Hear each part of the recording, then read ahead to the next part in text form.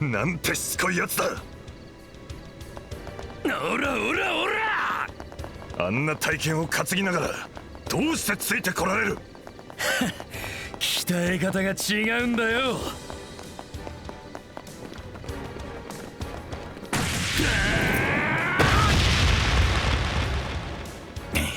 これ以上は振り切れんか。仕方ない、迎撃するぞ。ようやくその気になってくれたみたいだな。てめえらとの鬼ごっこには飽き飽きしてたから嬉しいぜ。しつこく追ってこなければ死なずに済んだものを。バカなやつだ。2対1で勝てると思うのか。勝てるに決まってんだろ。何？喧嘩は気合だ。気迫で負けたら終わりなんだよ。尻尾巻いて逃げ出した時点でてめえらは負け犬決定ってわけさ。ほざけギルドの犬が。2人がかりでなぶり殺しにしてやる。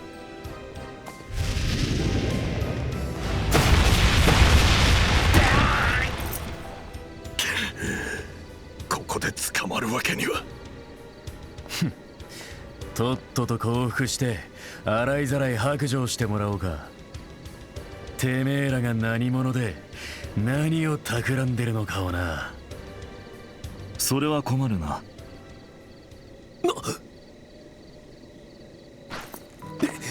いつの間に。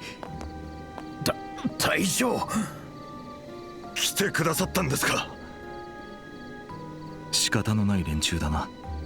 定時連絡に遅れた上にこんなところで遊んでいるとは。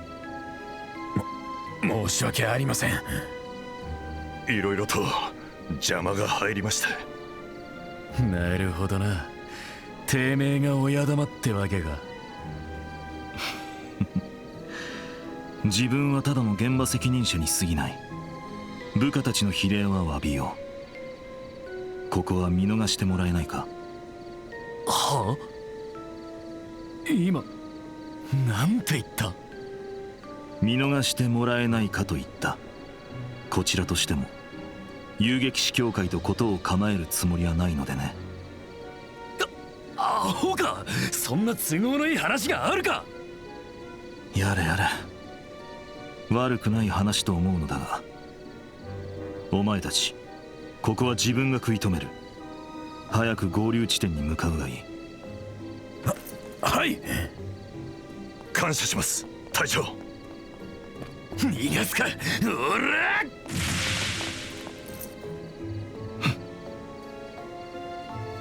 てめえ。まあいい。だったら獲物を変えるまでだ。てめえが持ってる情報の方がはるかに重要そうだからな。そう簡単に枯れるかな。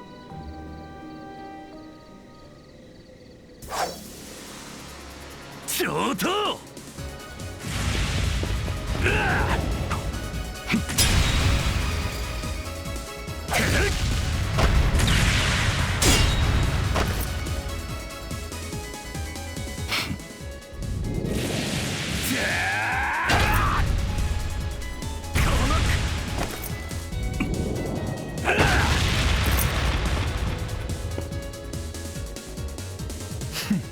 やるじゃねえか。抑えきれぬ劇場をもって重き撤回を振るうか。お前は自分と似たところがあるようだ。なんだと。己の無力さに打ちのめされたことがある。そんな目をしているぞ。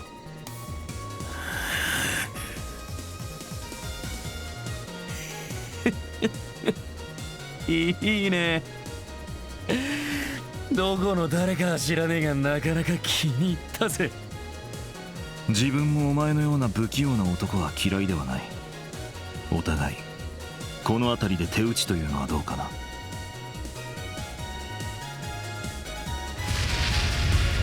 ふざけんな。黙って聞いてりゃ知っった風なことほざきやがって。徹底的にぶちのめしてやら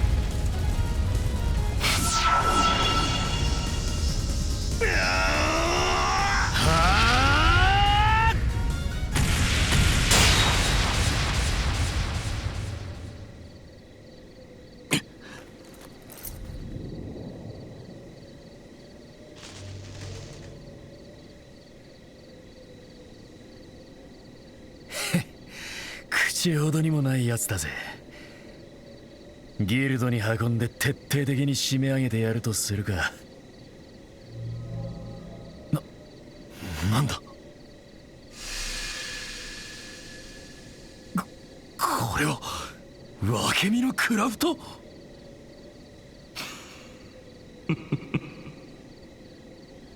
悪くない一撃だったが未だ迷いがあるようだな。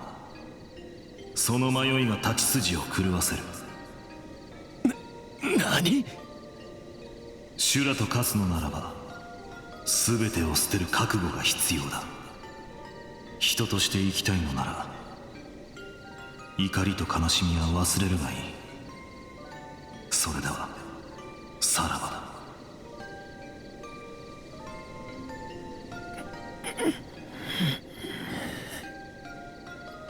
忘れろだと。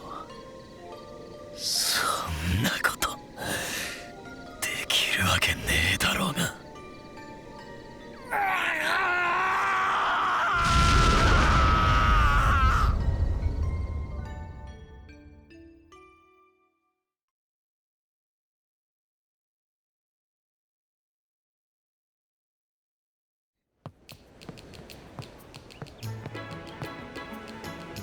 やっぱりまだ来てないみたいね。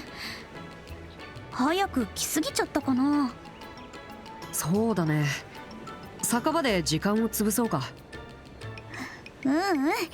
風も気持ちいいし、ここで待ってることにしましょう。川の流れを見てるだけでもなんか飽きない気がするし。そうしようか。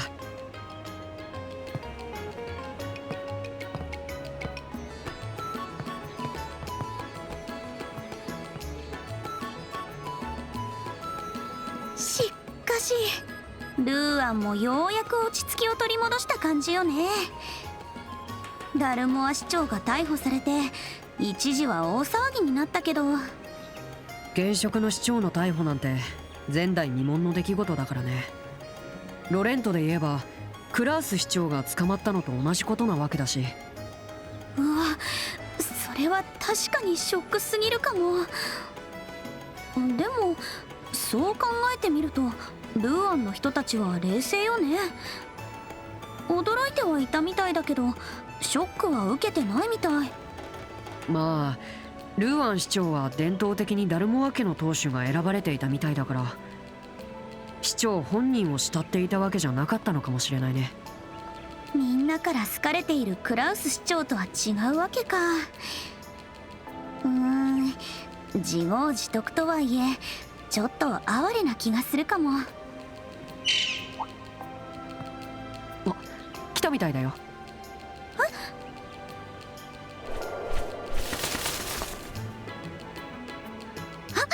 ジーク！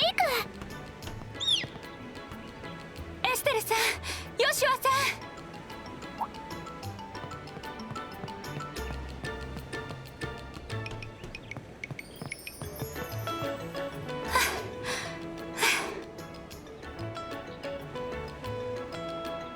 ごめんなさい、遅れてしまって。いや、僕たちもちょうど来たところだよ。もしかしてわざわざ走ってきたの？そんなに慌てることないのに。いえ、お見送りをするのに遅れるわけにはいきませんから。連絡をくださってどうもありがとうございました。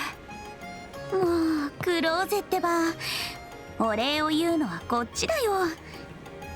ジークも見送りに来てくれてありがとう。それじゃあ早速出発するとしようか。そうね。サイス地方に行くには南口から出ればいいんだっけ？はい、南の街道の先にあるエアレッテンの関所です。あそこから財政の街道に出ることができるんです。了解。それじゃあレッツゴー。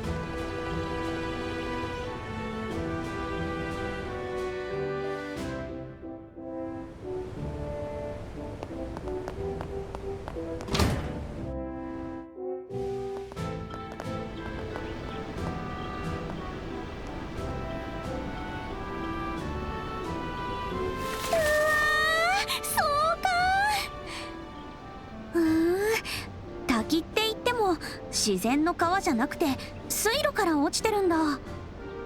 確かローツェ水道っていう名前だったかな。中世に作られた水道橋だね。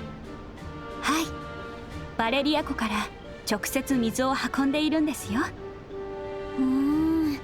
オーブメントもないのによく作れたわよね。それであっちの方が。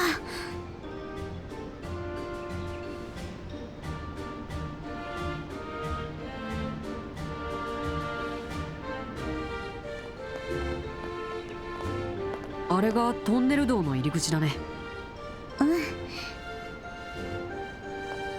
そろそろお別れね。はい。エステルさんたちはこのまま王国を一周するんですよね。ひょっとしたらオートでまたお会いできるかもしれません。そうなの？私、女王生誕祭の頃にはオートに戻るつもりなんです。親戚の集まりのようなものに出席しなくてはならないので。女王生誕祭というと確か1ヶ月くらい先だね。確かにその頃にはオートに行ってるかもしれない。じゃあさ、親戚の用事が終わったらオートのギルドに連絡してよ。そうすれば会えると思うから。はい、必ず連絡しますね。エステルさん、ヨシュアさん、本当にありがとうございました。お二人がしてくださったこと、私絶対に忘れませんから。やだな、水臭いってば。僕たちも君にはいろいろと世話になったしね。おあいこってことにしようよ。とんでもありません。あの時市長と対決した時、私は偉そうなことを言いました。立場にとらわれている、自分の身が可愛いだけって。でもそれは私も同じだったんです。私は逆に自分の立場から逃げようとばかりしていました。孤児院にしても学園にしてもどこか逃げ場にしていたんです。でもそんな私にエステルさんたちは教えてくれました。どんな時でも前向きに進んでいく決意を、大切なものを守る強さを。ありがとう。おかげで私も少しだけ勇気が出せそうです。よくわかんないけど、お役に立てたんだったら私としても嬉しいかな。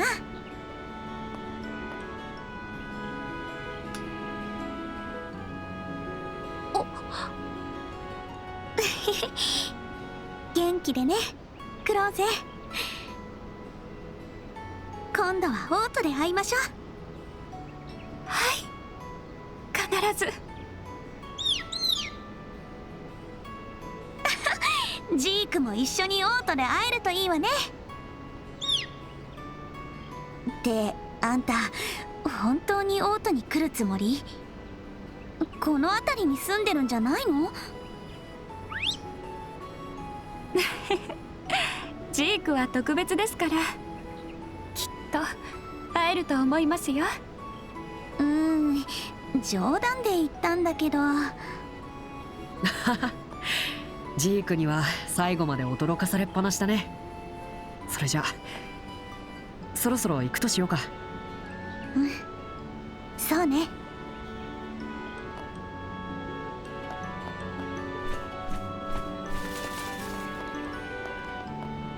エステルさん、ヨシアさん、修行の旅頑張ってください。それからお父様の行方がわかることをお祈りしています。ありがとう。君たちも元気で。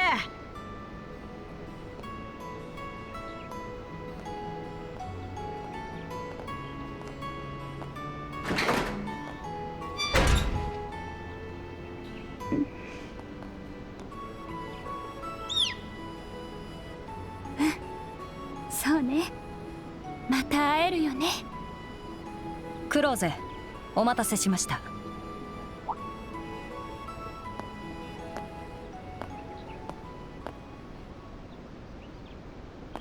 ユリアさん、レイストン要塞から戻ったのですね。ええ、予想以上に時間を取られてしまいました。失礼ながらその件に関してご報告しようと参上した次第です。ありがとう。ご苦労様でした。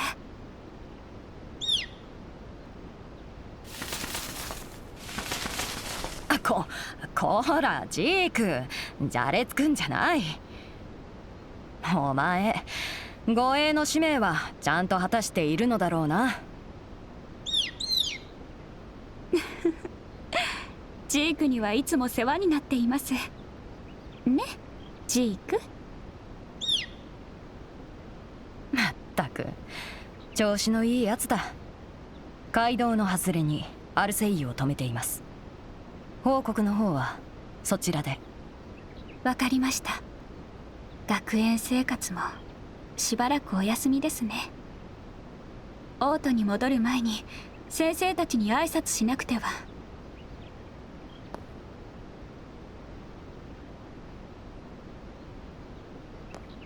エステルさん、ヨシュアさん、お二人に負けないよう私精一杯頑張りますね。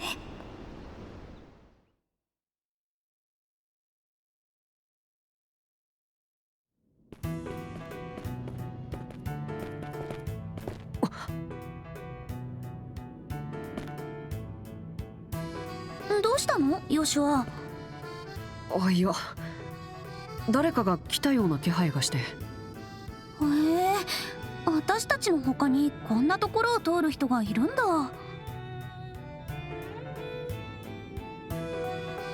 誰も来ないわよ。そうだね、ごめん、勘違いだったみたいだ。あ、わかった。もうヨシュアってばクローゼに未練があるんでしょう。はあ？どうしてそうなるのさ。照れない照れない、お姉さんにはお見通しよ。まあ無理ないわよね。お芝居とはいえキスまでした仲なんだし。え？なんだったら今すぐ戻って声をかければいい返事聞けると思うわよ。もしかして今まで気づいていなかったとか？気づいてないって何が？だからラストのシーン、あれは振りだよ、振り。うまく角度をずらしてしたように見せただけなんだけど。え？は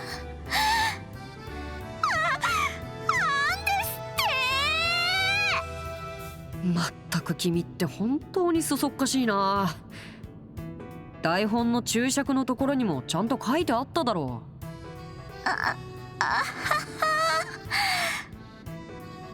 そっか、そうだったんだ。っ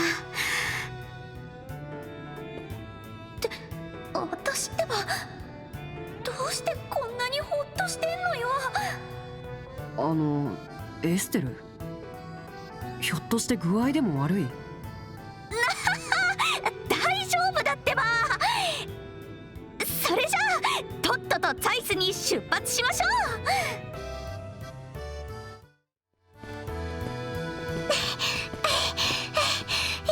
急がなくちゃ。あれ？誰か来るみたいだね。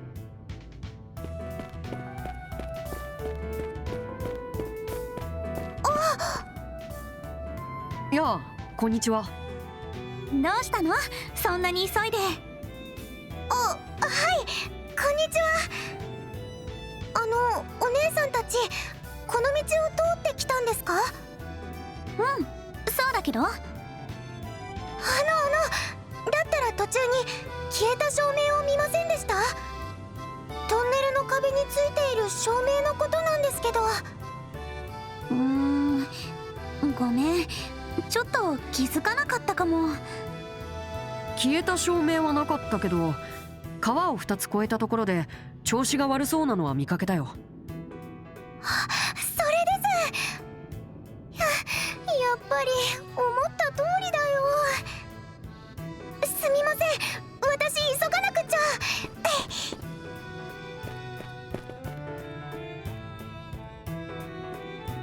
サイス市の子かな。変わった格好をしてたね。随分慌てていたけど。なんか気になるわね。ねえヨシュア、ちょっと追いかけてみない？そう言うと思ったよ。確かに女の子を一人で行かせるのは危険そうだからね。ついていった方が良さそうだ。急いで追いかけましょう。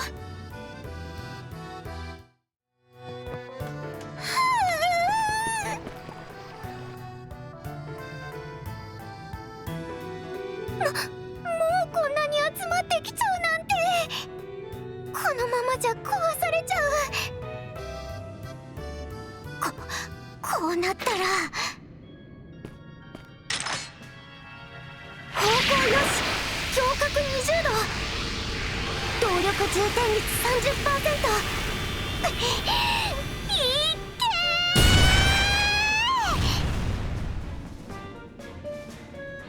それ以上近づいたら今度は当てちゃうんだから。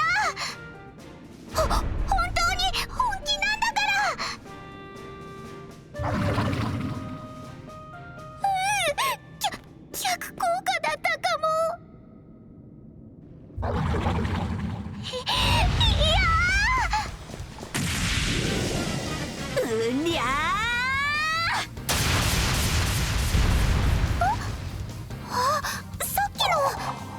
話は後々。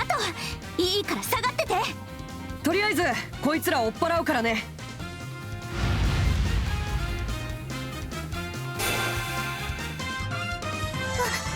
私も援護します。気持ちはありがたいけど、動力法を使うのか。くれぐれも無理しないようにね。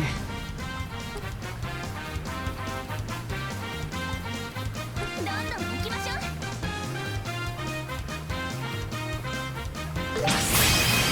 私の秘密兵器です。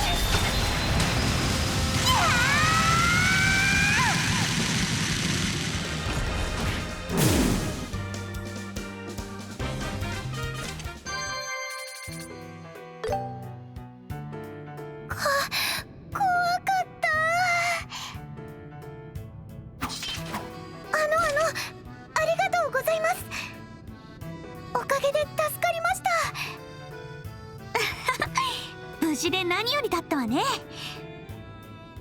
でもちょっと感心しないわよ。魔獣を挑発するなんて危ないことしちゃダメじゃない。でも放っておいたら照明が壊されちゃうと思って。そういえばどうしてあの魔獣たち消えた照明に群がってたのかな。前に街道灯を交換した時にも同じようなことがあっただろう。オーブメントの中にある七曜石の回路は魔獣の好物だからね。だから街道灯には魔獣よけの機能がついてるんだけど、その機能が切れたら逆に狙われやすいってわけさ。あ、なるほど。でもそれにしたって無茶するにも程があるわよ。大怪我したら危ないでしょ。ごめんなさい。まあそのくらいで。第一、無茶するなとか君が言っても説得力ないしね。そこ水を差さないの。まあいいや。私エステルっていうの。僕はヨシア。二人ともギルドに所属している遊撃士なんだ。それであんなに強かったんだ。私ティータって言います。サイスの中央工房で見習いをさせてもらってます。それでそんな格好をしてるんだ。それじゃあティータちゃん、サイスに戻るんだったら私たちと一緒に行かない？そうだね。また魔獣が出たら大変だし。本当ですか？ありがとうございます。ちょっとだけ待ってもらってもいいですか？あの照明を修理しちゃいますから。確かにこのまま放っておくのは危なそうだもんね。でもどうしてここの照明が切れそうだなんて分かったの？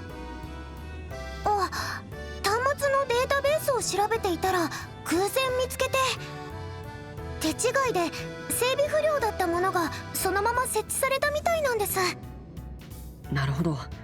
早く見つかってよかったね。端末？データベース？ち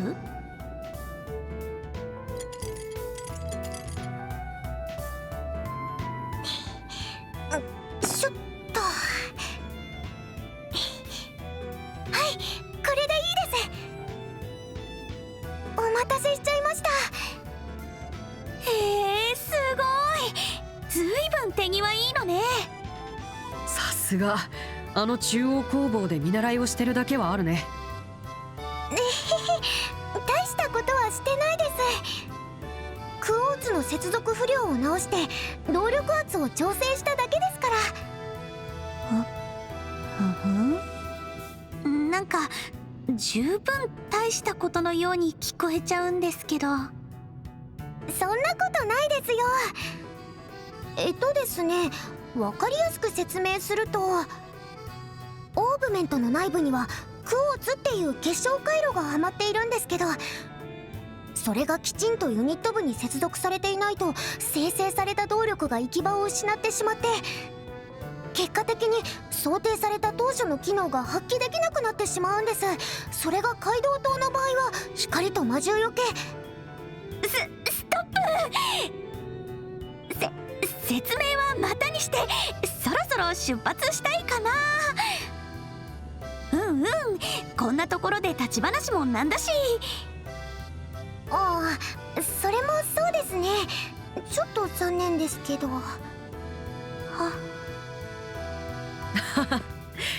それじゃあ改めてサイスに向かうとしようか。オッケー。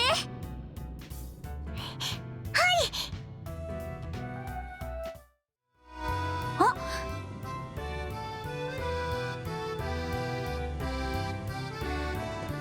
トンネル道の終点ってことは、ここがザイス市の入り口かな。はい、そうです。正確には中央工房の地下区画に出るんですけど。そっか、あの有名な。中央工房、工房都市ザイスが誇るオーブメント技術の殿堂だね。ずいぶん大きな建物だって聞いたことがあるけど。それはもうとにかく大きいです。初めて来るお客さんなんか迷子になっちゃうくらいです。ひえ、そりゃまた大したもんね。ちゃんとギルドまで行けるか心配になってきたわ。とりあえず1階に上がれば町の方に出る玄関があるんです。私、お姉さんたちを案内します。ありがとう。よろしくね。それじゃあ中に入ろうか。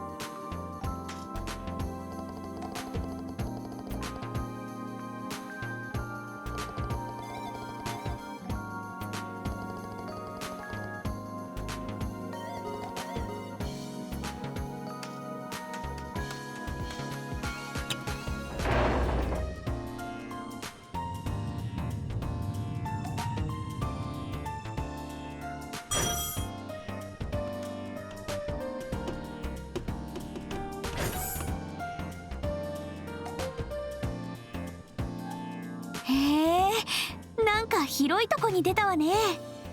ここが中央工房の1階です。受付のカウンターと一般のお客さん向けのメンテナンス窓口があります。なるほど、ここから街に出られるんだね。あ、リータちゃん。あ、ヘーゼルさん。ちょうどよかったわ。トランス主任があなたのことを探していたの。演算室に来てほしいですって。おお、はい、わかりました。あらら、休養が入っちゃったみたいね。ありがとう、わざわざ案内してくれて。とんでもないですよ。私の方こそお世話になっちゃって。私たちしばらくザイスに滞在するからさ、よかったらまた会いましょう。は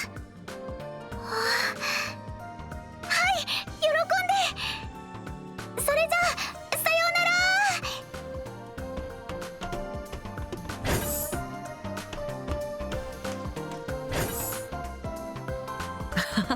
可愛い子だったね。一生懸命な感じがして。同感。ああ、私もああいうけなげで可愛い妹が欲しかったな。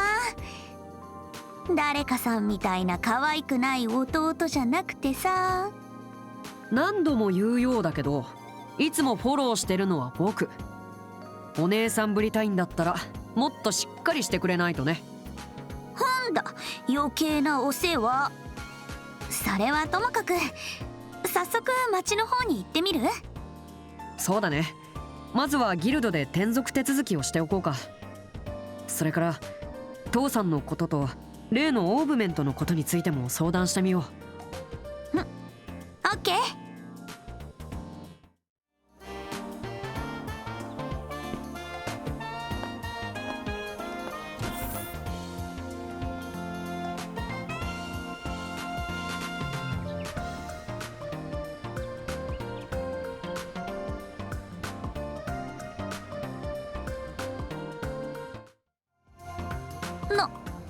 何これ。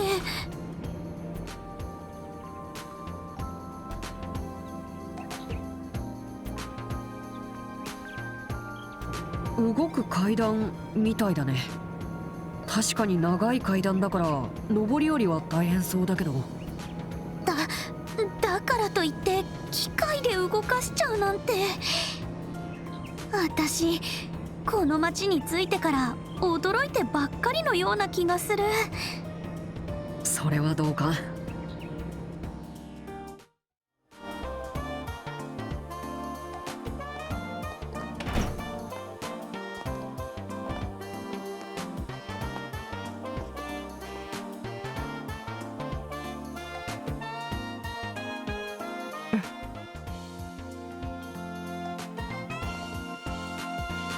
ようやくのご到着ね。エステル、ヨシュア、サイス支部へようこそ。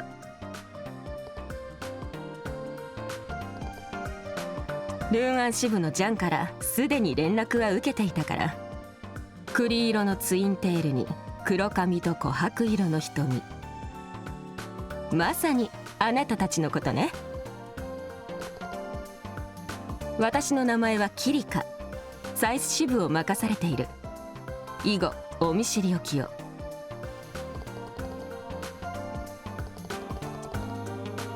早速だけど所属変更の手続きをしてもらうわ。こちらの書類にサインして。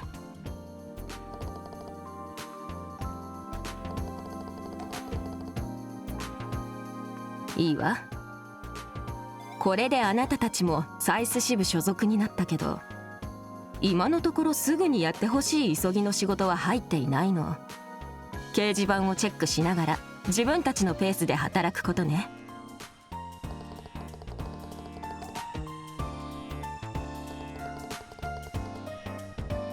カシウスさんのことね。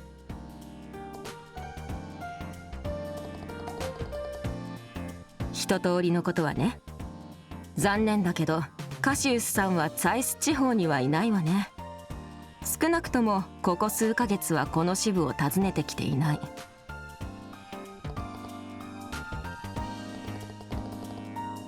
だけど別の問題については手がかりを挙げられると思う。これを持っていきなさい。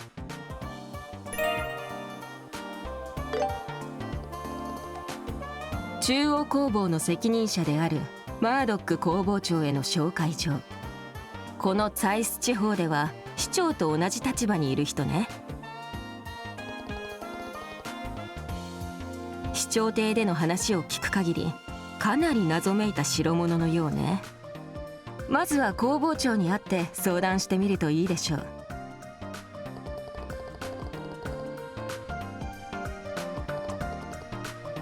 あなたたち遊撃士のサポートが私の仕事だから、届けられた情報を判断してしかるべき用意をしただけよ。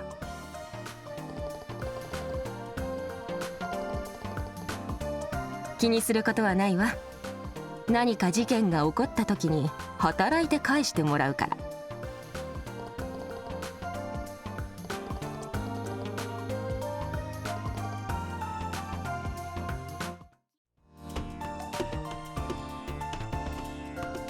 やあ、待っていたよ。エステル君とヨシュア君だね。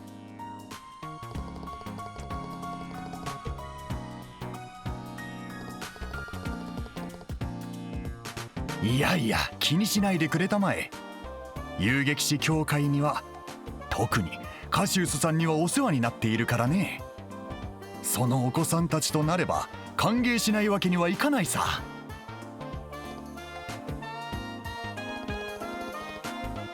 知り合いというか、カシウスさんは大の恩人だよ。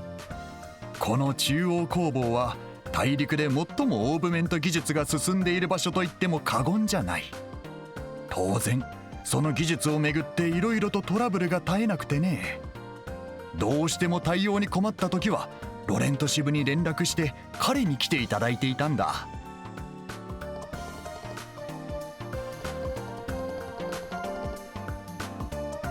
その恩人のお子さんたちがわざわざ訪ねてきてくれたんだ。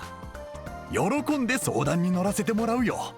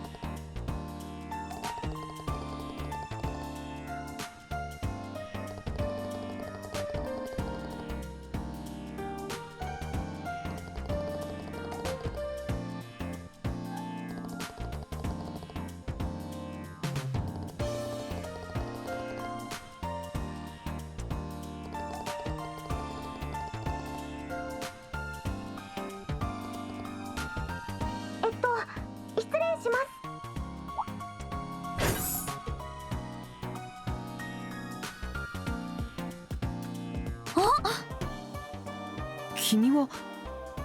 あれれ、エステルさん、ヨシオさん。なんだ、ひょっとして顔見知りかね？知り合ったばかりだけどね。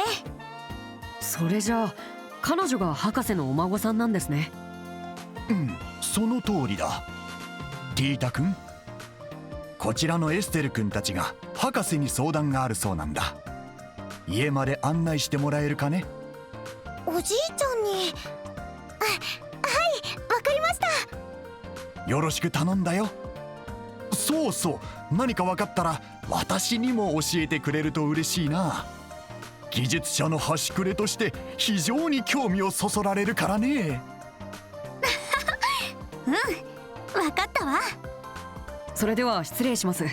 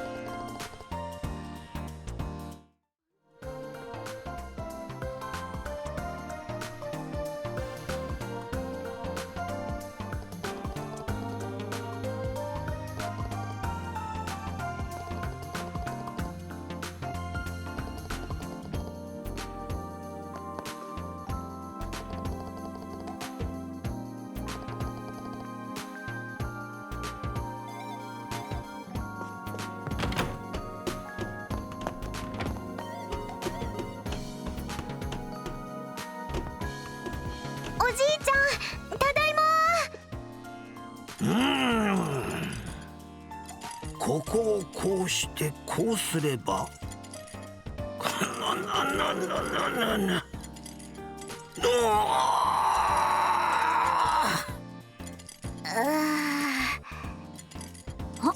その人ね。はじめまして。私、遊撃士協会のエステル・ブライトって言います。実は博士に相談したいことが。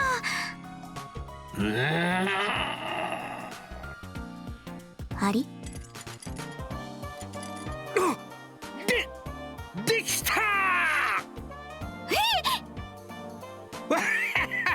やったわい、ついに完成したぞ。さすがわし、すごいぞわし。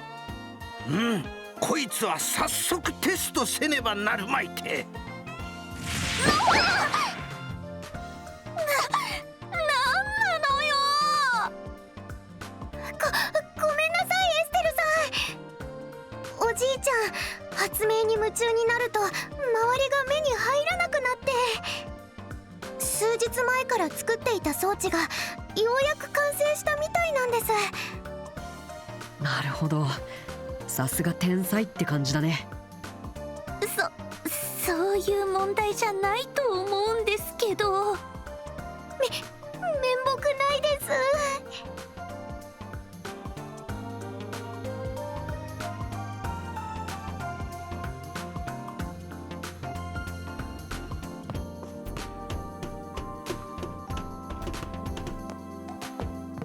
おじいちゃん、このお姉ちゃんたちが相談したいことがあって。おお、ティータ、いいところに戻ってきたの。今からテストをするからデータ収集を手伝ってくれ。でも今度の発明は生体感知器を無効にするオーブメントじゃ。特殊な動力場を発生してスキャンをごまかすわけじゃな。本当も本当、かけねなしの新発明じゃ。ほれほれ、いいから起動テストの手伝いをせい。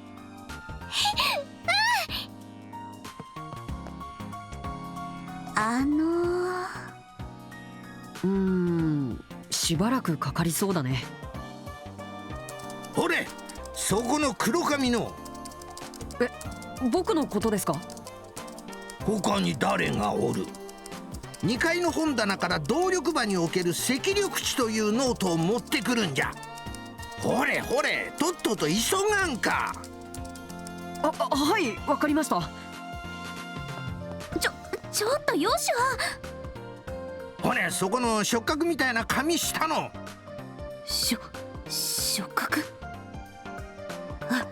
なんですってボケーっとしとらんで、コーヒーでも入れてこんか。なんで私が。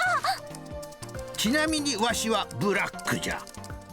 泥のように濃いやつを頼むぞ。聞いてないし。もう分かったわよ。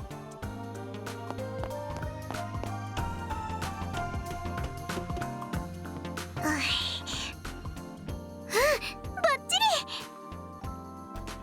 おじいちゃん、こっちの設定は終わったよ。お、さすが早いな。あれ？そういえばエステルさんたちは？誰じゃそれ？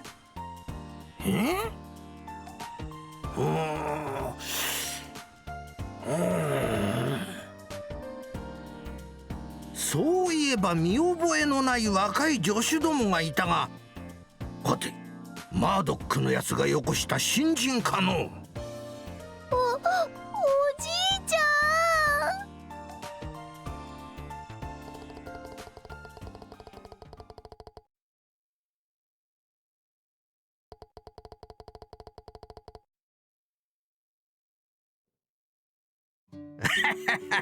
すまんすまん。すっかりお前さんたちを中央工房の新人かと思ってな。いつものノリでこき使ってしまったんじゃ。ったく、笑い事じゃないわよ。コーヒーだけじゃなくて散々手伝いをさせてさ。まあまあ、貴重な経験をさせてもらったと思えばいいじゃない。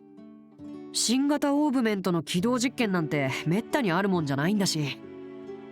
ほう、お前さんなかなか分かっておるようじゃの。どうじゃ、遊撃士なんぞやめて動力学者への道を進んでみんか。もうおじいちゃんたら。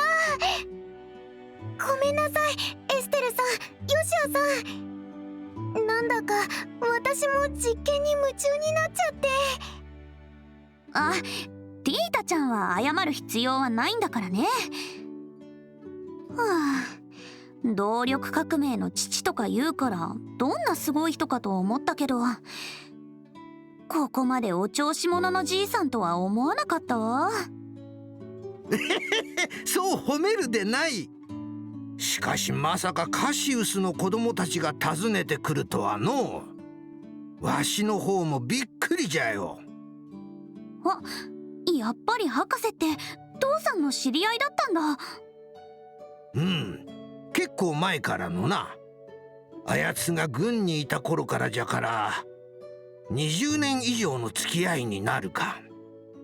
私もカシウスさんと会ったことがありますよ。おひげの立派なおじさんですよね。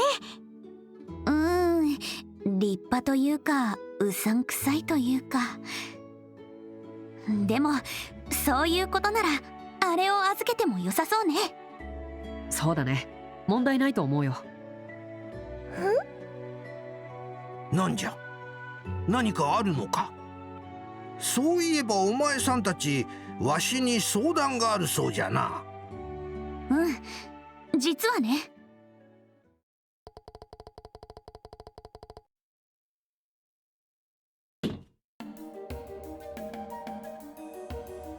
ほう。真っ黒いオーブメント。これは興味深いの。キキャリバーがないのもそうだが、継ぎ目の類が見当たらん。しかもこのフレームは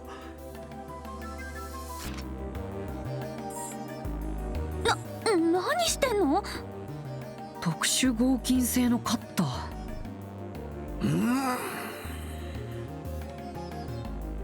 やはりか。ほれ見てみるがいい。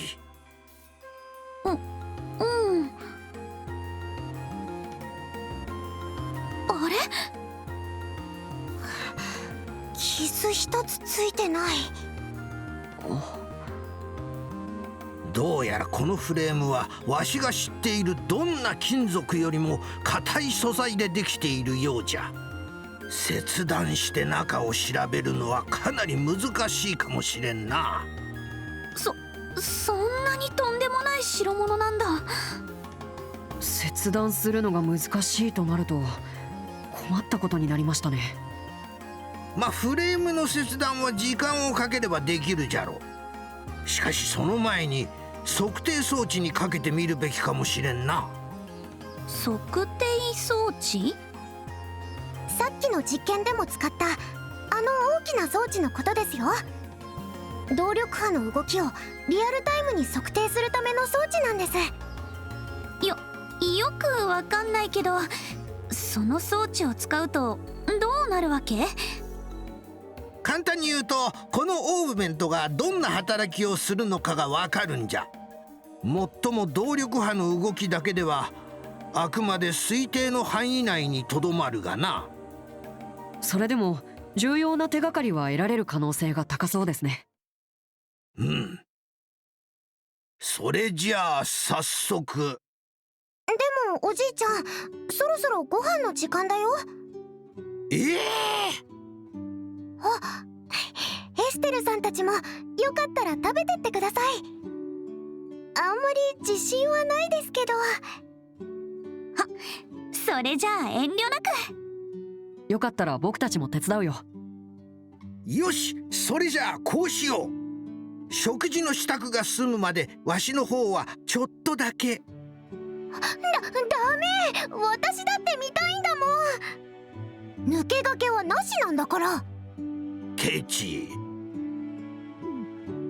なんていうか、この二人血は争えないってやつだね。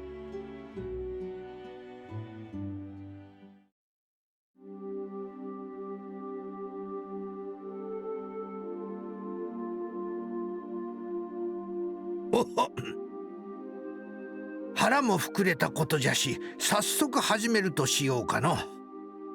それではエステル、例のオーブメントを台の上へ。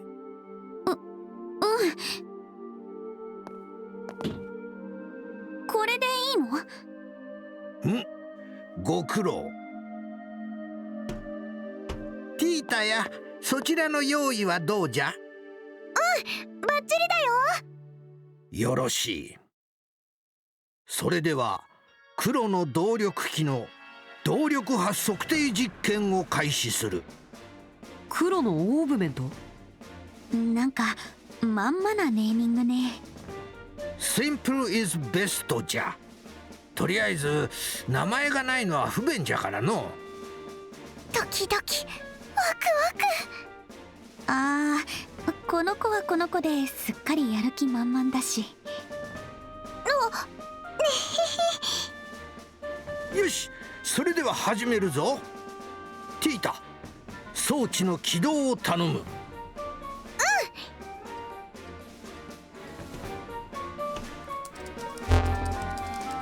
出力を 45% に固定。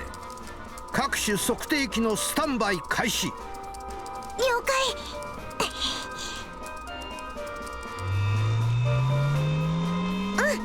各種測定器準備完了だよ。さてここからが本番じゃ。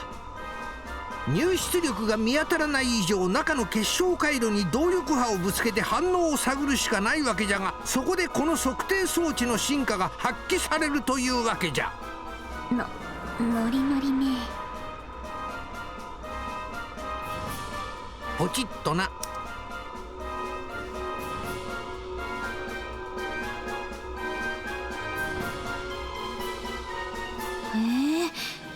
かにもそれっぽい光ね。なるほど、ああやって結晶回路に負荷をかけるのか。よしよし、ティータや測定器の反応はどうじゃ？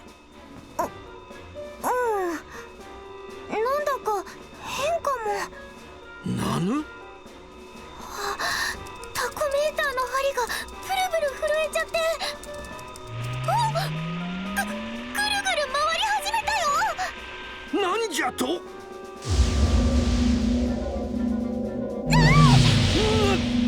なんじゃこれは。ヨシュア、これあの時の黒い光。なんじゃと？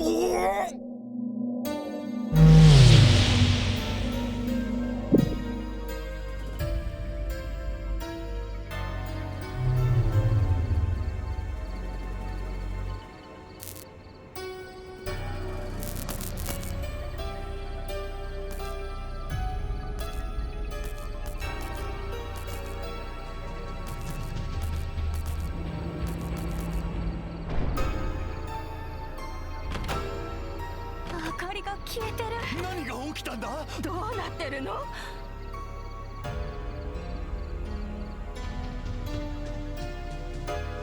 おじいちゃん、これ以上はダメだよ。測定装置を止めなくっちゃ。止めてくれるな。あと少しで何かがつかめそう。ちょっと街中の照明が消えてるわよ。なんと、仕方ない。これにて実験終了じゃ。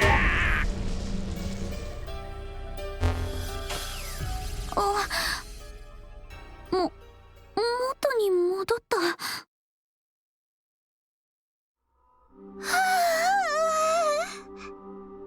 ケーキの方はダメじゃ。何も記録しておらん。ということは、生きていたのは黒の動力機が乗った本体のみ。あとは根こそぎということか。よかった、実験を中止したみたいだね。ヨシュア、外の様子はどうなの？うん、照明は元通りになったみたいだ。まだ騒ぎは収まっていないけどね。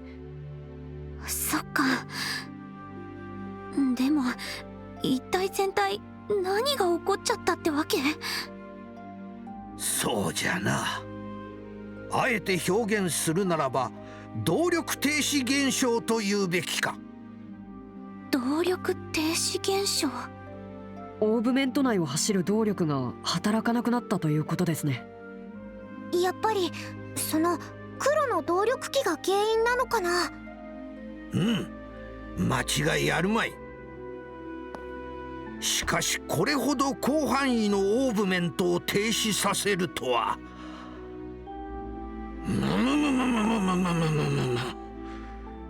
こいつは予想以上の代物じゃぞ。面白い、すこぶる面白いわい。面白がってる場合じゃないと思うんですけど。博士！おお、マードック、いいところに来たじゃないか。いいところじゃありません。毎回新発明のたびにとんでもない騒ぎを起こして街中の照明を消すなんて、今度は何をやったんですか？失敬な。今回はわしは無関係じゃぞ。そこに置いてある黒の動力機の仕業じゃ。それは例の。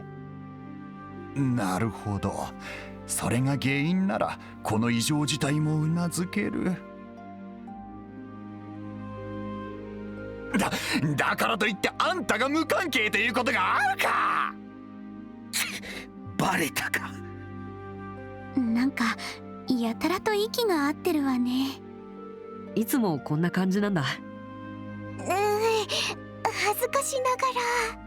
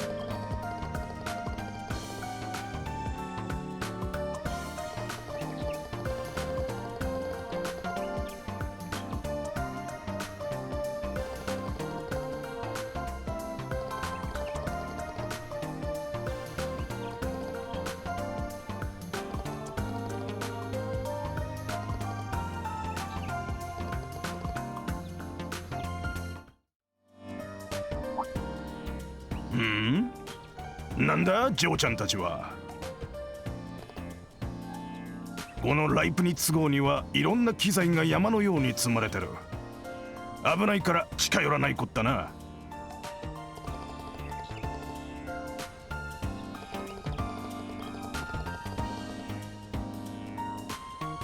なんだよ、俺に用なのか？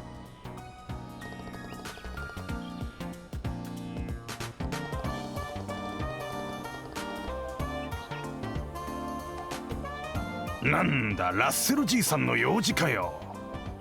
しかし内燃機関のユニットか。いいタイミングだったな。ちょっと待ったらよ。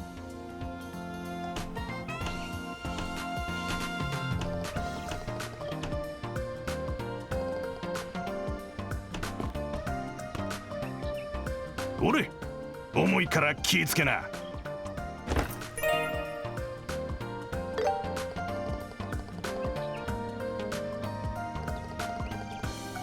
へえ、娘っ子のくせになかなか気合い入ってんじゃねえか。気に入ったぜ。しかしそれにしても面白い偶然もあったもんだぜ。軍から返してもらった直後にじいさんが持っていくとはな。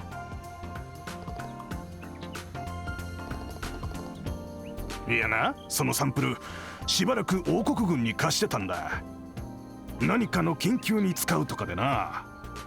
で今日になってやっと返してきやがったわけさ。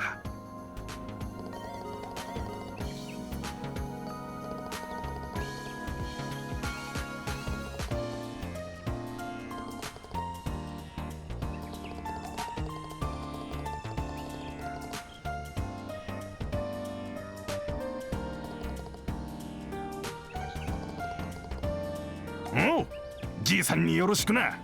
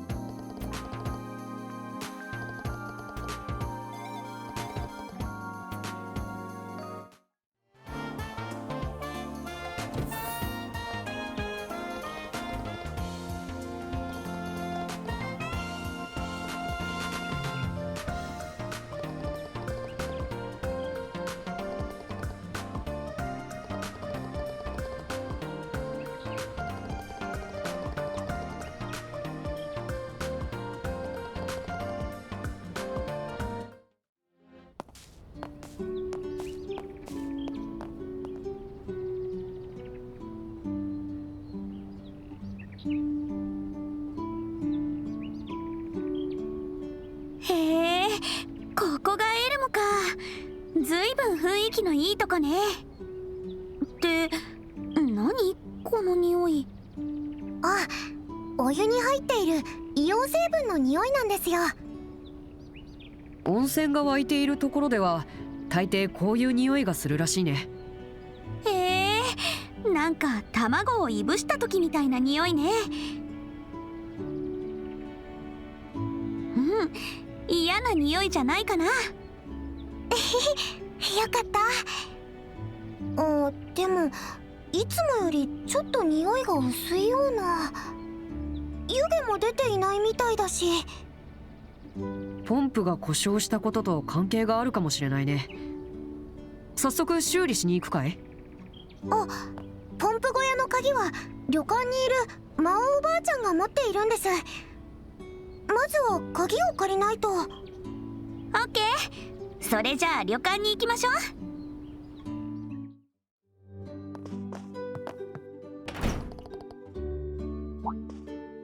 ああ、ティータ、よく来てくれたね。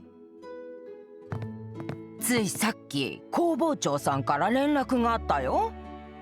ラッセルのやつ、あんたに修理を押し付けて自分は研究三昧してるんだって。は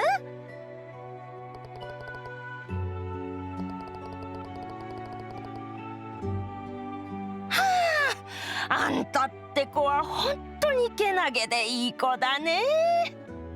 でもあんまりあのじじいを甘やかしちゃいけないよ。昔から研究のことしか頭になくて、放っておいたらどこまでも自堕落に過ごすからね。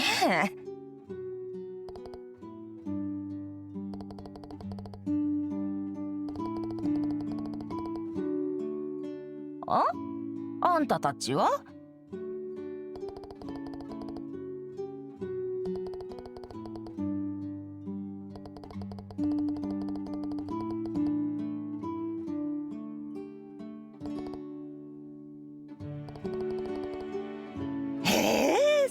だったのかい。わざわざすまなかったね。あたしゃこのもみじ亭のおかみをしてるマオってババアさ。ラッセルはあたしの幼なじみで、この子も実の孫みたいなもんさね。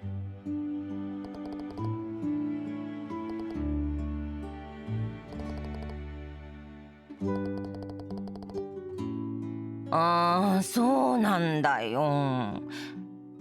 40年前の機械だし、そろそろ寿命なのかね。ま、いずれ買い替えるつもりだけど、とりあえず応急手当をしてほしいんだ。ティータ、できるかい？よし、これを持ってお行き。ポンプ小屋は村の広場から北に登った高台にあるからね。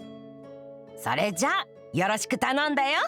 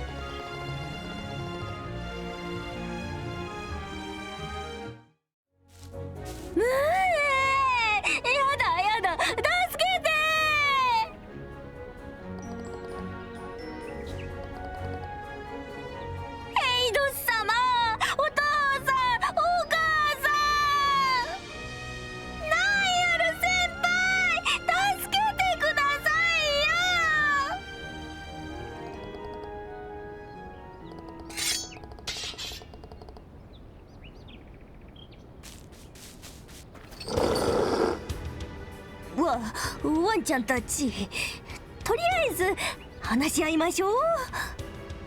私なんか食べたって美味しくないと思うのですよ。毎日12時間以上寝てお野菜もしっかり食べてるからお肌もツルツルだし、で何気にヘルシーで美味しそう。こんなことなら給料前借りして食べ放題しとくんだった。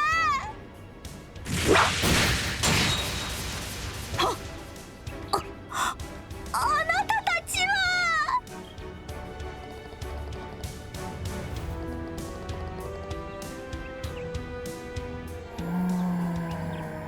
どちら様でしたっけ？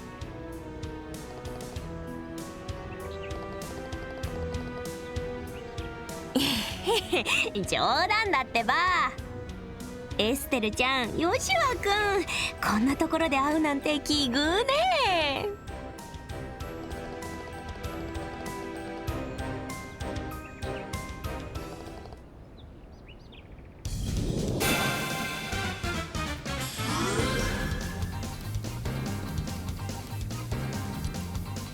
一網打尽だ。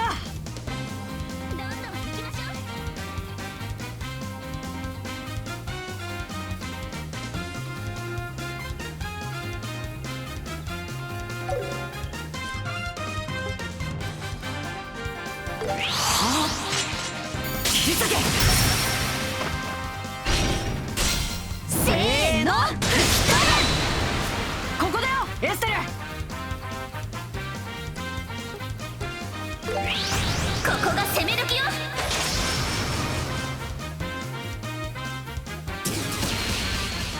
私の番ね。これはどう？背中は任せてエステル。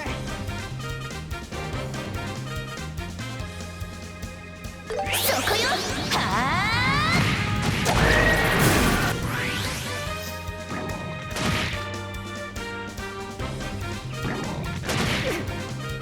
あ、お返しよ。2人が来てくれてよかったよ。そうだ、せっかくだしこの貴重な経験を写真に収めないと。こんな時まで大したカメラマン根性ね。とはいえ危険な状況に変わりはない。油断せずに対処するよ。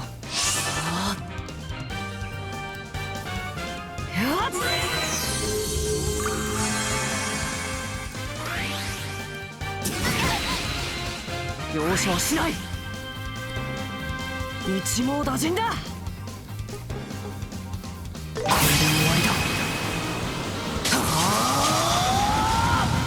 沈め。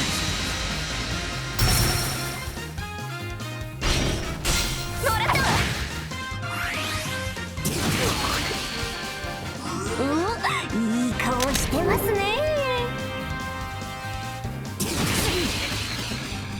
させない。私の番ね。これはどう？背中は任せてエステル。これで決める。はっ、やった。これだけ散れ。だよ。もらった。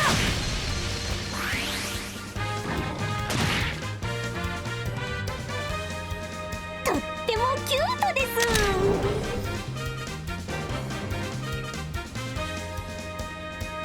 いつでもいける。これは効くよ。決まっていきましょう。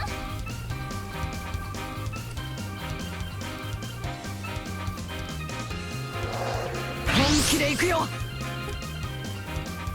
あ、切り裂け。せーの。もっと早く。切った切った。よーし。まとめて蹴散らすわ。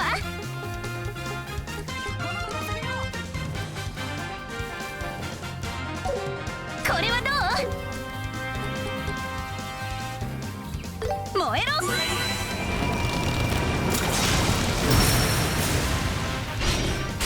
遅い！僕が相手だ。一網打尽だ。これで終わりだ。沈む。切るんだ。もらったわ。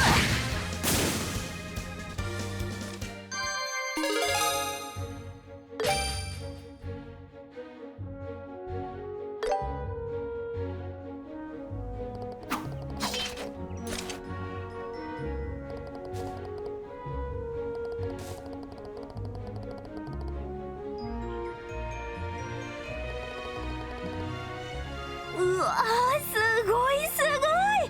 さすが遊撃士だね。しばらくぶりね、エステルちゃん、ヨシュアくん。まさかこんなところで会えるとは思わなかったよ。はっ、これってもしかして運命の出会いっていうや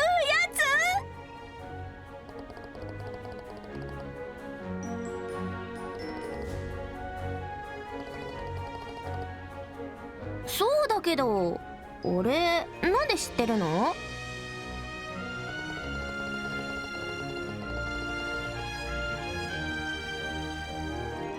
もうそうなんだ。それは大変だったね。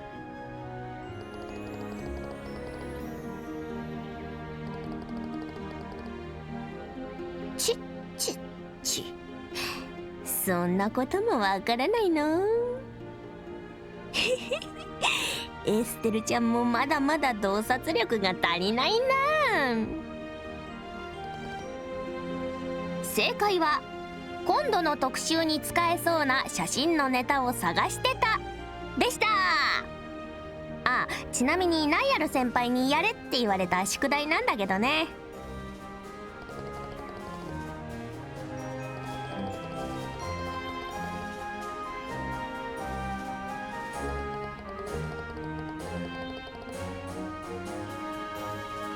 大丈夫？エステルちゃん。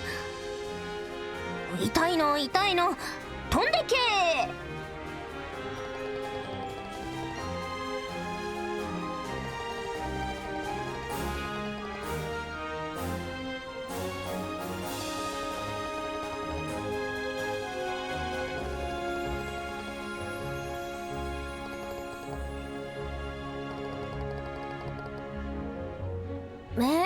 まだ写真撮りたいのに。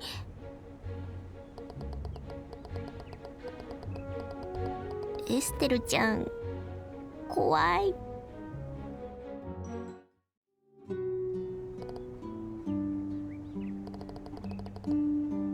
うわ、ほんとだ。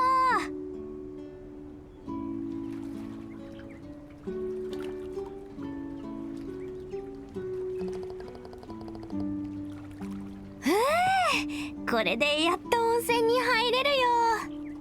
もう思い残すことはないかも。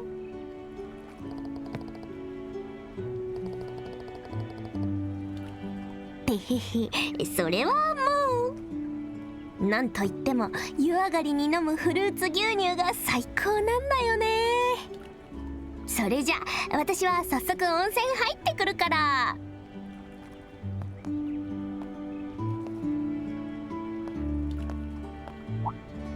あ、そうだ。エステルちゃん、ヨシュアくん、さっきはありがとね。危ないところを助けてくれて。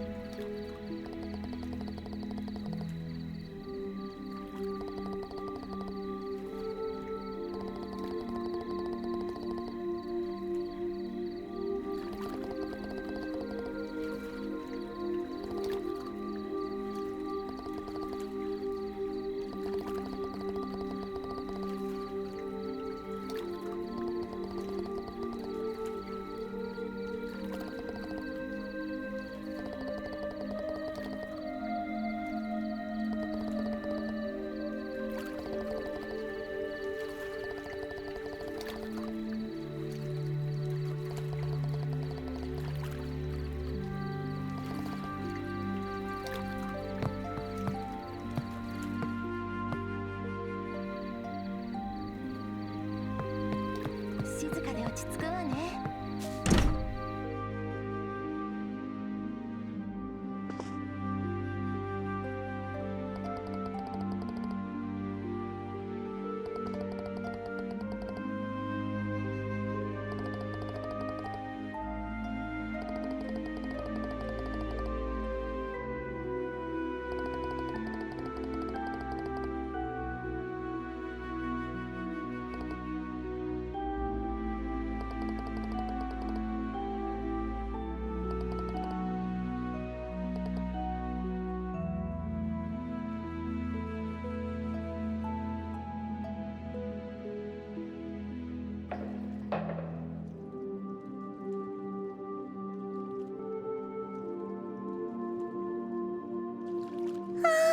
極楽極楽。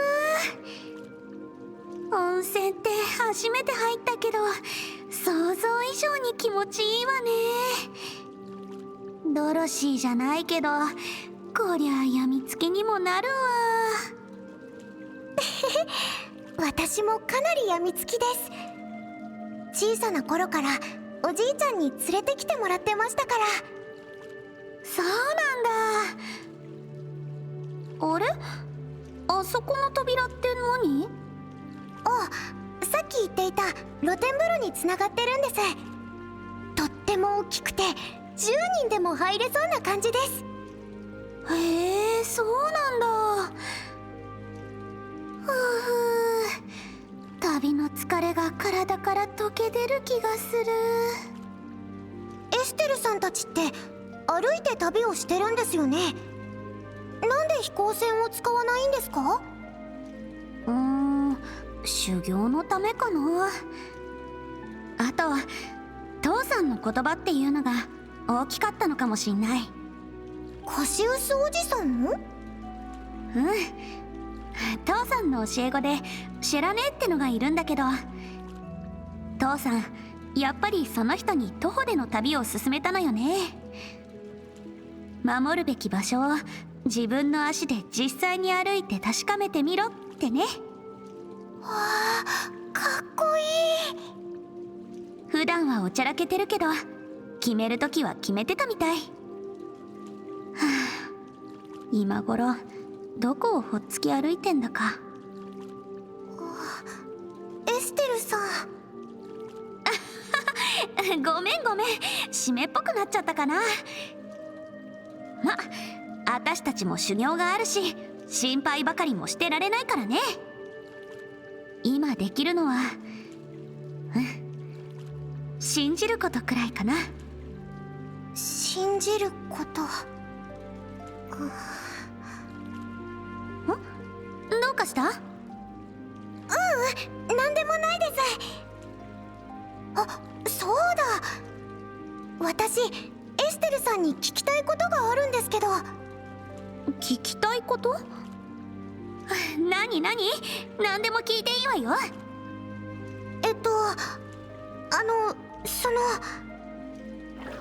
エステルさんとヨシアさんってもう結婚しているのかなって。ドキドキ。ごめん、聞き間違っちゃったみたい。私とヨシュアがなんだって？ですからもう結婚してるのかなって。なんでそうなるわけ？だって名字が同じだし、兄弟にしては似てないからてっきりそうなのかなって。似てないのは血がつながっていないから。名字が同じなのはヨシュアが父さんの養子だから。あ、そうなんですか。ごめんなさい、ちょっと勘違いしちゃいました。とんだ勘違いだわ。そもそも私もヨシュアもまだ16歳なんだから、結婚なんて全然先の話だってば。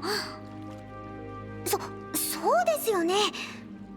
いくらお互いが好きでもそんなに早く結婚しませんよね。ガクだから私とヨシュアは恋人でもなんでもないの。ただの家族よ、家族。そうなんですか？そうなんですかって。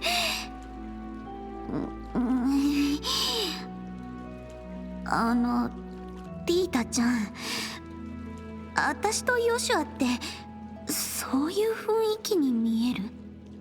そういう雰囲気って？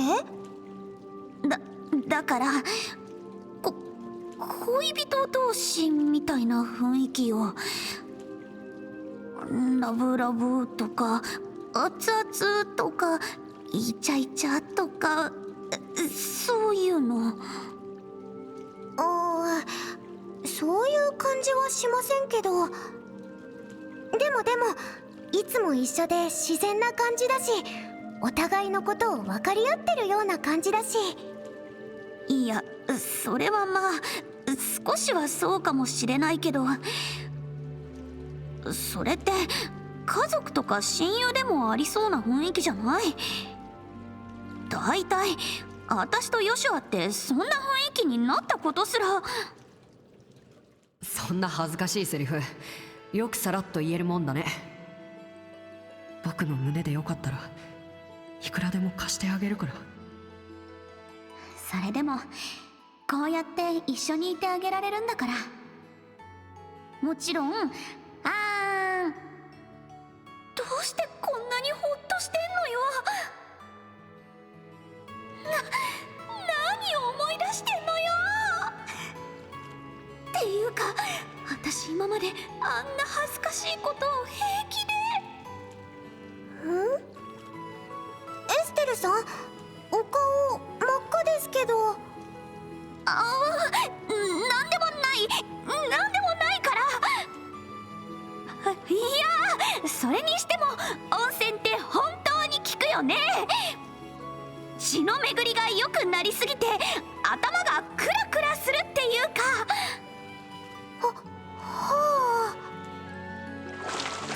そういえば露天風呂があったんだっけ。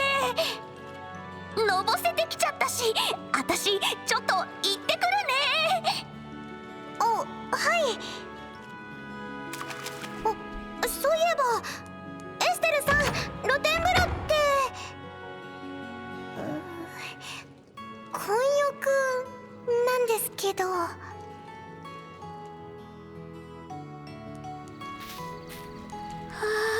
焦った。心臓がバクバクいってる。私この前からどうしちゃったんだろう。今までヨシュアをそういう風に意識したことなんてなかったのに。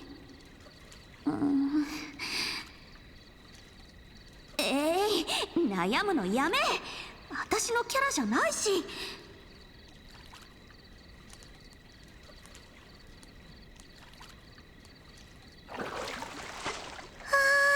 いい気持ちいい。中のお風呂も良かったけど外のはまた格別よね。広くてのびのびできるし。言っておくけど泳いだりしたらダメだからね。ギク、そんなことしないわよ。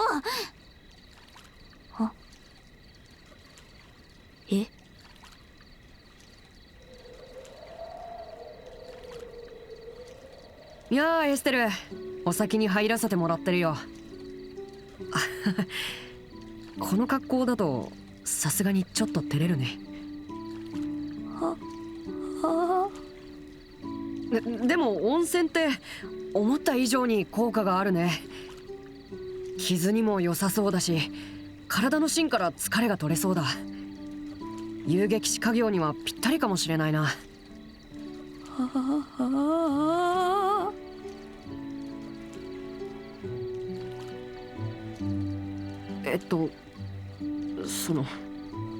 こういう状況で黙られると落ち着かないんですけど。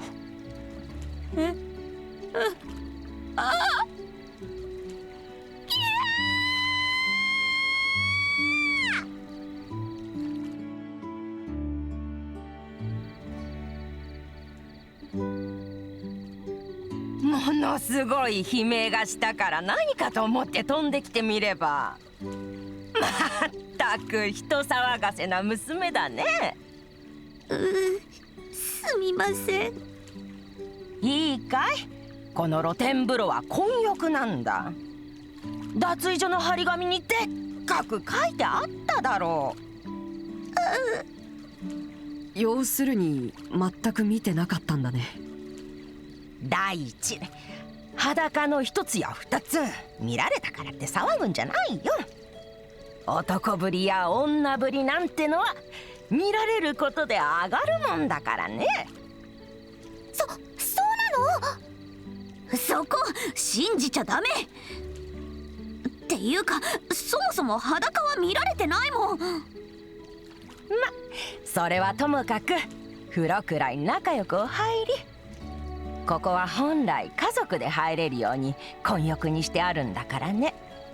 それじゃ私は行くよ。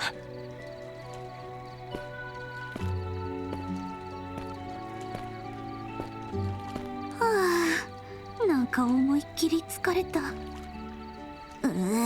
それもこれも全部ヨシュアのせいなんだから。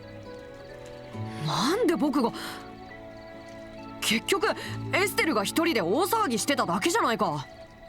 脱衣場の張り紙も見てないし、日頃の注意が足りない証拠だね。余計なお世話。本当にもう可愛くないんだから。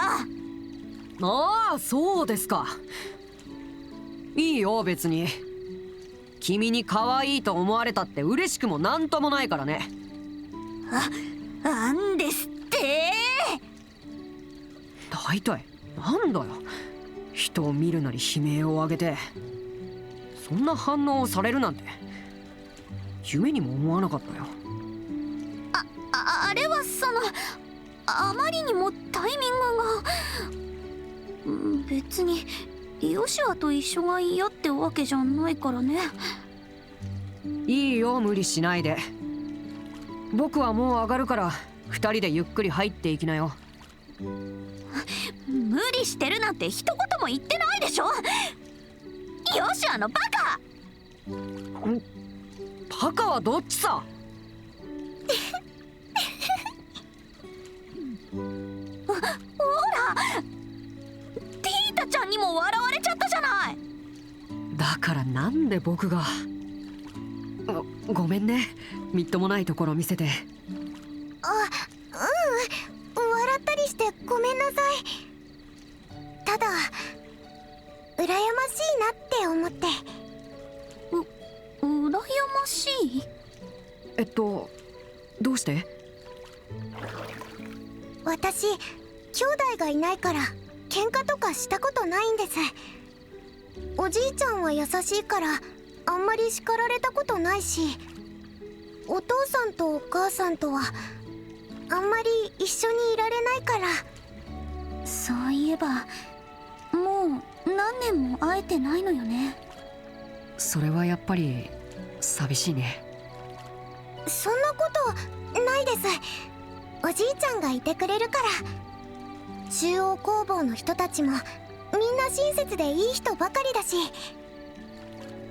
でもエステルさんたちを見ているとちょっと羨ましいなって。こういうのってないものねだりって言うんですよね。ティータちゃん。いいことを思いついちゃった。エステル？私がティータちゃんのお姉さんになってあげるわ。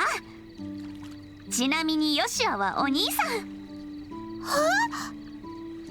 はあ、また突拍子もないことを。何よ、文句でもあるの？いや、エステルらしいと思ってね。僕も依存はないよ。ティータちゃんさえ良ければね。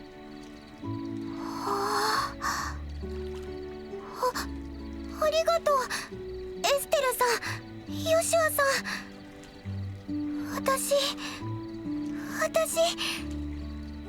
かすっごく嬉しいです。それじゃ決定。そうそう、もうさん付けはなしね。代わりに私たちも呼び捨てにさせてもらうから。そうだね。あと博士と話す時みたいに気軽に喋ってくれると嬉しいな。さん付けはやめて気軽に。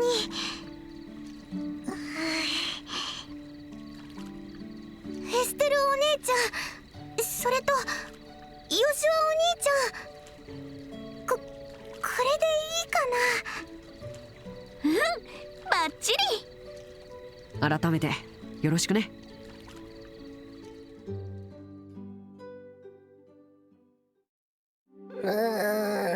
遅いよエステルちゃんたちってば。フルーツ牛乳飲みすぎてお腹タプタプになっちゃった。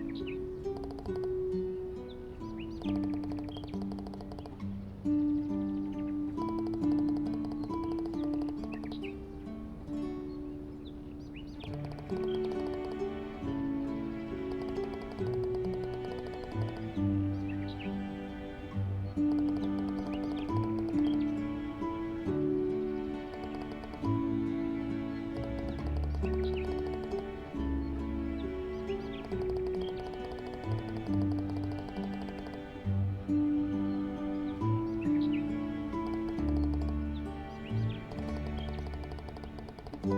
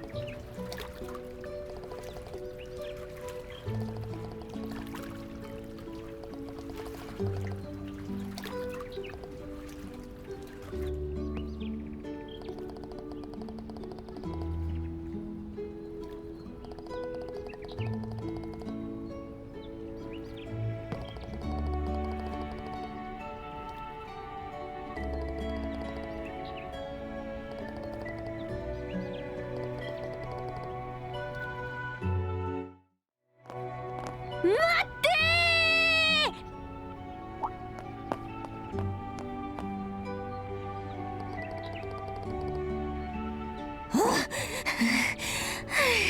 みんなひどいよ。私だけ置いていくなんて。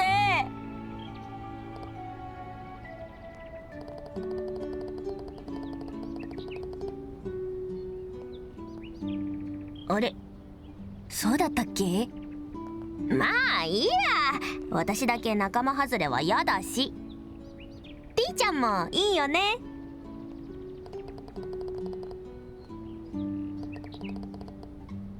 ティータちゃんってなんか呼びにくいんだもん。ダメかな。ありがとうティーちゃん。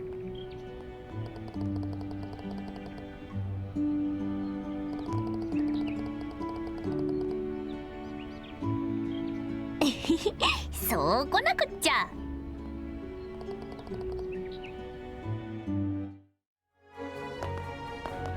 おお、ちょうどよかったぜ。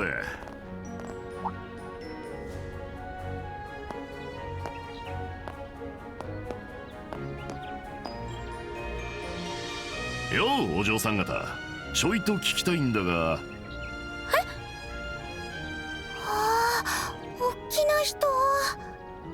はわ、クマさん。クマって、まあいいか。別に怪しいもんじゃない。ちょいと道を聞きたいだけだ。エルモっていう温泉地がどこにあるのか知らないか？あ、それならちょうど私たちが来た方向だわ。ここから南に向かって道沿いに行けばありますよ。おお、そうか。不案内だったから助かったぜ。あれ、お前さんたち。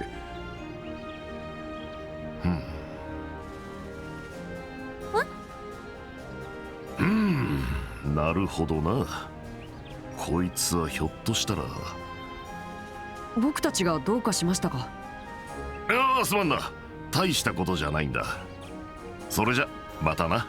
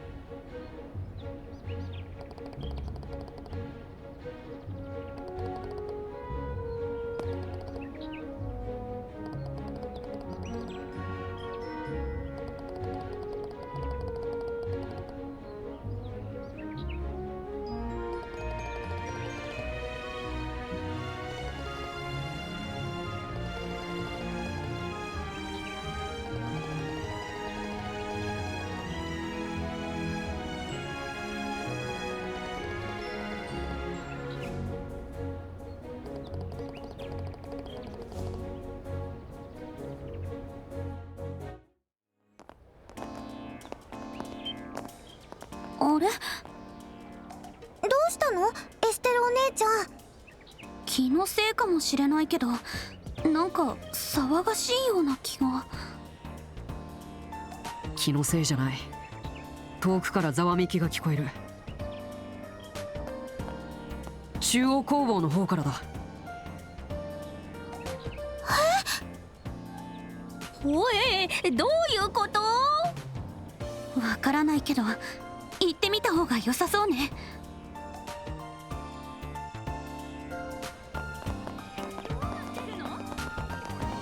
大丈夫なのか？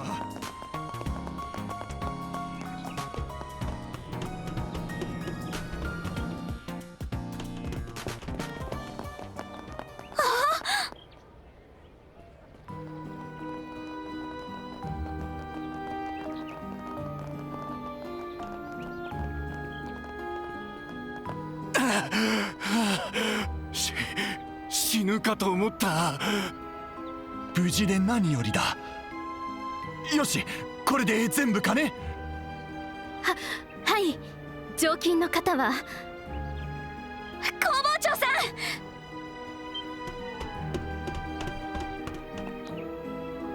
ん。おお、君たちはエルモから戻ってきたのか。一体何の騒ぎなの？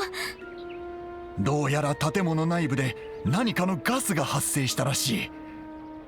地下から5階まで煙まみれだ。まさか火事ですか？消火装置が作動してないからその心配はなさそうだ。だがなぜ煙が出ているのか全く見当がつかなくてね。工房長さん、おじいちゃんはどこですか？おや、そのあたりにヘイゼル君確認したんじゃないのかね。それが職員は全員確認しましたが、ラッセル博士の退去はまだ。なんだって、まだ中に残っているのか。工房長さん、ここは私たちに任せて。僕たちが様子を見てきます。すまない、よろしくお願いする。私も行く。ティータ君、中央工房のことならいろいろと知っているから、お姉ちゃんたちをちゃんと案内するから。ティータ、分かった、一緒に来て。ただし危なくなったらすぐに戻ってもらうからね。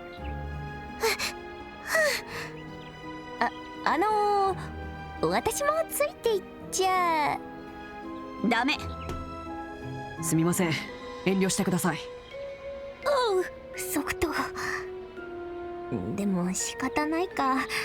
くれぐれも気をつけてね。博士がいるとしたら多分3階の工作室だろう。まずはそちらを確認してくれ。了解。それじゃあ行ってきます。ラッセル博士、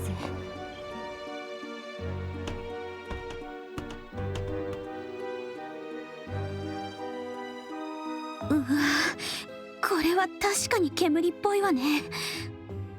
あれ、でもあんまり息苦しくないような。このもやは多分撹乱用の煙幕だと思う。フロアのどこかに発煙筒が落ちているはずだ。どうしてそんなものが。それはわからないけど、発煙筒を止めさえすればもやはすぐに消えると思う。分かった、見つけ次第止めるとして。ラッセル博士はやっぱり3階の工作室にいるのかな。多分そうだと思うけど、おじいちゃん研究に熱中すると周りが見えなくなっちゃうから。とにかく3階に行ってみよう。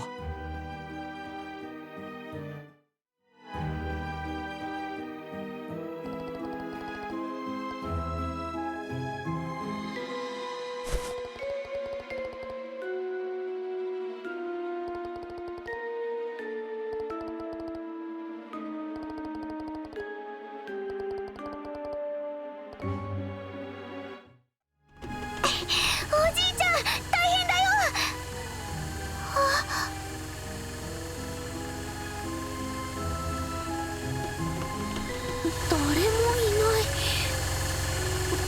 か、どうして機械だけが動いてるわけ？とりあえず機械を止めなくちゃ。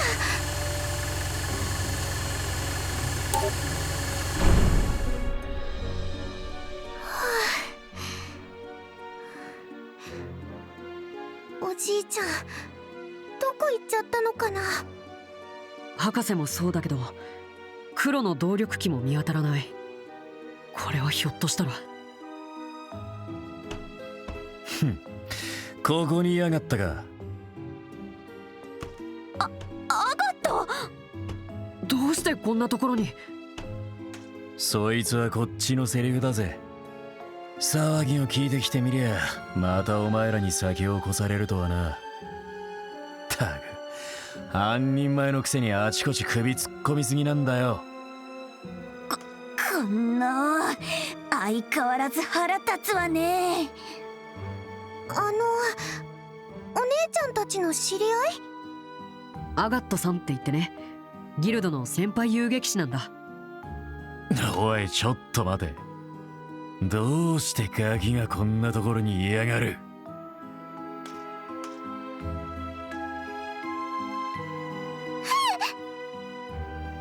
ちょっと何女の子を脅かしてんの？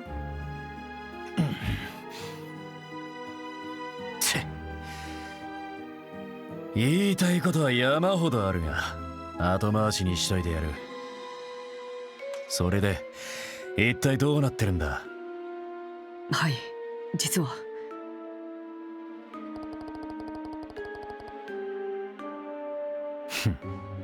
発煙筒といい、やばい匂いがプンプンするぜ。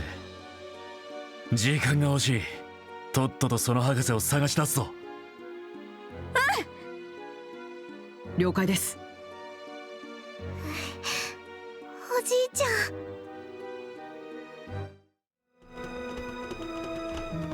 あれ、どうして扉が？待たせたな。最後の目標を確保した。よし、それでは脱出するぞ。用意はできてるだろうな。今の声は？急ぐぞ、エレベーターの方だ。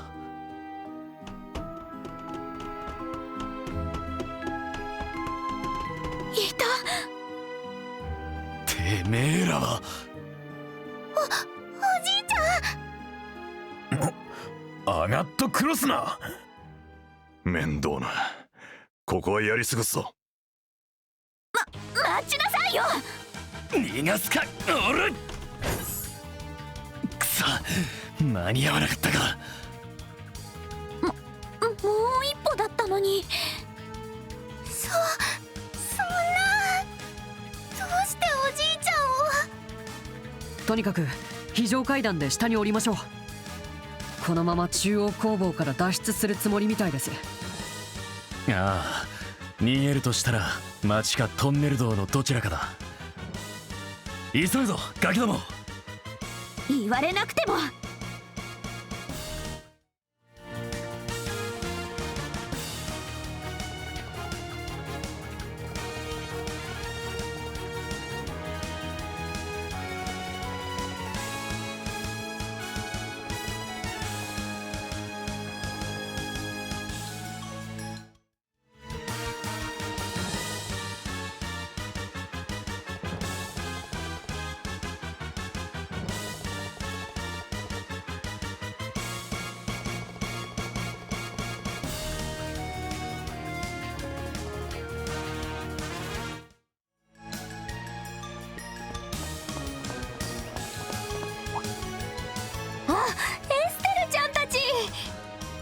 おお、無事だったかね。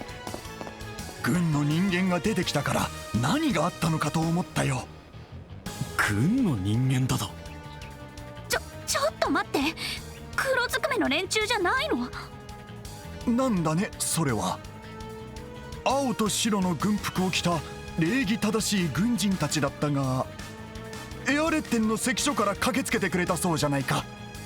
あの軍服は確か女王様の親衛隊だね。かっこよかったから思わず写真に撮っちゃった。親衛隊ってあの？ルーアンで市長を連行していった人たちだね。でもどうしてこんなところに。その人たちおじいちゃんを運んでいませんでしたか？ラッセル博士を？いや、大きな荷物は運んでいたが。間違いない、あいつらだわ。エレベーターの中で軍服に着替えやがったのか。くそ、なめたまねしやがって。ちょっと待った、それは一体どういう。詳細は後ほどお話しします。その軍人たちはどちらに去っていきましたか？用があるとかで町の方に降りていったが。追いかけるぞ。絶対逃がすもんですか。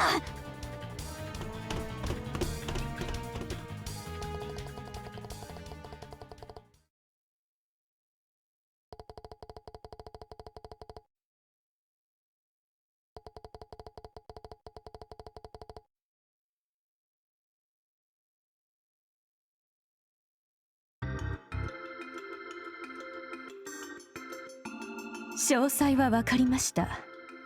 それにしても大変なことが起こりましたわね。これはれっきとしたテロ事件と言えるでしょう。テロ事件？なんということだ。発煙筒による撹乱と王国随一の頭脳の誘拐、さらに最新技術の塊である演算オーブメントの強奪、許されざるべき所業ですわ。それで王国軍の方はどういう方針で動くんだ？すでにエアレッテン、ボルフトリデ、ソルダート軍用路、セントハイム門に検問を敷いています。族がツァイス地方から逃げることは不可能でしょう。へえ、ずいぶん手際がいいわね。有事に迅速に対応するのが我々情報部の役目ですから。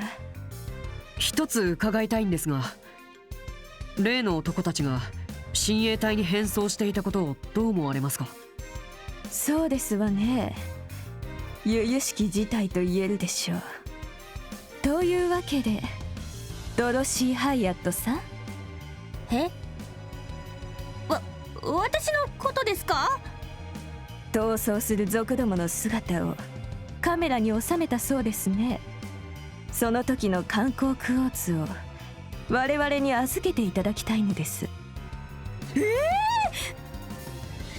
でもせっかくのスクープなんですけど。身内をかばうわけではありませんが、王室親衛隊は王国軍の誇りです。彼らのひいては女王陛下の名誉を守るためにも、詳しいことがわかるまで報道はどうか控えていただきたい。非公式ではありますが、これは王国軍全体の意向ですわ。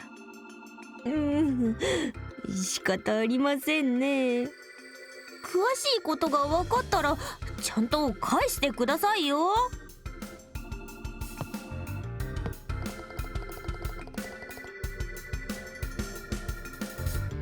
ご協力感謝します。それと申し訳ないのですが、遊撃士の方々にはこれ以上の調査は控えて。そいつはできねえな。あの黒装束の連中はずいぶん前から俺が追っている。軍のメンツもあるんだろうが、ここで引くわけにはいかねえよ。仕方ありませんわね。引き続き調査を行ってください。ただし何か分かったら必ずレイストン要塞の情報部に報告してくれるようお願いします。分かった。あんたらも何か分かったらサイス支部に連絡してくれ。了解しました。それでは私たちはこれで。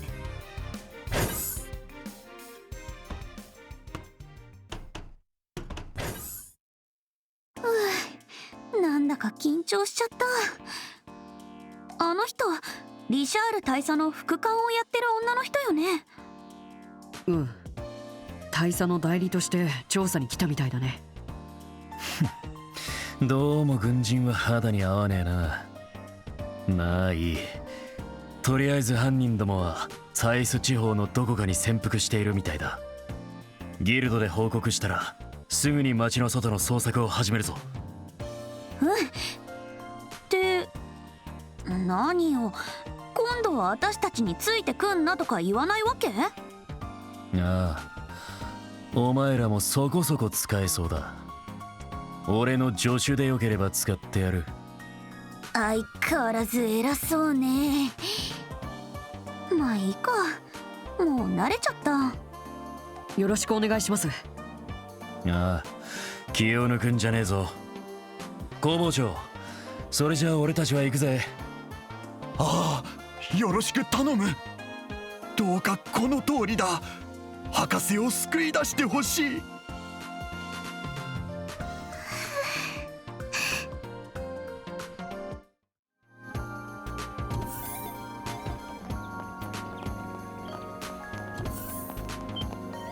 あ、そうだ、観光クォーツを買っとかなきゃ。私ここで失礼するね。あ、うん、ドロシーもご苦労だったわね。私は何にもやってないよ。私も編集部に問い合わせて何か情報はないか調べてみるね。だからTちゃん、元気出してね。はい、ありがとうドロシーさん。心配いらないよ。エステルちゃんたちが必ずおじいちゃんを助けてくれるから。それじゃまたね。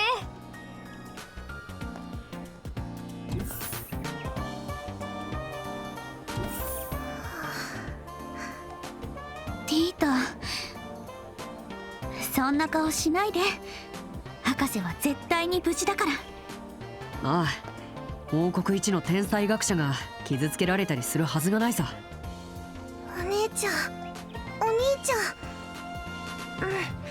そうだね。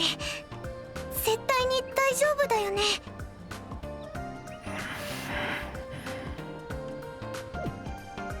何しかめっ面してんの？なんでもねえ。時間が欲しい。とっととギルドに行くぞ。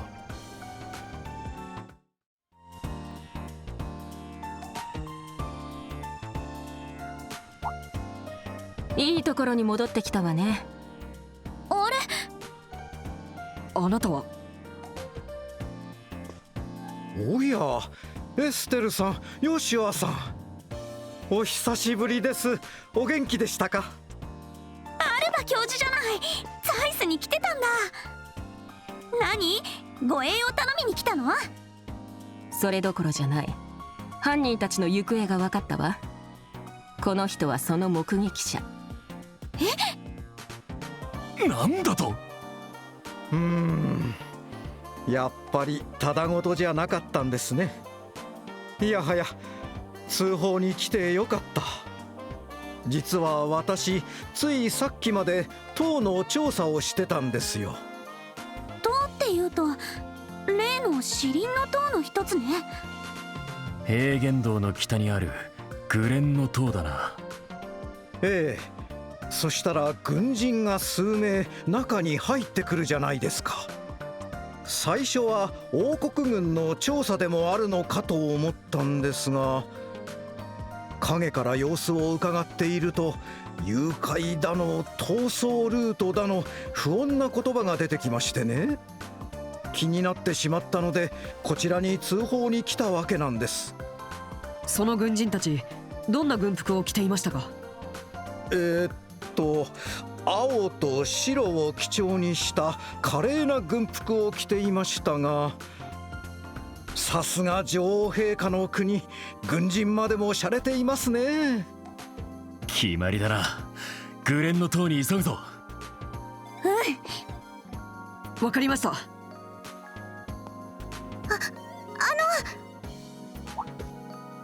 姉ちゃんたち、お願い。私も連れて行って。ティータ。それは。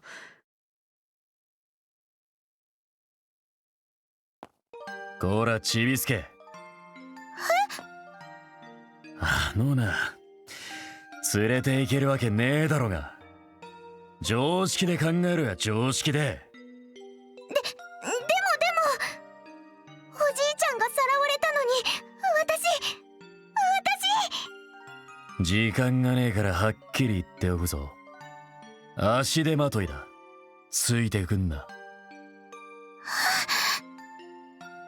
ちょっと少しは言い方ってもんが。黙ってろ。てめえだって分かってるはずだ。素人の、しかもガキの面倒見てる余裕なんざねえんだよ。それは。ねえヨシュア、何か言ってよ。残念だけど僕も反対だ。あの抜け目ない連中が追撃を予想してないわけがない。そんな危険な場所にティータを連れて行くわけにはいかないよ。ヨシュアお兄ちゃん。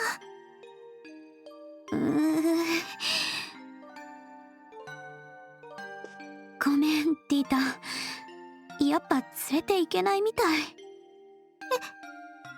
ステルお姉ちゃん、ひどいよ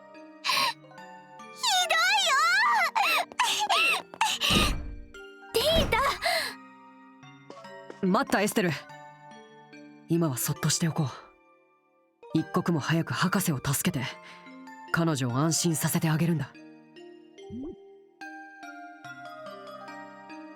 分かった。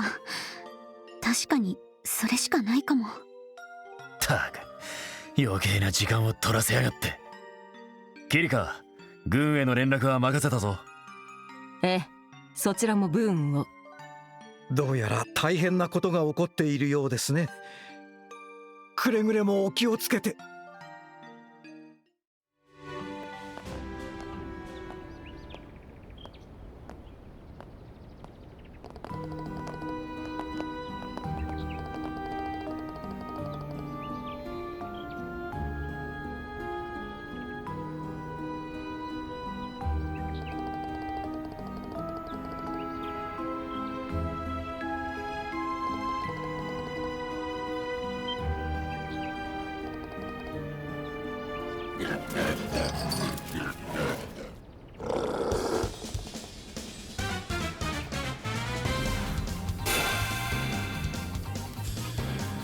させない。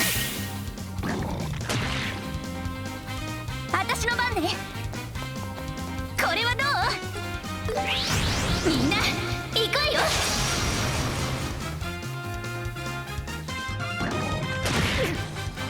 僕が相手だ。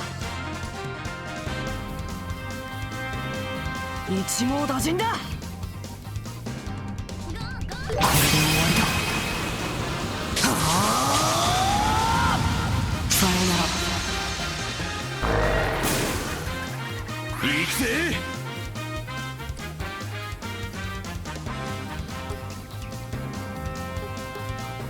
どんどん行きましょう。逃げ場はねえぜ。どんどん行きましょう。まとめて相手だ。そこだ。逃がささせない。許さないわ。これはどう？覚悟。やー。はあ。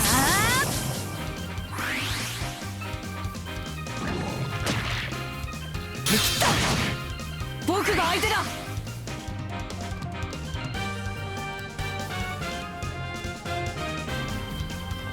ゴーゴー。よっしゃ。一網打尽だ。思いっきりぶちかませ。炎よ。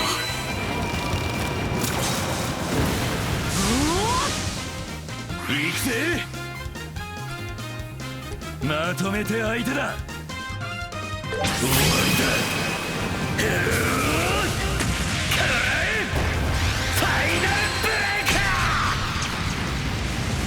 スタンドでぶちのめ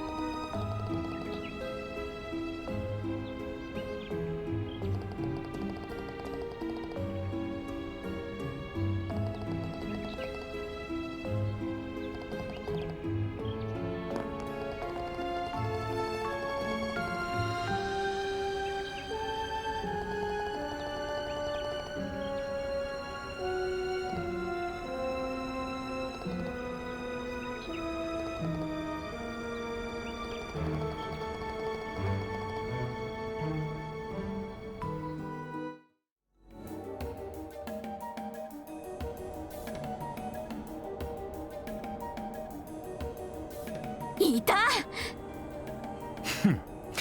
とうとう追い詰めたぜ。遊撃士ども、なんという連中だ。ここまで鼻が利くとは。変装して町から脱出するなんて芸の細かいことするじゃない。でも爪が甘かったみたいね。誰も来ない遺跡だと思って油断したのが運の尽きですね。素直にラッセル博士を解放してもらいましょうか。遊撃士協会規約に基づきてめえらを逮捕拘束する。あのすかした仮面野郎が見当たらないのは残念だが、まあてめえらで我慢してやるよ。ふざけるな。邪魔者は排除するのみ。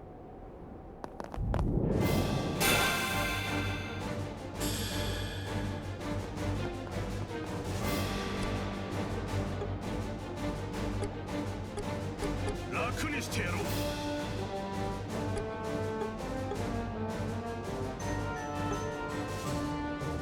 思いっきりぶちかわせ。駆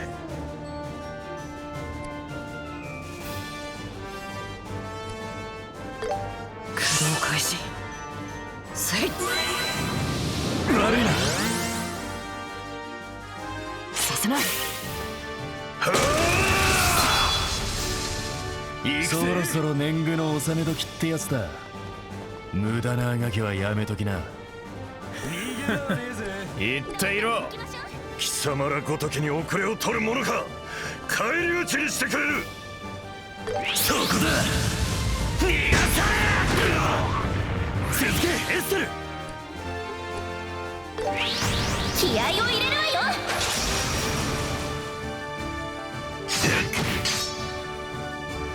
させるかよ。仕留める。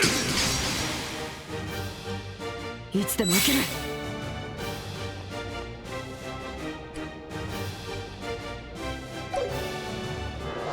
本気で行くよ。これで終わりだ。沈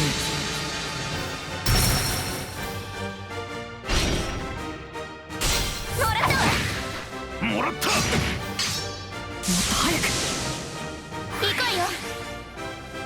これはどう？これで決める。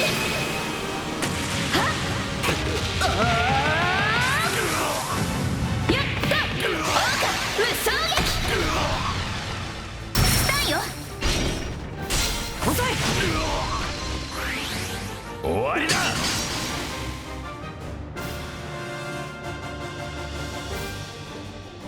僕が相手だ。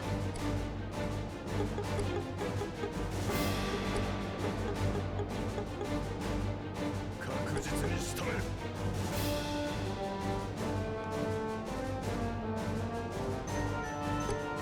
覚悟するがいい。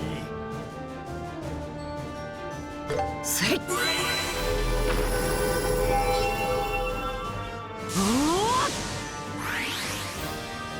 くらえ。動くな。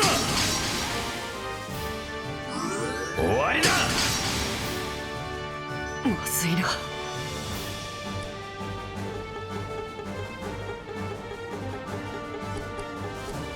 楽にしてやろう。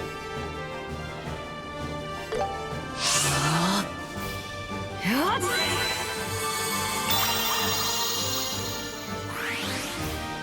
そこまでだ。ガンガン行くわよ。楽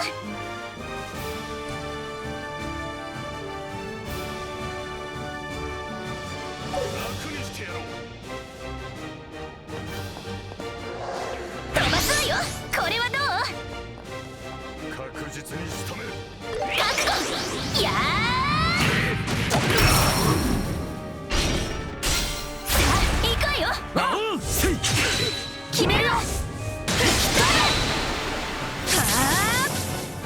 相変わらずしぶとい連中ね。それでも通用してる。このまま一気に決めよう。侮るな。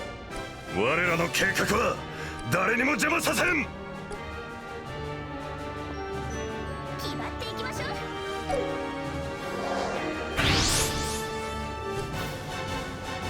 フレ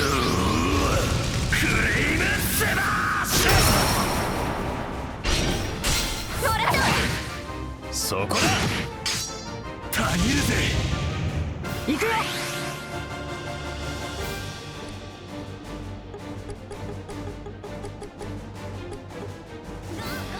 っしゃ。駆動開始。回復するよ。悪いな。仕留める。ところでお返しよ。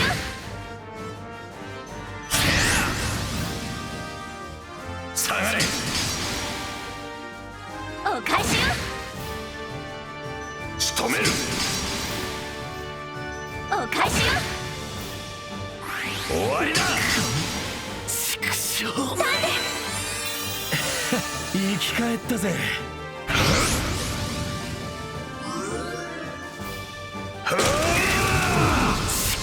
お返しよ。動くな。下がれ。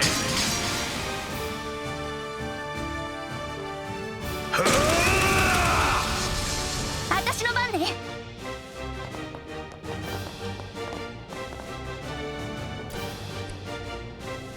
覚悟するそれ。助かった。燃えてきた。許さないわ。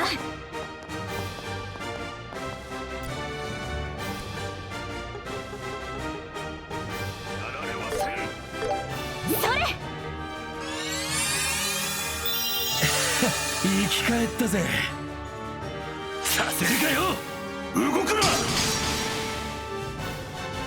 お返しよ。させるかよ。終わりだ。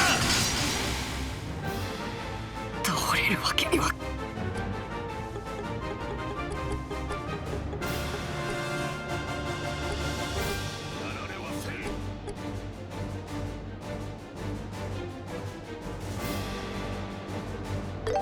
駆動開始。回復するよ。悪いな。よーし。これはどう。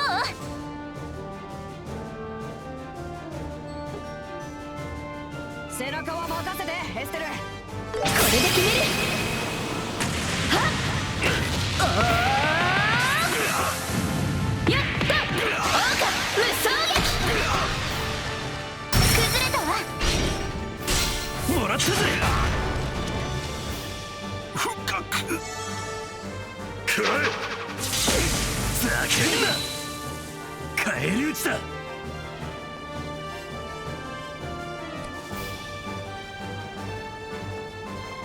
このまま攻めよう。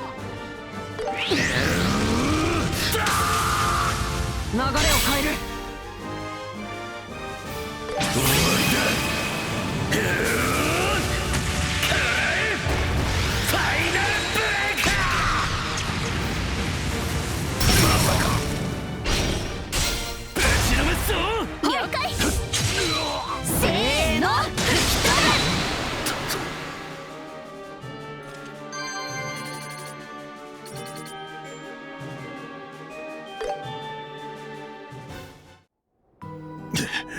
さすがは遊撃士ども。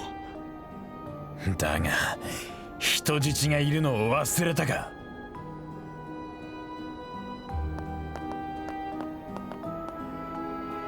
あんたたち往生際が悪すぎるわよ。あなたたちの目的はラッセル博士の頭脳でしょう。危害を加えてもいいんですか。うるさい。本当に傷つけられないか試してやってもいいのだぞ。うぜえな。いい加減諦めろや。王国軍だって動いている。てめえらに逃げ場はねえんだよ。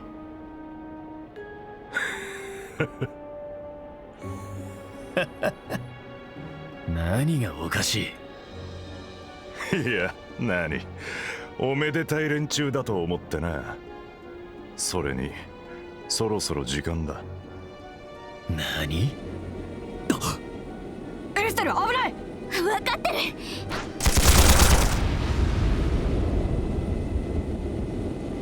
やっぱり飛行艇。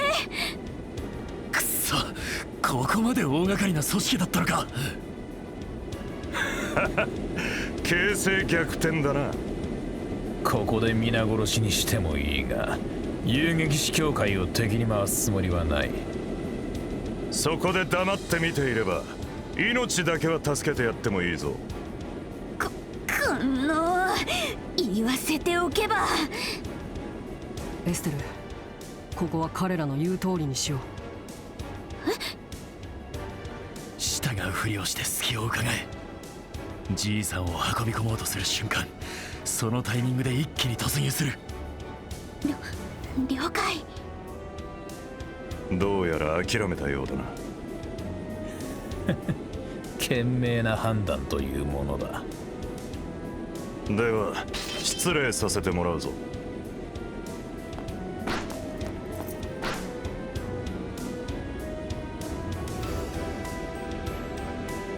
今だ。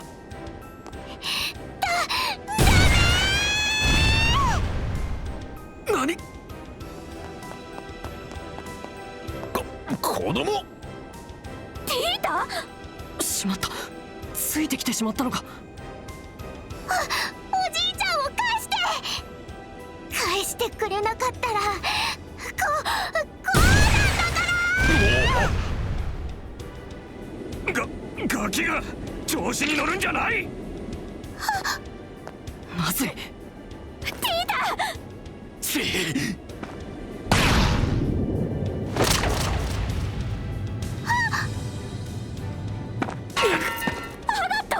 アガットさん！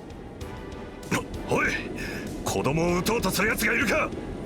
しかもそいつはテスト用の。すまん、船が落とされると思って。まあいい、このまま撤収するぞ。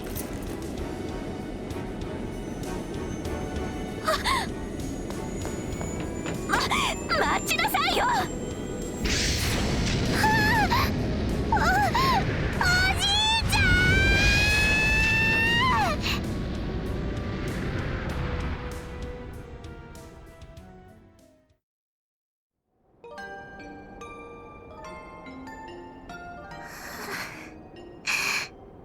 ティータ。とりあえず一旦ツァイスに戻ろう。あの飛行艇のことをギルドに報告しなくちゃ。うん。ティータ、辛いとは思うけど。なんで、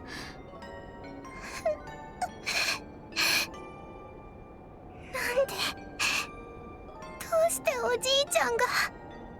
ひどいよ。どうして。おいチビ、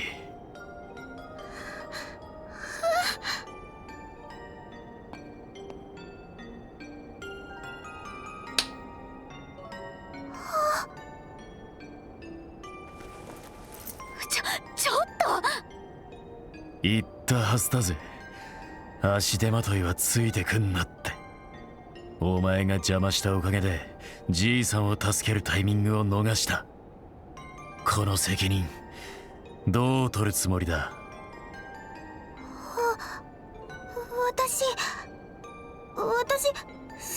そのつもりじゃ。おまけに下手な脅しかまして命を危険にさらしやがって。俺はな、お前みたいに力もないくせに出しゃばるガキがこの世で一番ムカつくんだよ。ごめん。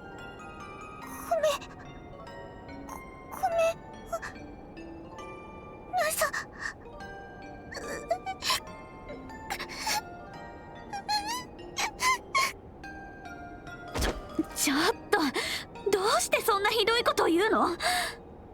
ただでさえおじいちゃんがさらわれたばかりだっていうのに。だから言ってるんだ。おいチビ、泣いたままでいいから聞け。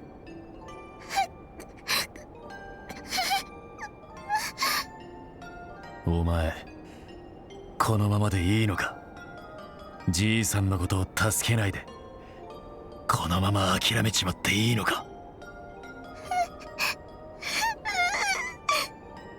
だったらふぬけてないでシャキッとしろ。泣いてもいい、わめいてもいいから、まずは自分の足で立ち上がれ。てめえの面倒も見られねえやつが人助けなんざできるわけねえだろ。それができないんだったら二度と俺たちの邪魔をするな。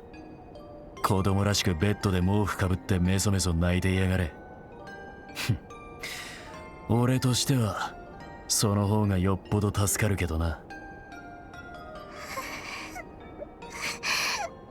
ティータ、大丈夫だよお姉ちゃん。私一人で立てるから。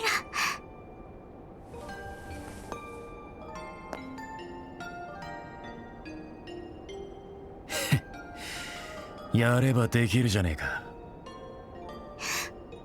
本当にごめんなさい。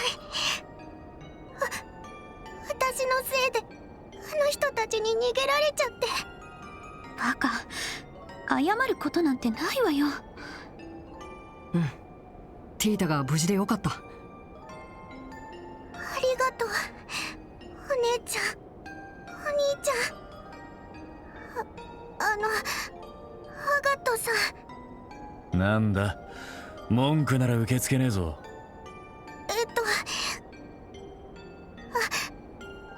りがとうございます。危ないところを助けてくれて、それから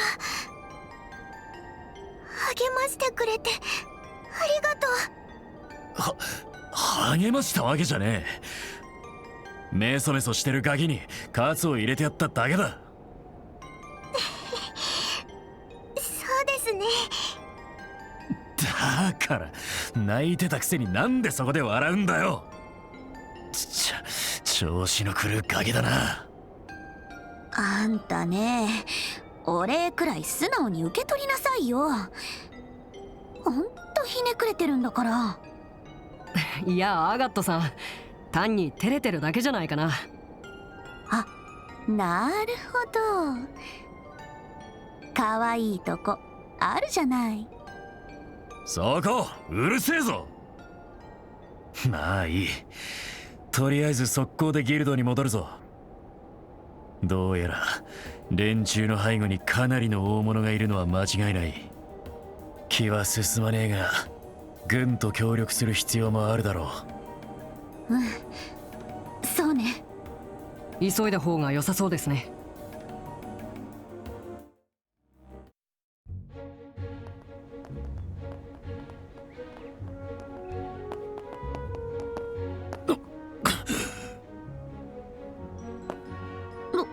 どうしたの？いや、なんでもない。ちょっとめまいがしただけだ。まさか私をかばった時に。そういえば。ひょっとして撃たれていたんですか？かすり傷だ。大したことはねえ。でも私のせいで。な、このくらいの傷なんざ日常茶飯事なんだよ。うだうだ言ってないでとっととツァイスに戻るぞ。うん。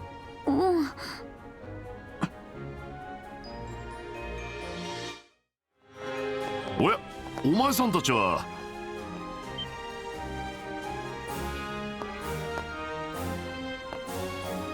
あれ？エルムの帰りにあった。あの時は道案内してくれてありがとうよ。しかしまた街道で会うとはなかなか縁があるじゃないか。そうかもね。そういえばおじさんもエルモで温泉に入ってたわけ？その通りだが、おじさんはやめてくれよ。おっと、そっちのあんちゃんはどうやら初対面のようだな。顔色が悪そうだが大丈夫かい？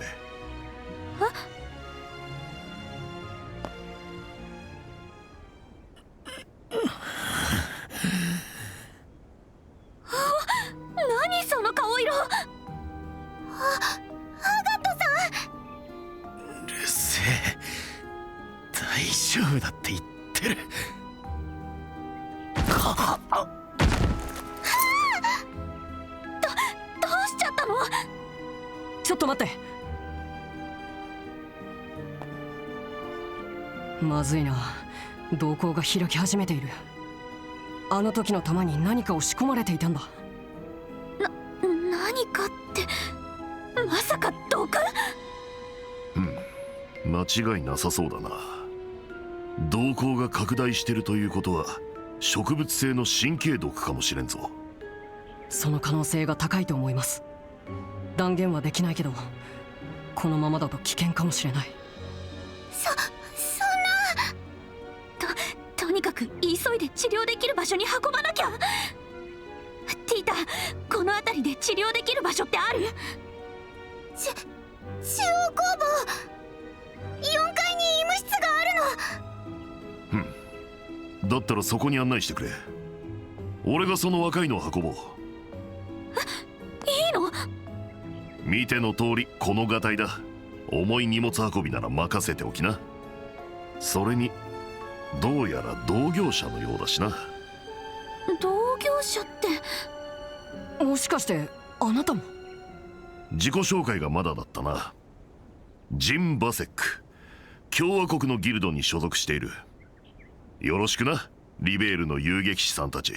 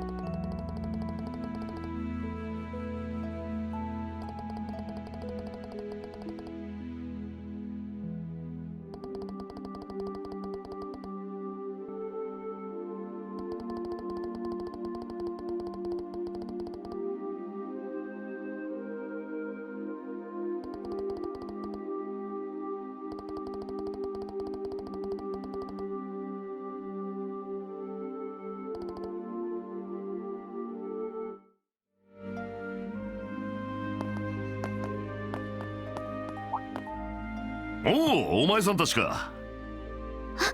ジンさん、まだいてくれたんだ。さっきはアガットを運んでくれてありがとね。お世話になりました。気にするな、これも同業者のよしみだぜ。それでアガットの容体はどう？それが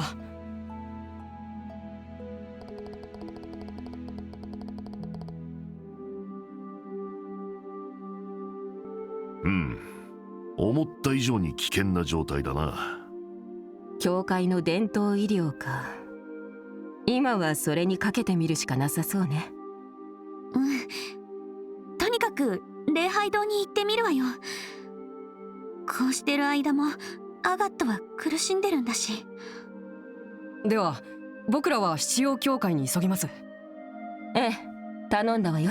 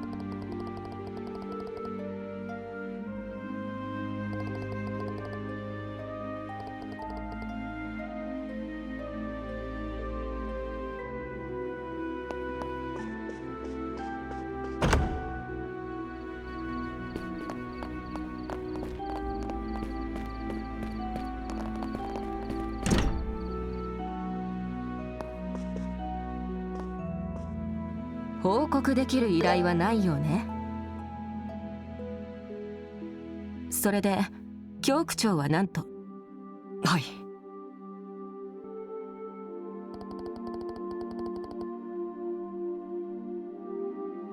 ほう、苔か。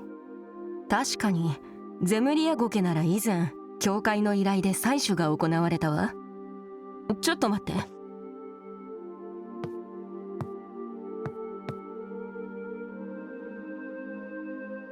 あった。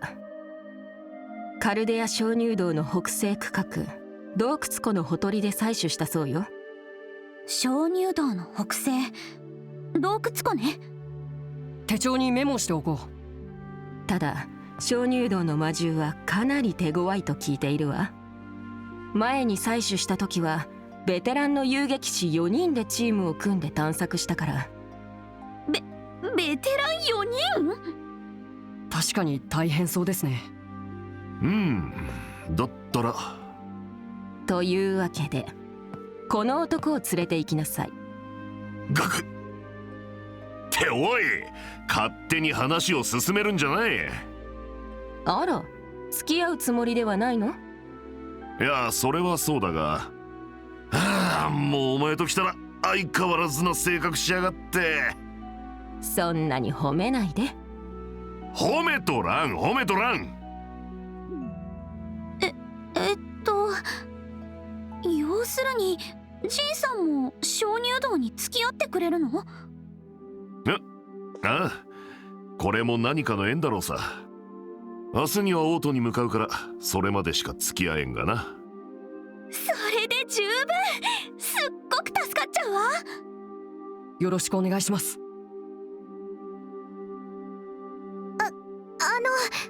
お姉ちゃん、お兄ちゃん、私も行っちゃダメ？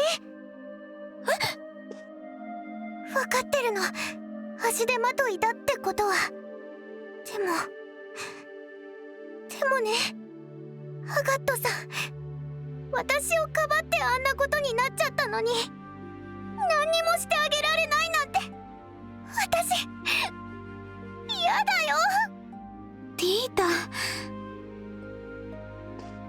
ねえヨシュア、私からもお願い。一緒に連れて行ってあげよう。仕方ないな。ねえティータ、もう無茶しないってちゃんと約束できるかい？約束する。そういうわけなんですけど、ジンさんも構いませんか？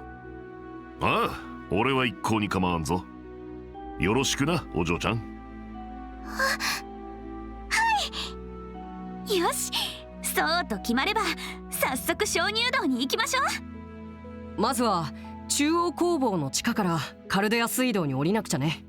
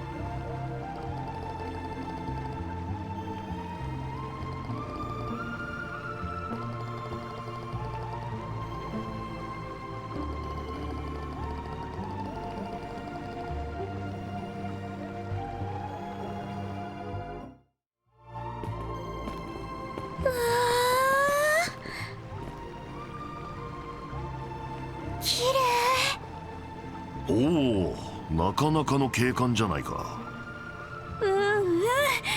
洞窟の中とは思えないわ。ここが洞窟湖みたいだね。この辺りのどこかにゼムリアゴケが生えているはずだよ。オッケー、探してみましょ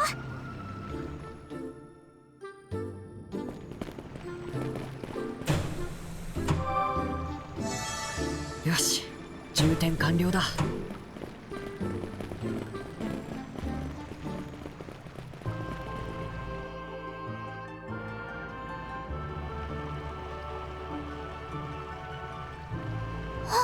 それって。その光っているのがゼムリアゴケってやつか。こんなに綺麗な苔だとは思わなかったな。どうして光ってるのかしら。七曜石の成分が大量に含まれているのかもしれないね。早速採取して急いでツァイスに戻ろう。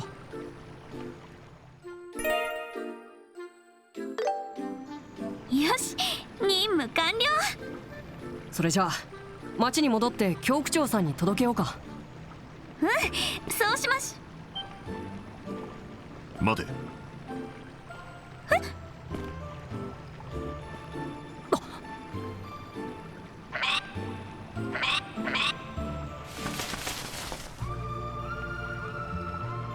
気をつけろ。何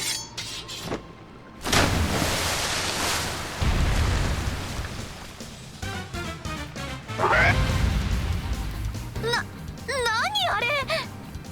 はあどうやらこの洞窟湖の主らしいな。これは戦うしかなさそうですね。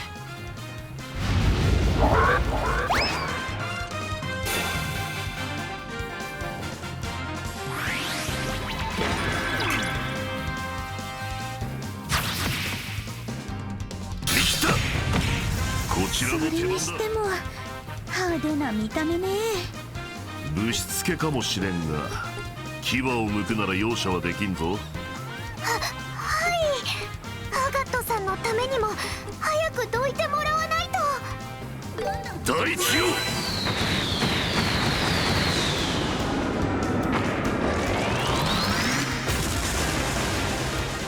行こうよ。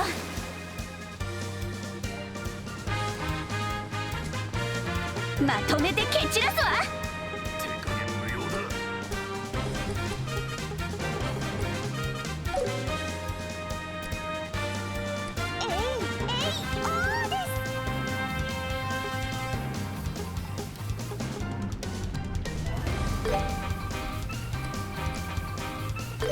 それ。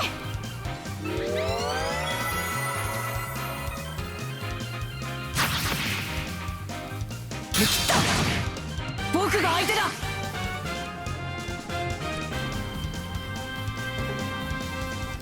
一網打尽だ。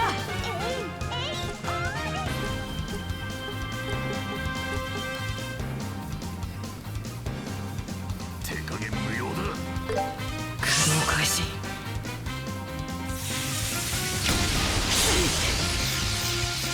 きにはさせません。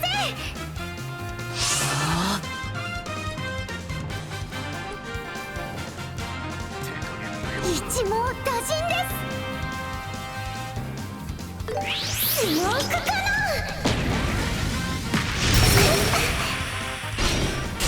準備いいですか。オッケー。せーの。整えます。よーし。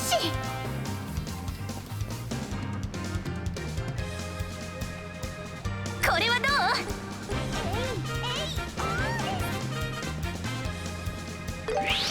気合を入れるわよ。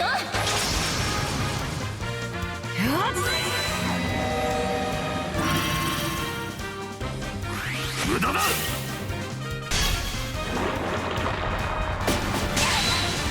参る。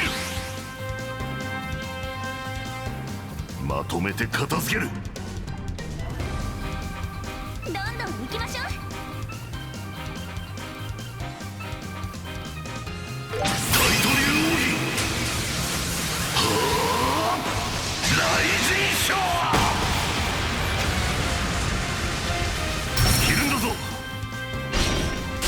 もらった。終わりよ。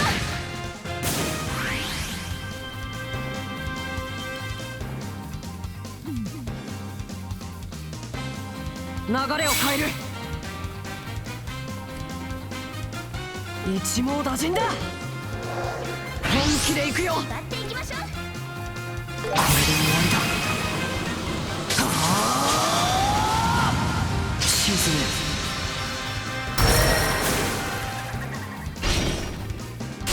おまけよ。もっと早く。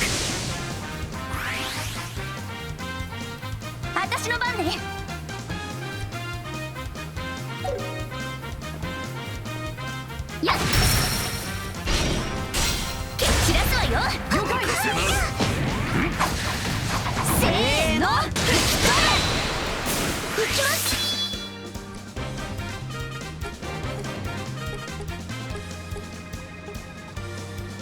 どんどん吹きましょう。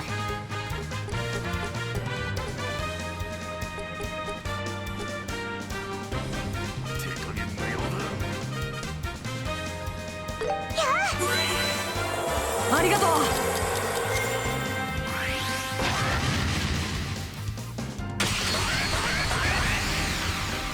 私の番です。一網打尽です。手加減無用だ。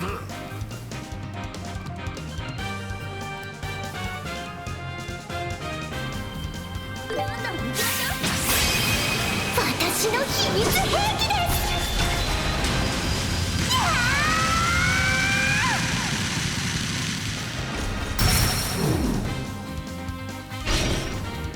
遅い。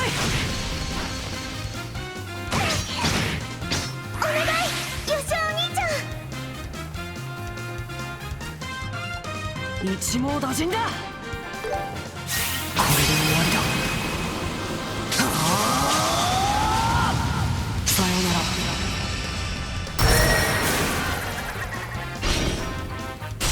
おまけだ。もっと早く。マイル。まとめて片付ける。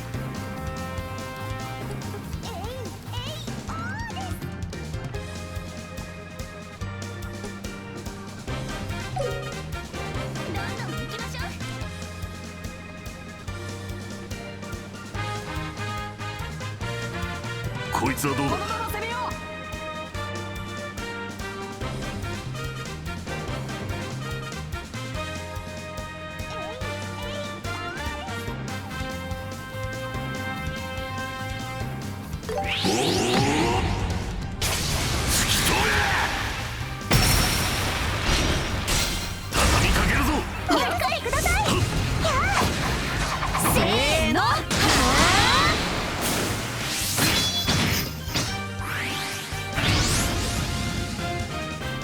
よーし。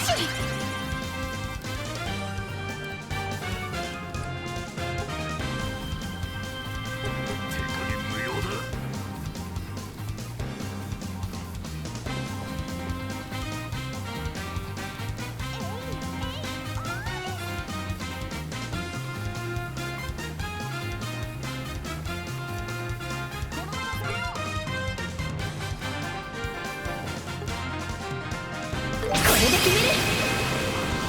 はっ、やったオーカ無双撃。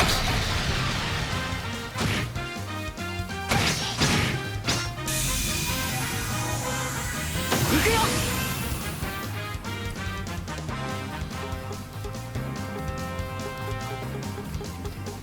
決まっていきましょう。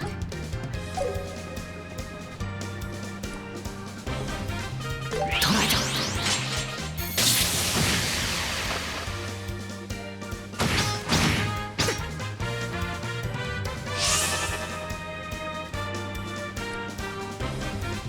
これは効くよ。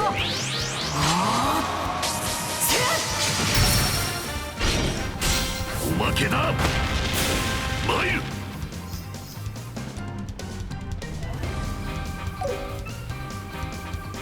せいはっ。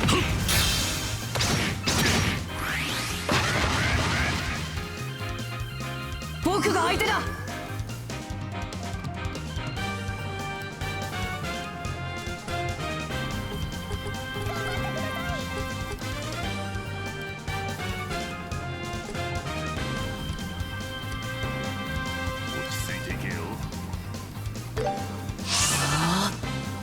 回復するよ。ありがとさん。チャージ完了です。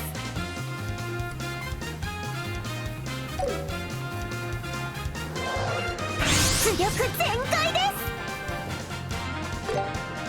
聞いたジョーちゃん。スモークカノン。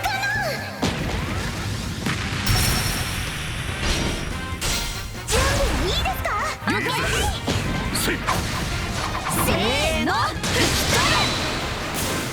整えます。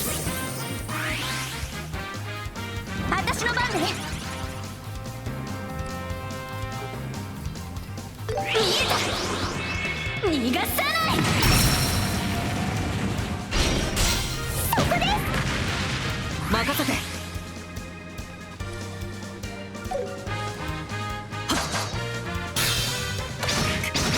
もっと早くさせない。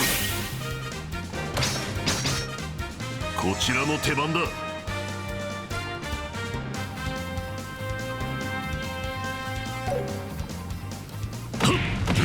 行くよ。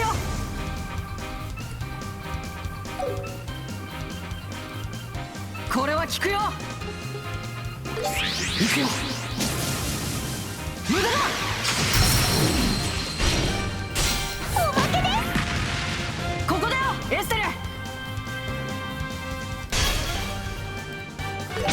けてもらうぞ。そこだ。大臣賞。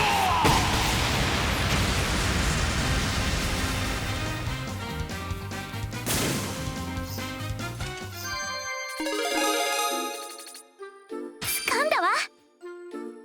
そろそろ使うか。ひらめきました。修行の成果だな。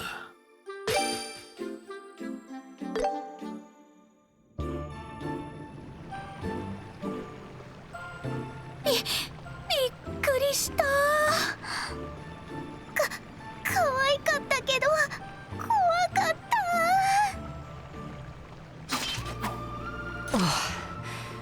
た。なんとか撃退できたみたいだね。でももたもたしていたらまた襲ってくるかもしれない。うん、とっとと町に戻った方が良さそうだ。確かさっき採集した苔を町の教会に持っていけばいいんだな。うん、急ぎましょう。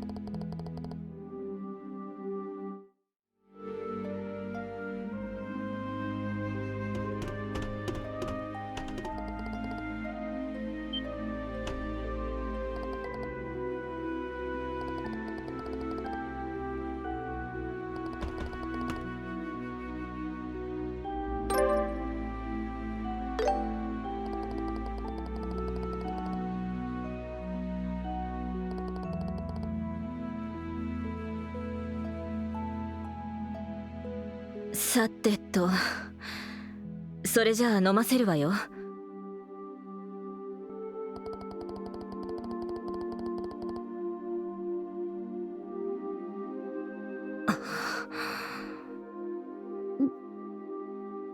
ヘイドス様。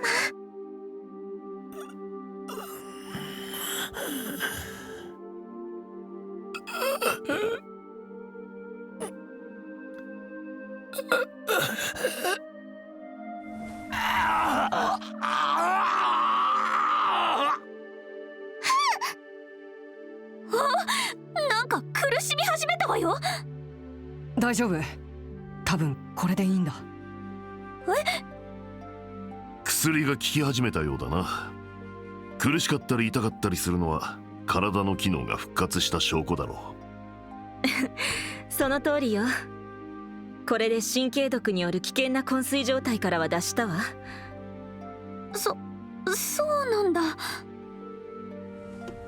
でもアガットさん苦しそう。まあ丸1日くらいは苦しむことになるでしょうね。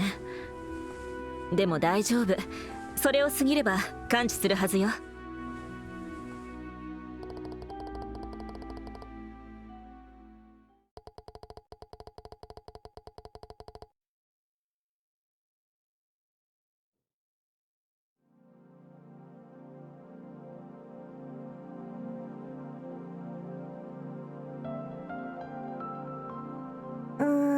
おかしいな。確かここにタオルの替えが。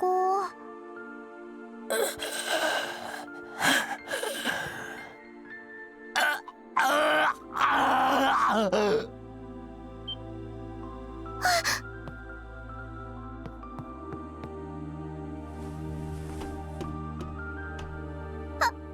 トさん、すごい汗拭いてあげなくちゃ。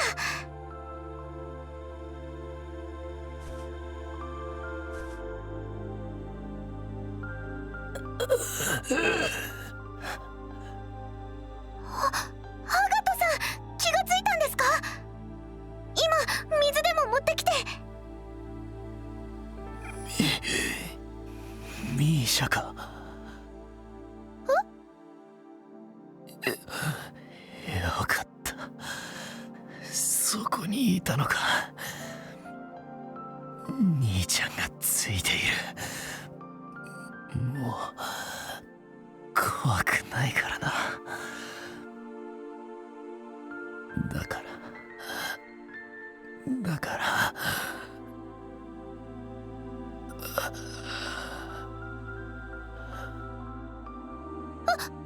トさん。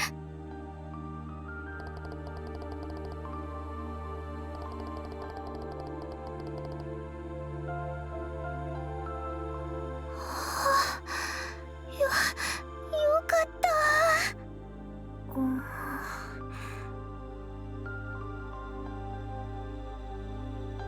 ミーシャって確かそう呼んでたよね。誰なのかな。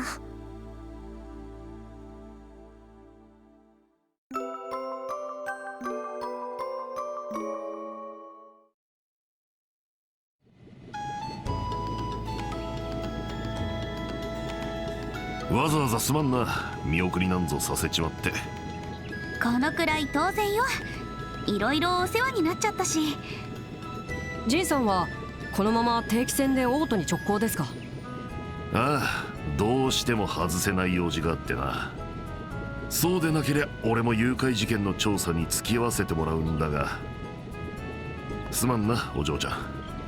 とんでもないですよ。いろいろと助けてもらったし、本当にありがとうございました。そう言ってくれると助かるぜ。オート方面行き定期飛行船セシリア号、まもなく離陸します。ご利用の方はお急ぎください。おっと、そろそろ出発のようだな。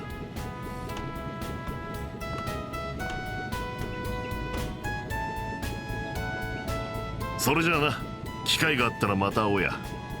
あ、うん。そういえばジンさんっていつまでリベールにいるの？はっきりとは分からんが、女王生誕祭まではいると思うぞ。だったらまた会えるかもしれないわね。その時はよろしくお願いします。おう、こちらこそな。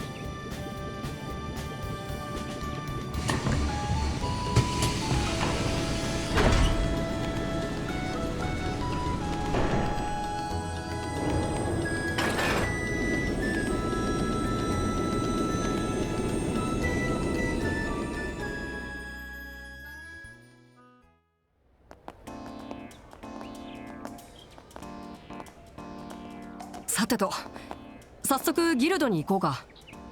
例の飛行艇のことについて何か分かったかもしれないし。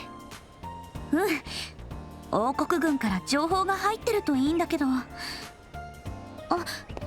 ティータはどうする？私アガットさんの看病をしようと思うの。まだ目を覚ましていないからなんだか放っておけなくて。ティータ、分かった。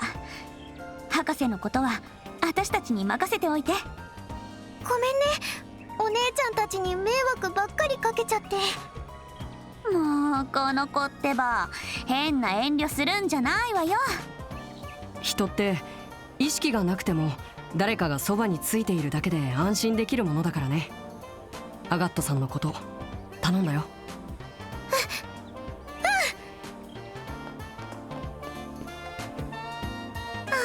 本当にあの子ってばけなげっていうかいじらしいよね。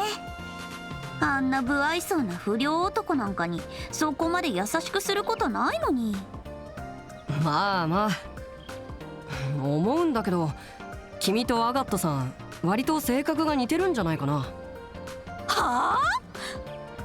あんな不愛想な男とどこが似てるっていうのよ。すぐに突っ走るところとかお人よしすぎるところとか。アガットさん言葉はきついけど相手を思いやってのことが多いからね。多分ティータもそれが分かっているんだと思う。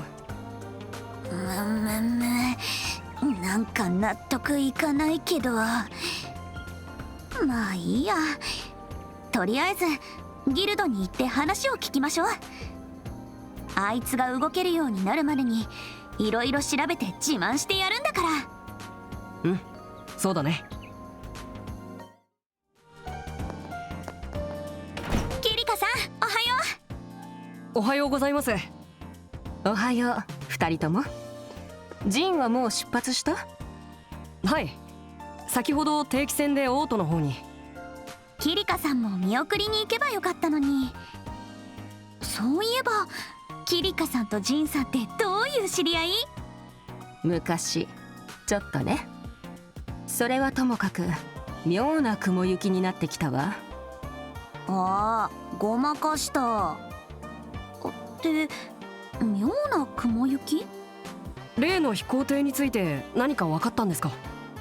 いえ、全く。妙な雲行きというのは王国軍の動きについてよ。まず軍の司令部があるレイストン要塞に連絡しても何の返事も返ってこない。次に各地に敷かれていた検問が昨夜のうちに解除されてしまった。それってどういうこと？また空賊事件の時みたいに縄張り争いでもするつもりなの？いや、それだったら検問を解除するのはおかしい。自分たちで捕まえたのなら素直にそう連絡するはずだし。確かに妙な雲行きになりましたね。ちなみにレイストン要塞の情報部とも連絡が取れないわ。もしかしたら王国軍内部で何か事件が起こったのかも。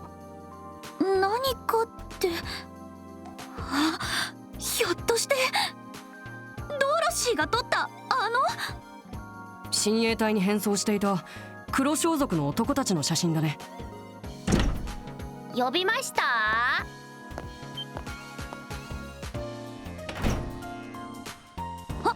ドロシー。噂をすれば影ですね。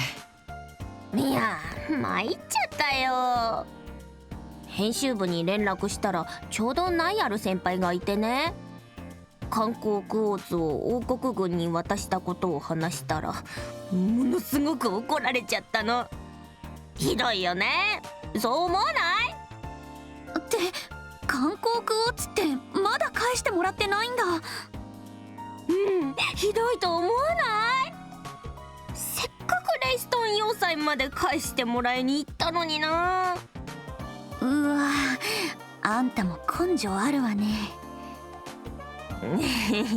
それだけが私の取り柄だし、仕方ないから雑誌掲載用に要塞の写真を撮ってきちゃった。月明かりでライトアップされてすっごくく可愛く撮れたんだよ。要塞を可愛く撮ってもね。それに許可なしに軍事施設を撮影したらまずいんじゃ。まあまあ、固いこと一個なし。ほら見て見て、さっき現像したばかりなの。へえ、確かに綺麗に撮れていますね。これがレイストン要塞か。ほんとドロシーってカメラの腕は大したもんよね。あれれ、どうしたのエステル？気のせいかもしれないけど、右上の方に何か映ってない？え？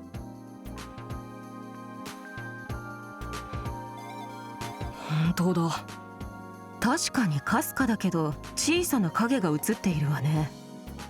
ほえ、エステルちゃんよく気がついたね。私撮ってたのに全然気づかなかったよ。えへん、それほどでも。シルエットしか映ってないけど、やっぱり軍の警備艇なのかな。いや、これは警備艇じゃない。これはあの時の飛行艇だ。あの時？博士をさらった飛行艇と同じシルエットなわけね。はい。博士をさらったって。ちょっと待ってよ。どうしてあの時の船がこんなところに映ってるわけ？ここって確か王国軍の本拠地なんでしょ？落ち着いてエステル。いろいろな可能性が考えられるけど、まだ結論するのは早すぎると思う。ここは僕たちも直接レイストン要塞に行って事情を聞くべきかもしれない。なるほど、揺さぶるつもりね。まずいでしょうか？いいえ、許可するわ。こちらは危うく死者を出すところだった。どんな事情があるにせよ、舐められるわけにはいかない。いえ、キリカさん目がマジなんですけど。でも確かにそうよね。ドロシー、この写真私たちに1枚くれない？うん、いいよ。エステルちゃんたちにはいろいろと世話になっちゃったし。ありがとう。恩に着るわ。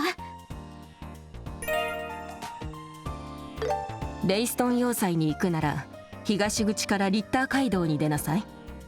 リッター街道の途中の三叉路を北に向かえば要塞のゲート前に出るわ。くれぐれも慎重に行動なさい。ラジャー。了解しました。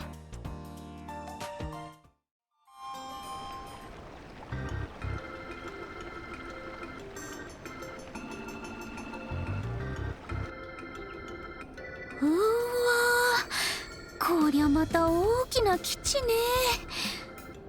あのハーケン門の数倍はあるんじゃないの？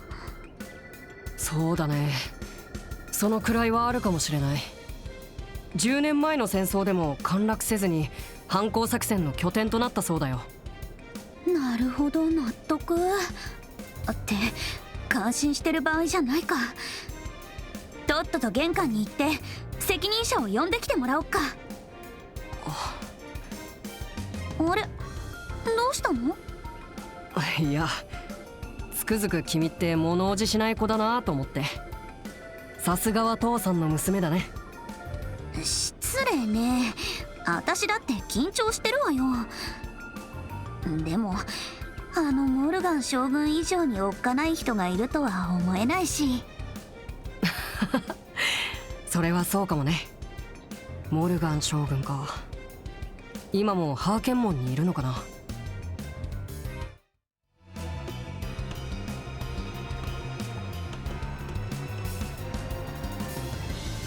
あれ、誰もいないわね。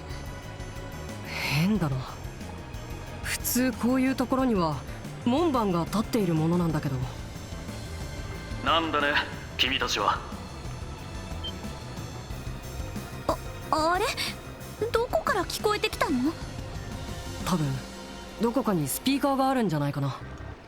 ここはレイストン要塞リベール王国軍の総司令部だ。君たちのような民間人が立ち入っていい場所ではない。悪いが引き返してもらえるかね。応対は丁寧だけど。かなり警戒は厳しいみたいだ。君たち聞こえているかね。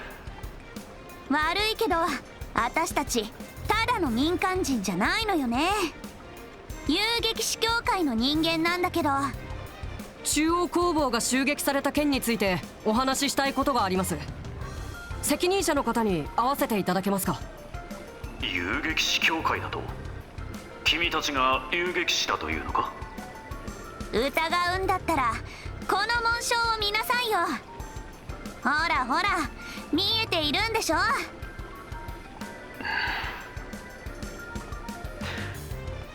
確認した。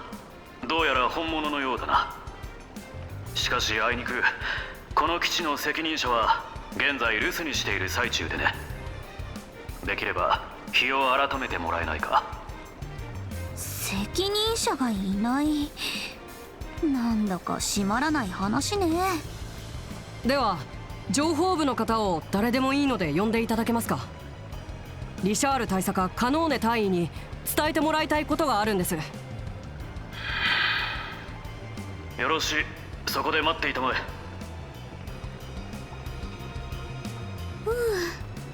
え。ようやく引っ張り出したわね。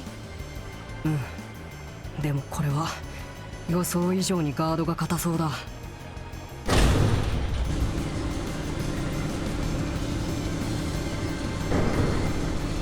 うわ、誰か来たみたいだ。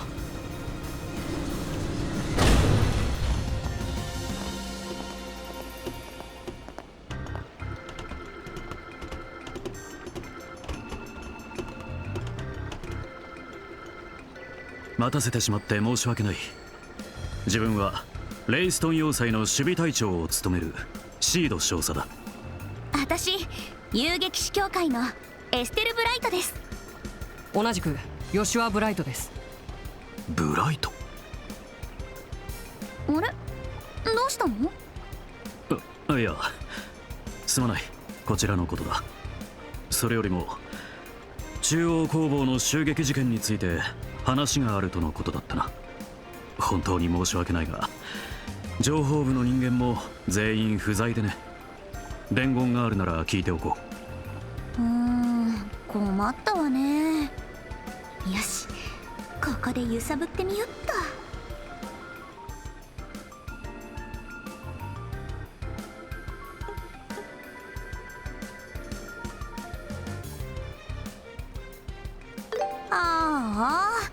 せっかく博士を連れ去った飛行艇の手がかりをつかんだのに。なんだと？あれ、少佐さん、なんでそんなに驚いてるの？いや、連絡を受けて我々も探し回っていたからな。それでその手がかりというのは？これを見ていただけますか？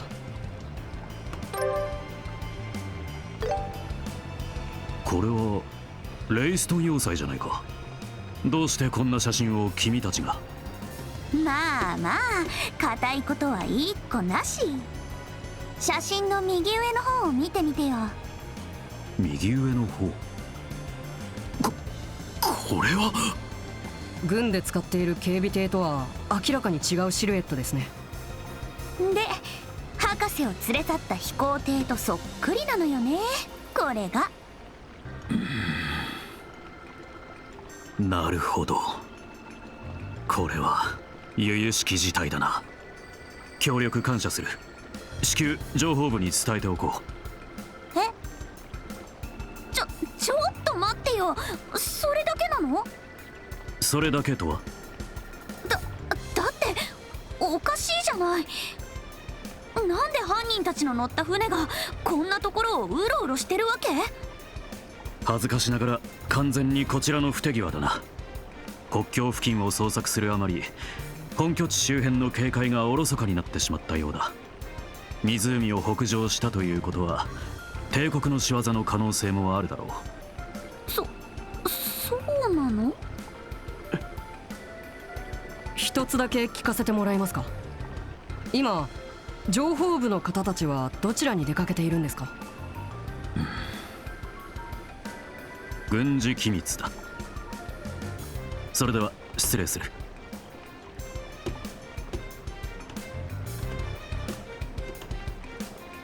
ちょっとヨシュア、なんかあからさまに怪しいっぽいんですけど。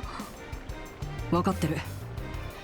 でも決定的な証拠がない限りこれ以上追及するのは無理だよ。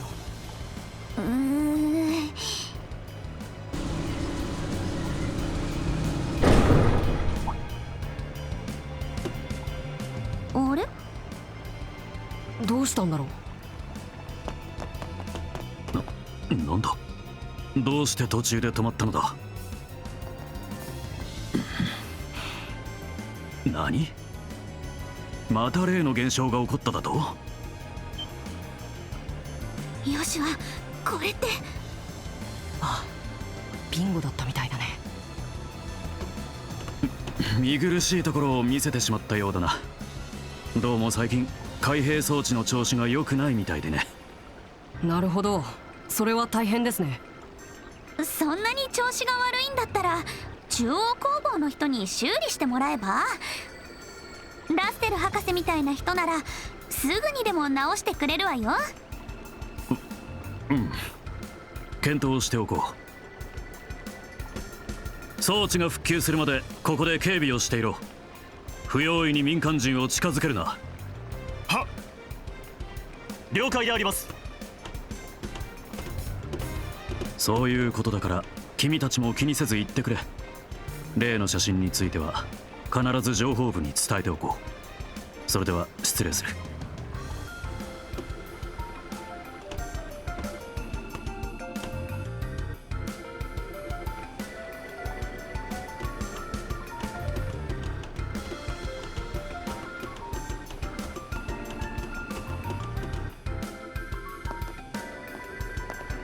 なんだか信じられないけど、今のってやっぱりあれ？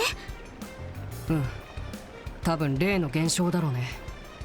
ということは、もしかしてラッセル博士もあの要塞の中に捕まって。エステル、あんまりここでそれを口に出さない方がいい。分かった。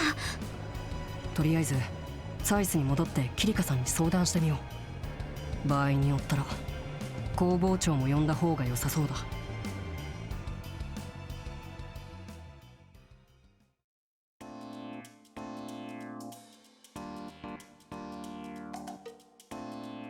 まさかラッセル博士がレイストン要塞にいるとは。本当に確かなのかね？ドロシー城の写真とゲート前で起きた動力停止現象、この2つを合わせたらそう考えるのが妥当でしょうね。しかし中央工房は長年王国軍と協力関係を築いてきた。にわかには信じられん話だ。一口に王国軍といっても内部は一枚岩ではありませんから。工房襲撃の犯人たちが逃走時に親衛隊の格好をしたのもそのあたりが原因かもしれません。ということは。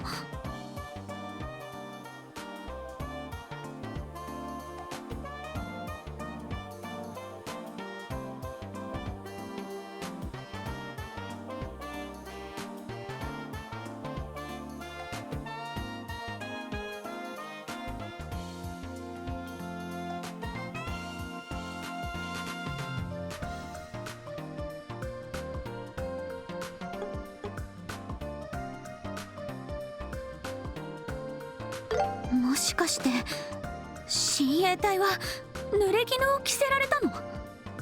うん、そう考えるのが一番しっくりくる。ひょっとしたら何らかの陰謀が軍内部で進行しているのかもしれない。なんたることだ。しかしどうして博士がそんな陰謀に巻き込まれたのか。どうやら犯人どもの手がかりをつかんだみてえだな。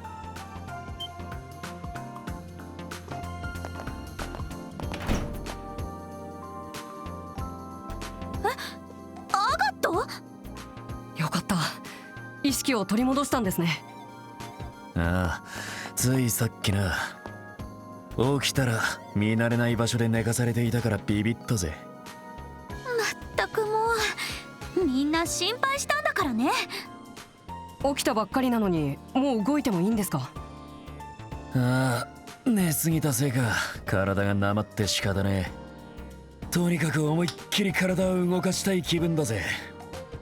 でもアガットさん、あまり無茶しちゃダメですよ。毒が抜けたばかりだからしばらく安静にって先生が。だから大丈夫だって何遍も言ってるだろうが。鍛え方が違うんだよ、鍛え方が。分かったっての。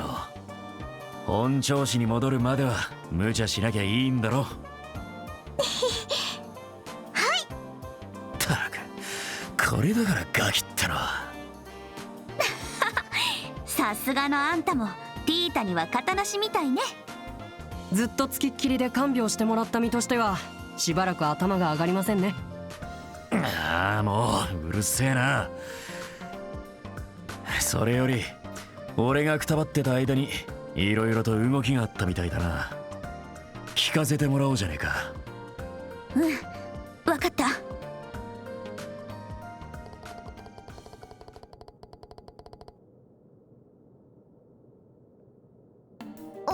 おじいちゃんがそんなところにいるなんて。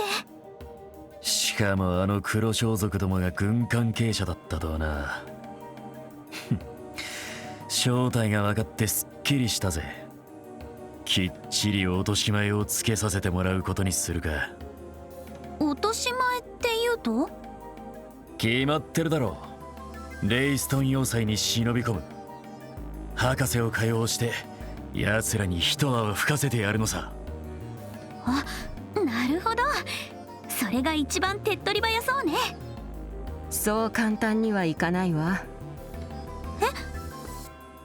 遊撃士協会の決まりとして各国の軍隊には不干渉の原則があるわ。協会規約第3項、国家権力に対する不干渉。遊撃士は国家主権及びそれが認めた公的機関に対して捜査権、逮捕権を行使できない。つまり軍が白を切る限りこちらに手を出す権利はないの。そいつがあったか。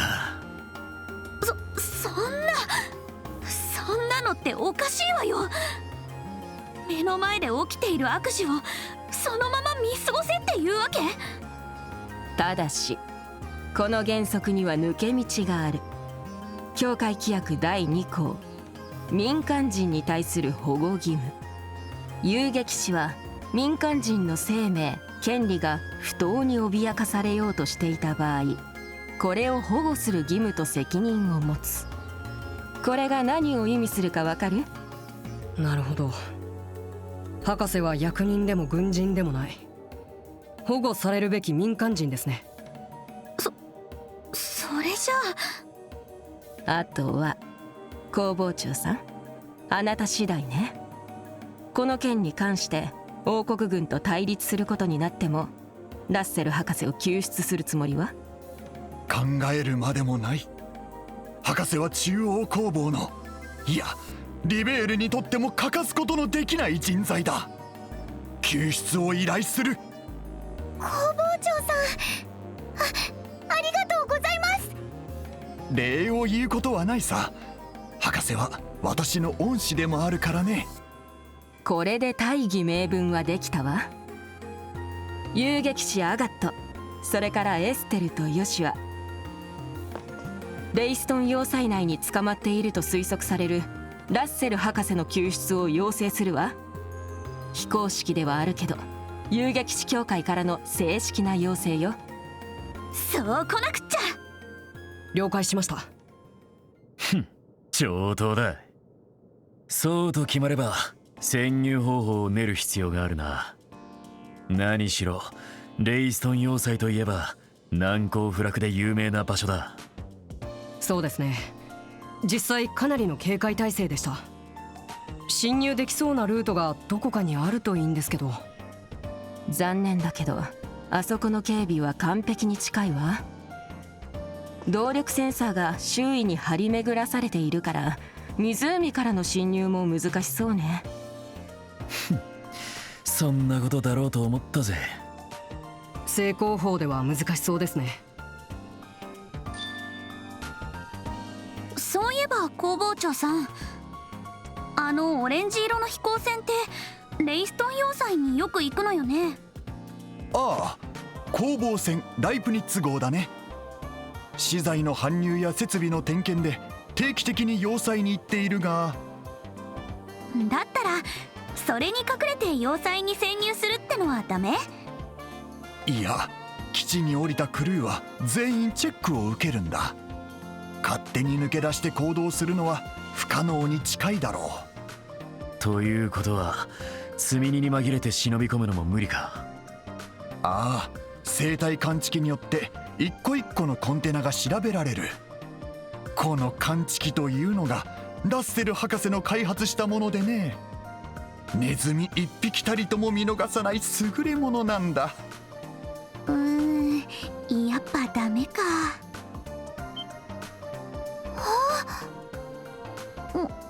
どうしたの？お姉ちゃん覚えてない？お姉ちゃんたちを案内した時、おじいちゃんが作ってた発明品。私たちを案内した時。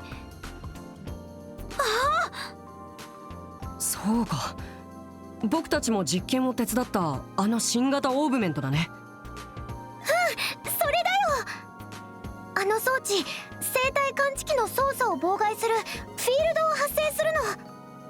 起動テストもしてあるから大丈夫。ちゃんと動かせるよ。何？本当か？まったく博士と来たらいつの間にそんなものを。その装置はどこにあるのかね？多分研究室のどこかに置きっぱなしになってると思います。ならあなたたちは急いでその装置を取ってきて。その間にレイストン要塞の詳細なデータを用意しておくわ。分かった、頼むぜ。工房長さんは工房船の手配をよろしくお願いするわ。了解した。グスタフ整備長に相談しよう。準備が済んだら飛行場の方に来てくれたまえ。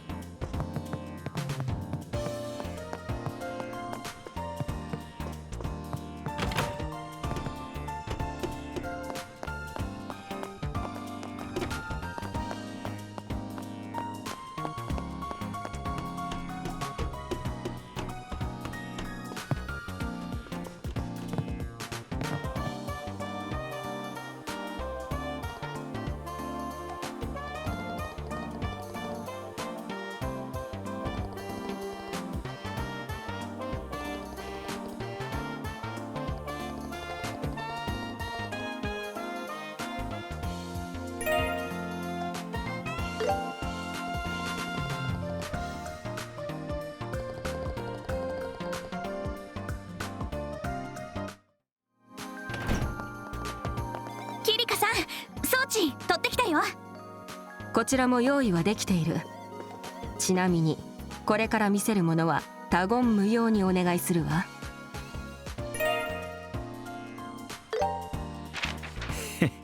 なかなかいいものを持っているじゃねえか。これはレイストン要塞の概略図ですか？ああ、すごく広いんですね。このどこかにおじいちゃんが。でもこういうのって軍事機密なんじゃないの？どうしてギルドにあるわけ？蛇の道は蛇ってね、とあるルートから入手したの。私たちにはこういう面もあることを覚えておきなさい。言うまでもないけど、今回のケースはかなり特殊よ。本来王国軍とギルドの関係は他国のそれと比べても友好的なの。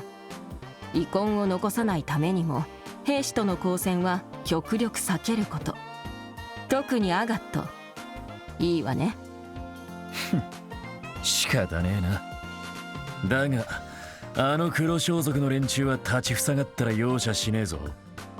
軍人だろうがなんだろうが犯罪者には違いないんだからな。好きになさい。ただし死なせない程度でね。エステル、ヨシュア、本来なら準遊撃士のあなたたちにこんな仕事は任せたくないけど。ちょっとそんなのってないわよ。乗りかかった船です。どうかやらせてください。と言うと思ったから反対するのはやめにするわ。ちなみにあなたたちはツァイス支部の監督下にある。万が一のことがあっても私が責任を取るから安心なさい。キリコさん、すみません、ご迷惑をおかけします。それからティータ、遊撃士でないあなたにこう聞くのもなんだけど、決心は変わらないのね。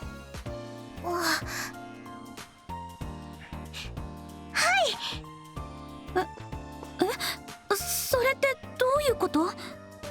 もしかしてあのね、この装置を動かせるのは多分私だけだと思うの。だから私もお姉ちゃんたちと一緒に行くよ。確かに複雑そうな構造のオーブメントだったけど。ごめんなさい。私迷惑にならないようちゃんとついていくから。ふざけんな。こらちびすけ、そんな話は聞いてねえぞ。こんなヤバい仕事にガキを連れて行けるわけねえだろうが。でも私がやらなかったら装置が動かせないですし。だったらそんな方法は鼻から却下だ却下。別の潜入方法を見つけるぞ。あんたね、いい加減にしなさいよ。何意地を張ってるわけ？何？ティータも覚悟して協力するって言ってるでしょ。それに協力してくれたら私たちも潜入しやすくなる。それって博士を助け出す可能性も上がるってことよね。この後に及んで反対する余地がどこにあるっていうのよ。てめえ、民間人を、しかもガキを危険にさらせると思ってんのか？そうならないように私たちが守ればいいじゃない。それが私たちの仕事でしょ。たかが新米ごときが偉そうなことを抜かしやがって。新米ベテランはこの際関係ないと思います。大切なものを守りたい気持ちも遊撃士だけのものじゃありません。むしろそういう気持ちを支えるのが僕たちの仕事じゃないんですか？お姉ちゃん、お兄ちゃん。アガットさん、ごめんなさい、困らせちゃって。でも私おじいちゃんが大切だから、絶対に助かってほしいから。だから自分ができることがあればできる限りのことがしたいんです。それにアガットさんが私を助けてくれたように、私もお姉ちゃんやお兄ちゃんやアガットささんの力になりたいんです。絶対に無理はしません。ちゃんと言うことも聞きますから。だからどうかお願いします。ティータ。そっか、そこまで考えてくれたんだね。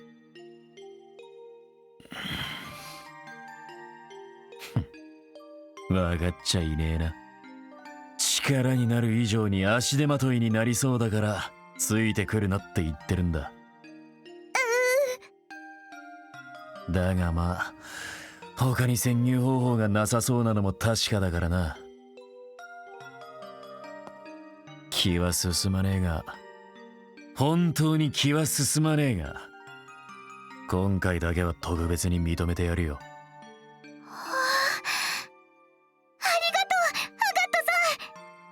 礼を言われる筋合いはね、足手まといになったりしたら容赦なく見捨ててやるからな。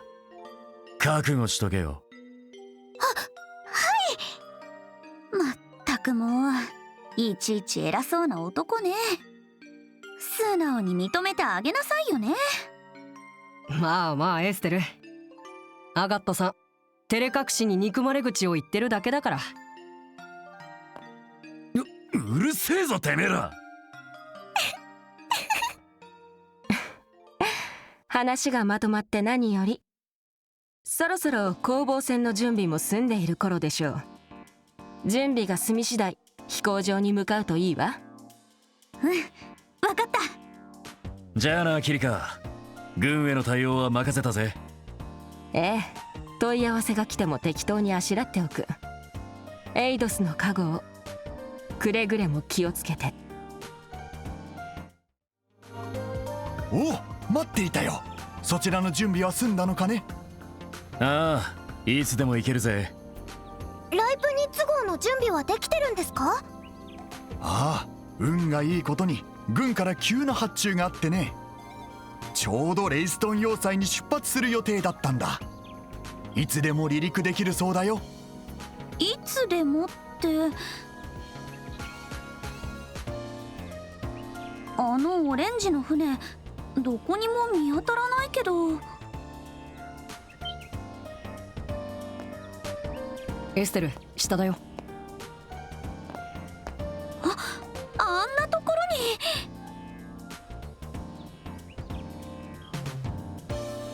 に。じゃああそこまで降りていく必要があるんだ。お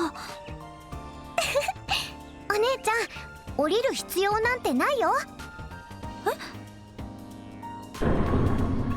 何？飛行船のレーンが。なんだ、知らなかったのか。ここの飛行場はとんでもなく常識外れの作りをしてるんだぜ。常識外れ？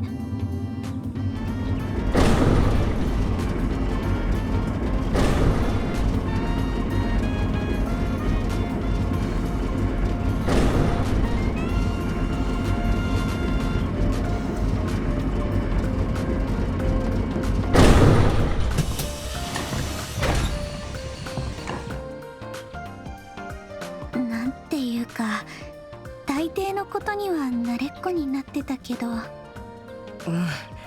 極めつけの大仕掛けが残っていたね。ちなみにこの飛行場の仕掛けも。分かってるわよ。ラッセル博士なんでしょ。ティータ、あんたのおじいちゃんって本当とんでもない人ね。それは私も同感。よ、待たせちまったな。あ、整備長さん。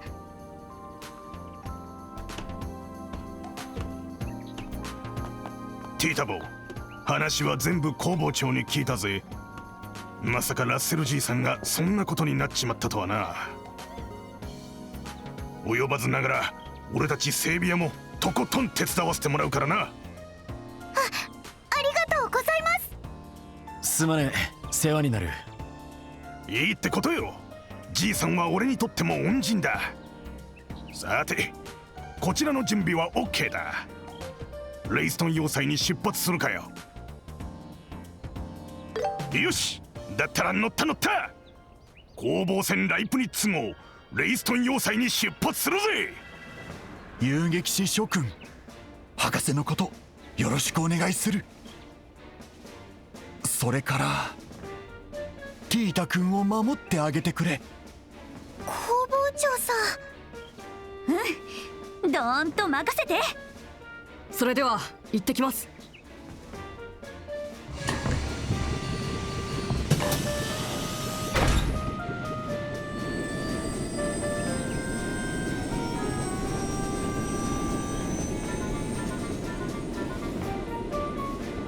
頼んだぞ、遊撃士諸君。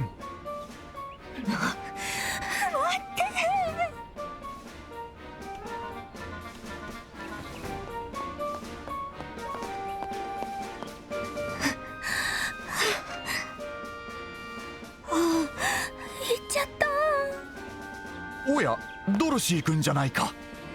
あ、工房長さん。今の船にエステルちゃんたち乗っていたんですよね。そうだが、どうして知っているのかね。ギルドの受付で教えてもらったんですよ。編集部と連絡を取ったら大変なことが分かったんで知らせなくっちゃって思って。大変なことだって。今のこの状況よりも大変なことなんて想像もつかないが。これはオフレコなんですけど、オートにいた親衛隊の人たちが反逆罪で捕まったらしいです。なんだって。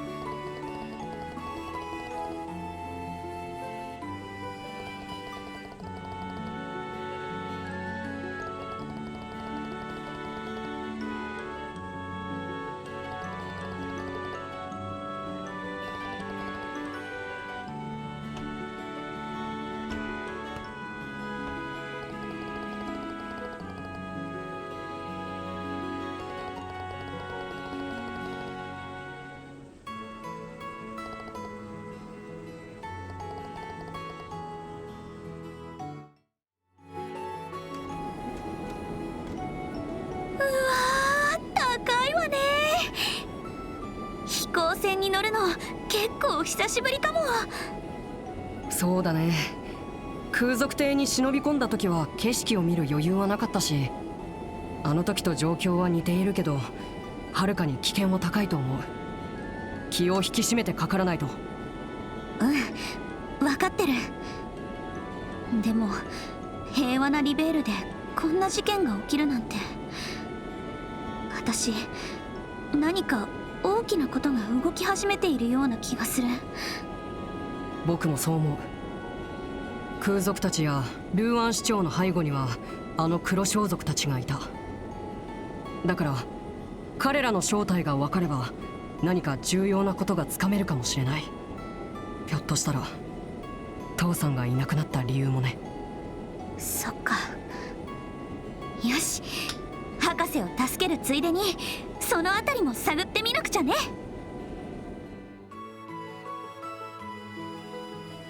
しょっと。はい、これでいいです。スロット接続部分の金具が緩んでいたみたいですね。たく、おせっかいなガキだな。その程度の調整だったら俺でもできるってのによ。でもまあ礼は言っとくぜ。どういたしまして。そういえば体の方はもう大丈夫ですか？気持ち悪くとかなってませんか？ああ、大丈夫だ。本気で心配はいらねえよ。人の心配をするくらいだったら自分のことをまず心配しとけ。今だったらまだ引き返せるんだぞ。私と勘違いすんな。今さら来るなとは言わねえよ。ただお前怖くねえのか？じいさんのためとはいえ軍事施設への不法侵入だ。いくらガキでもその重大さがピンとこない年じゃねえだろ。どうしてそんなにのほほんとしてられるんだ？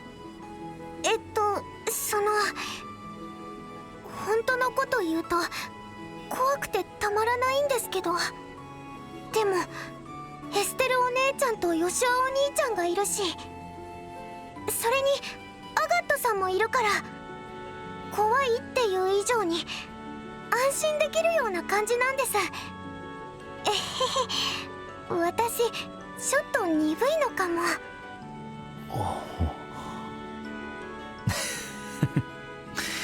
ちょっとじゃなくてかなりだろ。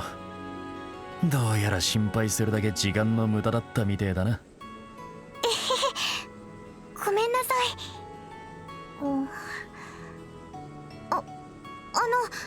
一つ聞いてもいいですか？なんだよ、やぶから棒に。ミーシャさんって誰なのかなって。なんでその名前を知ってる？アガットさんが毒でうなされている時に私のことをそう呼んで。ごめんなさい、聞いちゃいけませんでした。いや、隠すほどのことでもねえしな。ミーシャってのは俺の妹だ。アガットさんってお兄ちゃんだったんですか？妹さんっていくつなんですか？やっぱり私よりも年上？いや、そうだな。ちょうどお前と同じくらいの年だったはずだ。普段妹さんとあんまり会ってないんですか？まあこういう職業だからな。年に一度里帰りした時に顔を見せる程度かもしれねえな。そうなんだ。ミーシャさんちょっとかわいそう。なんでだよ。だって私にお兄ちゃんがいたらいつも一緒がいいなって思うし、とにかく私ミーシャさんに同情しちゃいます。そうか。でもまあ確かにそうだな。もっと俺がしっかりしてれば一緒にいてやれるんだが。当飛行船は間もなくレイストン要塞に到着します。遊撃士の方々は至急戦争エリアに集まってください。と、そろそろ時間か。いたいた。お姉ちゃんたち。アナウンス聞いたでしょ？そろそろ到着するみたいよ。準備が済んでいるんだったら一緒に戦争に行きませんか？ああ、俺の方の準備はいいぞ。ティータの方は装置の調子はどうだった？バッチリだよ。タイミングのテストもしたし、よっぽどのことがない限り生体感知器をごまかせると思う。おっと、頼もしいセリフじゃない。期待してるよ、ティータ。よし、それじゃあとっとと戦争に向かうとするか。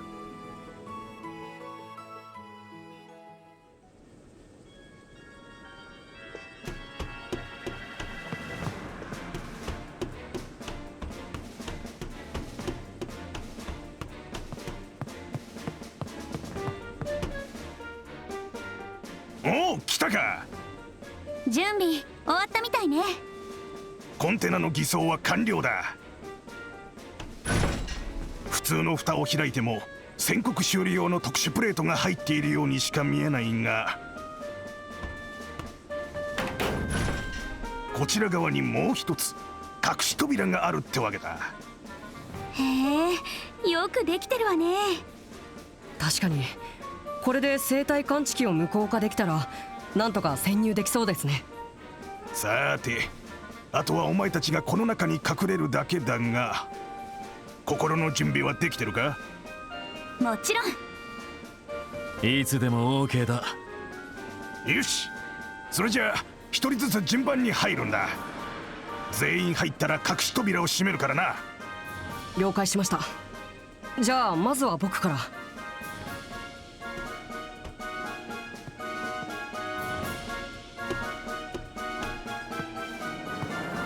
ほんと狭そうね。ぴったりくっつかないと。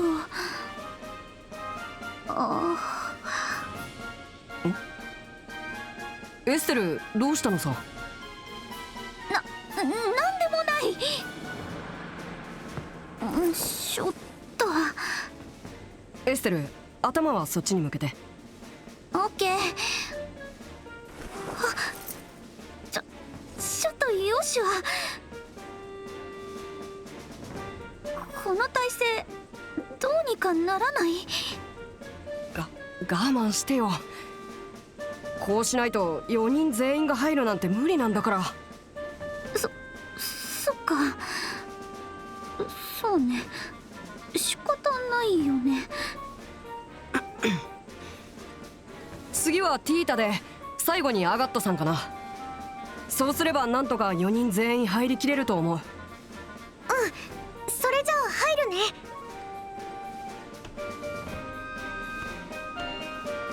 ちょっとお姉ちゃんごめんね。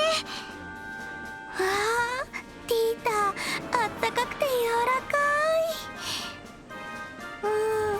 い。なんだかミルクみたいな匂いもするし。お姉ちゃん、そんなに強く抱きしめないで。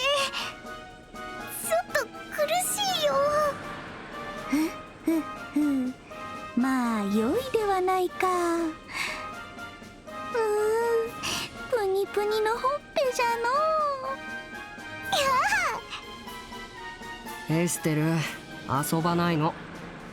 やれやれ、無性に不安になってきたぜ。こらガキども、もうちょいスペース空けろ。と、きついか？大丈夫です。我慢できますから。無理すんなよ。きつくなったらそう言え。よーし、おっさん、こっちはいつでもいいぜ。わかった、隠し扉を閉めるぜ。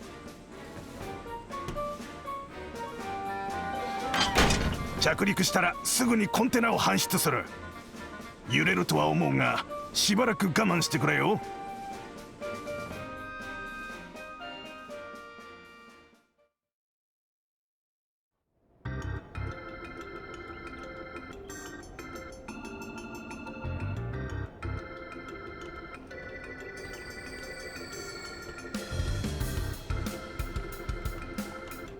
よーし、シード少佐、注文通り届けに来たぜ。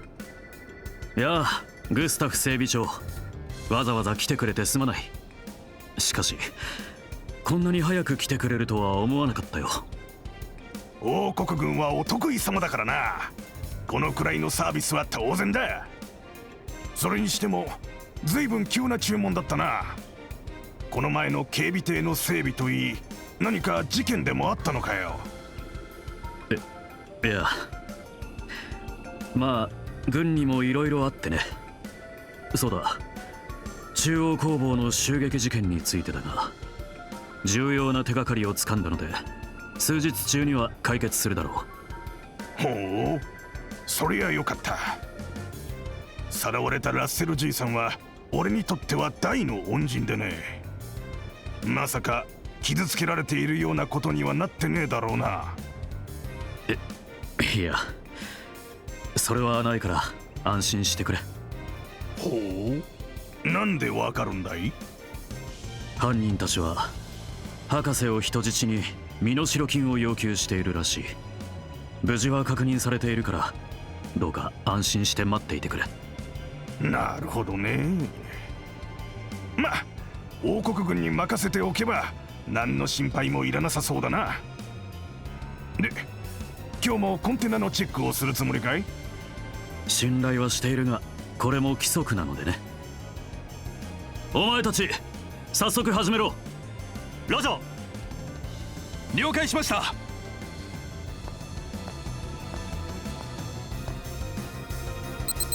異常なし。次。 OK です。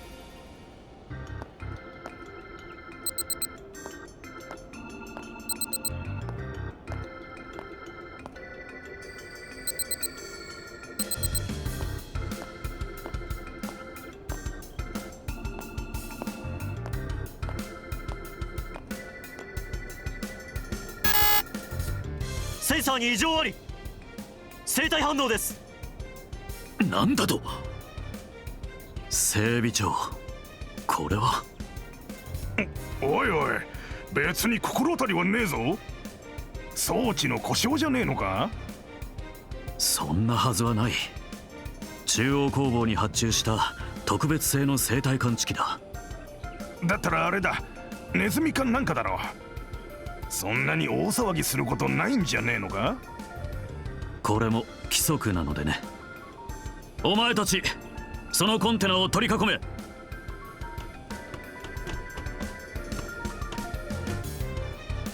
よし、開けろ。は？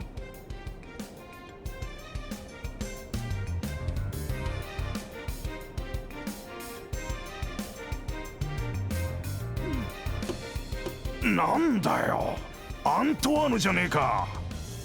お前いつの間に紛れ込んでやがったんだ？その猫は？アントワーヌって名前で中央工房に住んでいるやつだ。どうやらライプニッツ号に忍び込んでいたみてえだな。まったく驚かせてくれる。こらお前、人騒がせにも程があるぞ。まあ猫の気まぐれを責めても致し方ないか。お前気に入ったのならしばらくここに住んでみるか？おいおい、アントワーヌを誘惑するなよ。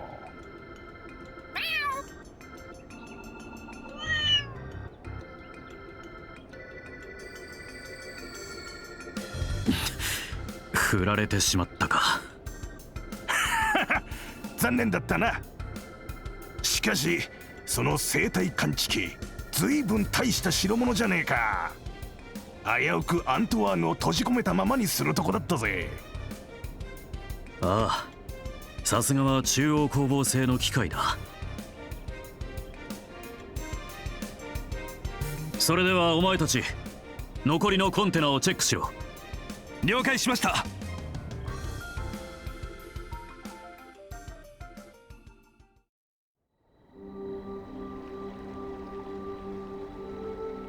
お前たちご苦労だった。コンテナの搬入は明日にして、今日はもう兵舎に戻るがいい。少佐殿、ここ数日の非常態勢ですが、いつまで続くのでしょうか？そうです。どうして我々正規軍があんな連中の言いなりに。お前たちの言いたいことはわからないでもない。だが上官の決定に疑問を差し挟むのは軍人の役目ではない。それにどこに目があり耳があるのかわからんのだ。不用意な発言は慎むがいい。了解しました。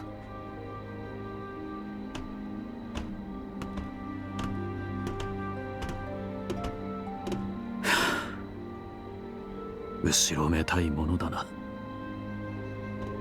少佐殿、申し上げます。カノーネ大が話したいことがあるから来てくれとのことです。そうか、分かった。仕方ない。メギツネの話を聞きに行くか。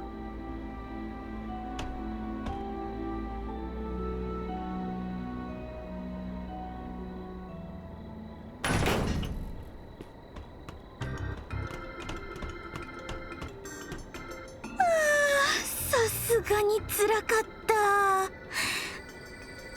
ティータ、大丈夫だった？ちょっとだけ頭がぼーっとなったけど、でも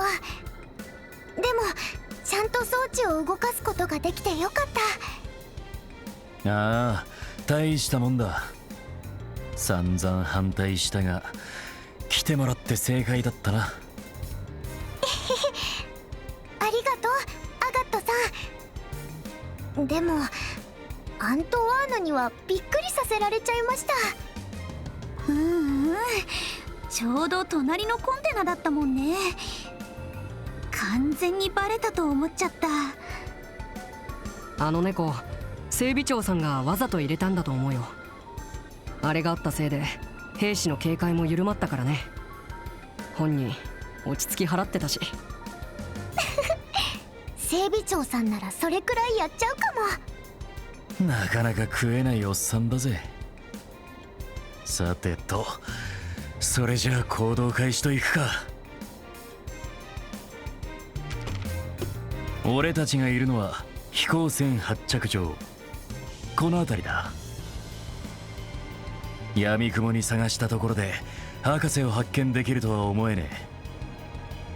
そこでエステル、地図から見当をつけてみろや。どうして私に聞くのよ。何、ギルドの先輩として洞察力をテストしてやろうと思ってな。ほら、時間がねえんだからとっとと答えろや。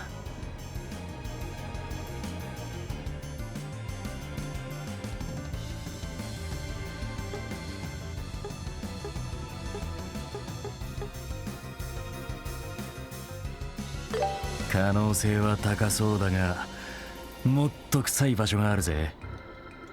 ヨシはお前の意見はどうだ？中央の研究棟、そこが一番怪しいと思います。独立した敷地内にあるし、博士の才能を利用しているならうってつけの場所のはずです。そういうことだ。時間もないことだし、まずはここを調べてみるぞ。アガットさん、脱出ルートはどうしますか？おっと、そうだったな。この発着場の反対側に湖に出る鳩場があるみてえだ。じいさんを救出次第、ここから船を奪って逃げるぞ。分かったわ。それじゃあこの研究棟に向かいましょう。ティータ、私たちから離れないでね。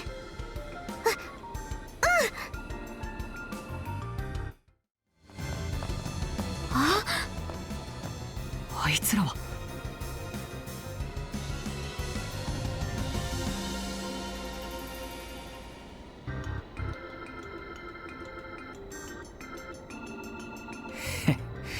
やっぱり嫌がったか。塔に現れた飛行艇。やっぱりあいつら軍の関係者だったのね。普通の兵士とは随分違うみたいだけど。多分破壊工作の訓練を受けた特殊部隊だろう。道理で手強いわけだよ。おじいちゃん、あそこに捕まっているの？ああ、いよいよその可能性が高くなってきた。だがここでやり合うのはまずいな。そうですね。下手に騒ぎを起こしたら要塞中の兵士が駆けつけてくると思います。なんとか見つからずに建物の中に入れないかな。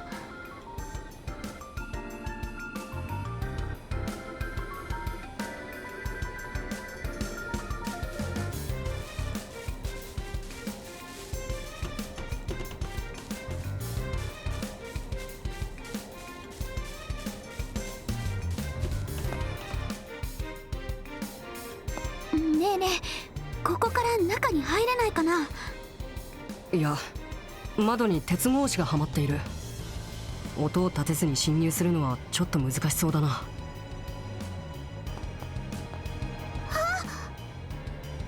こいつは大当たりだぜ。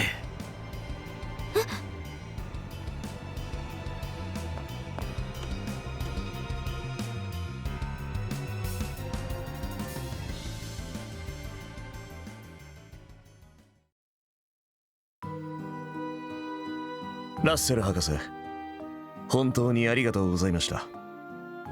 よくぞこのゴスペルの制御方法を突き止めてくださった。情報部を代表して感謝しますよ。やはり貴様が黒幕じゃったか。情報部司令リシャール大佐、確か貴様もカシウスの元部下だったか。おお、そういえば博士は彼と交友があったのでしたね。カシウス・ブライトの行方は我々も探しているのですが、未だ突き止められなくてね。心当たりがあるのなら教えていただきたいものですが。知らん。知ったところで教えるものか。まあいいでしょう。もしこのゴスペルが彼の元に届けられていれば困ったことになっただろうが、今さら彼が現れたとしてもこの流れを止めることはできない。黒の動力機、いやゴスペルとか言ったか。貴様らそれを使って何をしでかすつもりじゃ。いや、そもそもそんな得体の知れない代物を一体どこから手に入れた。ある筋からと申し上げておこう。我々の目的はまあすぐに明らかになりますよ。それが分かった頃には博士を解放して差し上げますから、それまでゆっくりなさってください。貴様らの悪事を知る者を平気で解放しようとするとは、よっぽど大それた真似をしでかすつもりらしいな。想像にお任せしよう。しかし事がなった暁には個人的に博士の研究を援助させていただくつもりです。新たな発明でこのリベールをより豊かにしていただくためにね。お断りじゃい。博士、あまり聞き分けのないことをおっしゃらないでくださいな。博士のお孫さんに万が一のことがあった時に助けてあげられませんわよ。小娘がまたそれでわしを脅すか。やれやれカノーネ君、君の交渉のやり方はいささか優雅さに欠けるのではないかね。失礼しました。彼女はどうも特殊なユーモアセンスの持ち主でね。誤解してほしくはないのですが、我々は皆国を憂える一介の軍人に過ぎないのです。民間人を巻き込むつもりは一切ないと誓っておきましょう。幽谷の死気取りか。そしてあらゆる動力現象を停止させる漆黒のオーブメント。なるほど、貴様らの目的なんとなくじゃが見えてきたわい。ほう。失礼する。あら少尉、大佐は博士とご歓談中なの。邪魔するものではなくってよ。いや構わんよ。ロランス君、報告したまえ。グランスレで動きがありました。大佐の読み通り、白き翼が網にかかった模様です。それはこれでチェックメイトだな。それでは博士、我々はこれで失礼します。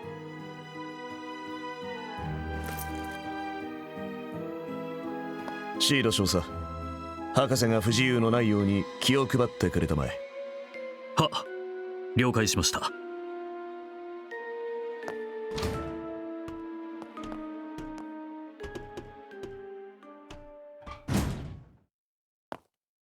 ラッセル博士、何か入り用のものはありますか？大抵のものなら揃えさせますが。結構じゃ。お前さんは連中とは違って骨のある男と思っておったが、どうやらわしの買いかぶりだったようじゃの。恐縮です。博士はある反逆者によって誘拐されたことになっています。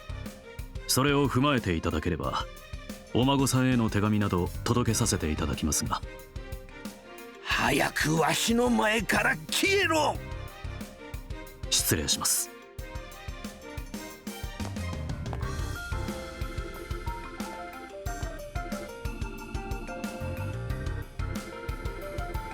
リシャール大佐、あの人が黒幕だったんだ。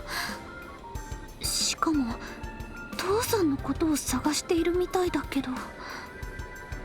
ああ、どういうことなんだろう。それにあの仮面の男、あの野郎、やっぱり出やがったか。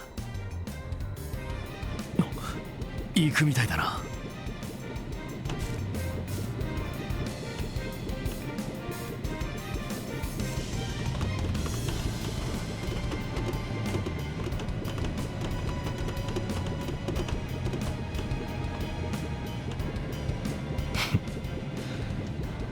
うまく切り抜けられるかな。よ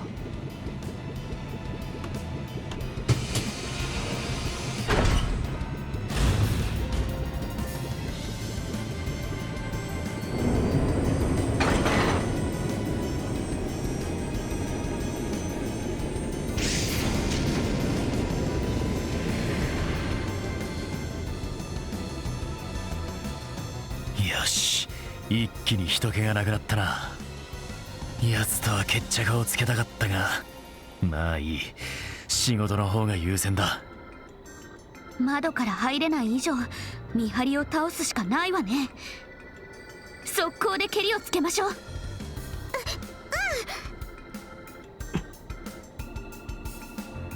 ヨシはちょっと聞いてるの？エステル、大丈夫？ヨシオお兄ちゃん。おいおい、勘弁しろよ。クールなお前らしくもねえ。すみません、少しぼーっとしてて。ヨシはどこか調子でも悪いの？大丈夫、問題ないよ。入り口を守っている見張りを倒すんですよね。ああ、とっとと始めるぞ。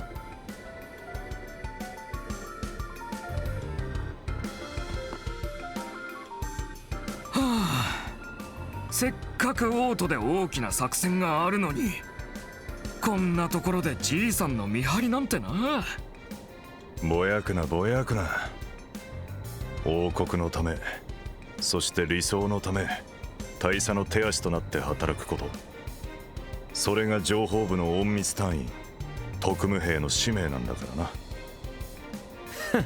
てめえら、そんな大層な肩書きだったのかよ。何？バカな！上がったクロスだ。押せ！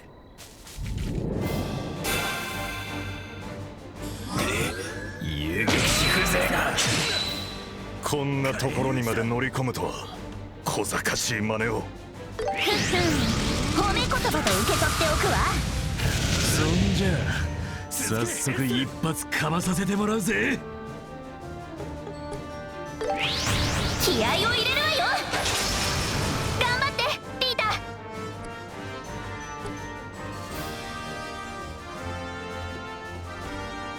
確実に仕留め。これで癒します。ありがとう。お願い、ヨシオお兄ちゃん。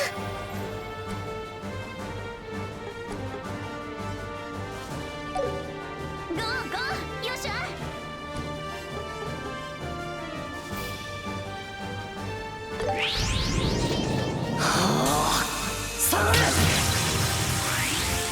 動くな。手当てします。悪いな、ガンガン行くぜ。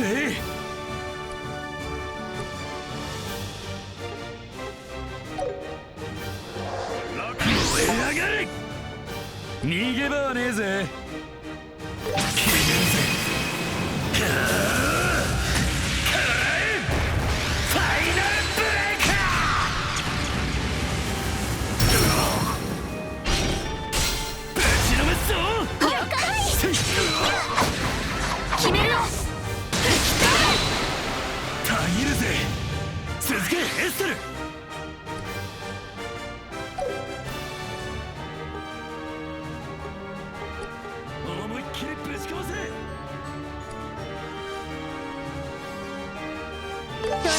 開始。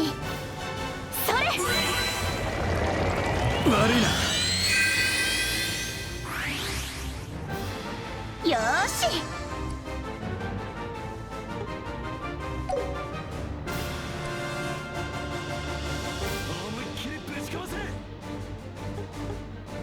これはどう？覚悟。や砕けろ。僕が相手だ。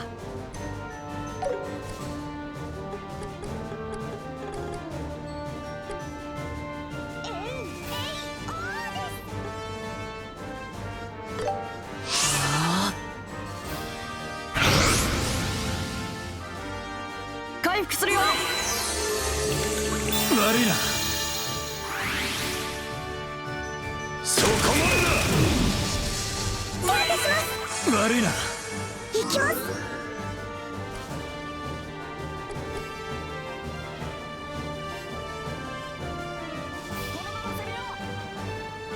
行きますよ。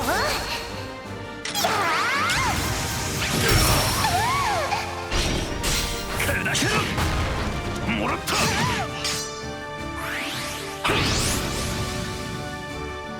動くな。ざけんな。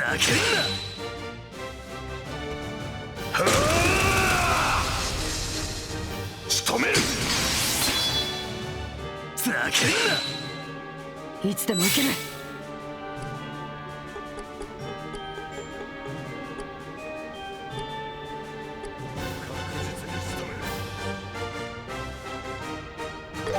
駆動開始。悪いな。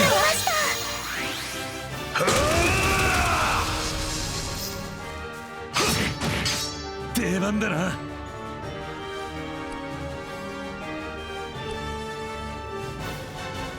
決めるぜ。ファイナルブレイカー。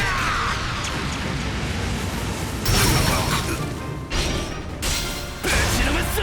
了解です。せーの。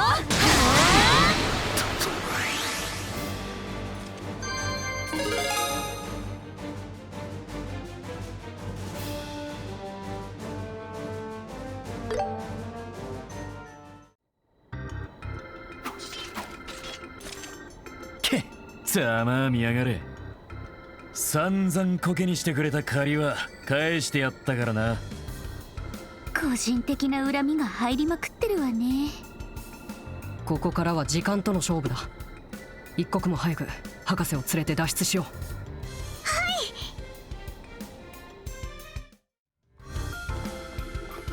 う。また来よったか。いい加減にせい。何もいらんと言うたじゃろ。おじいちゃん。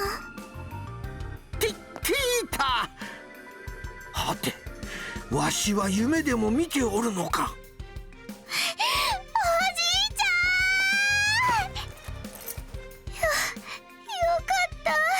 無事でいてくれて。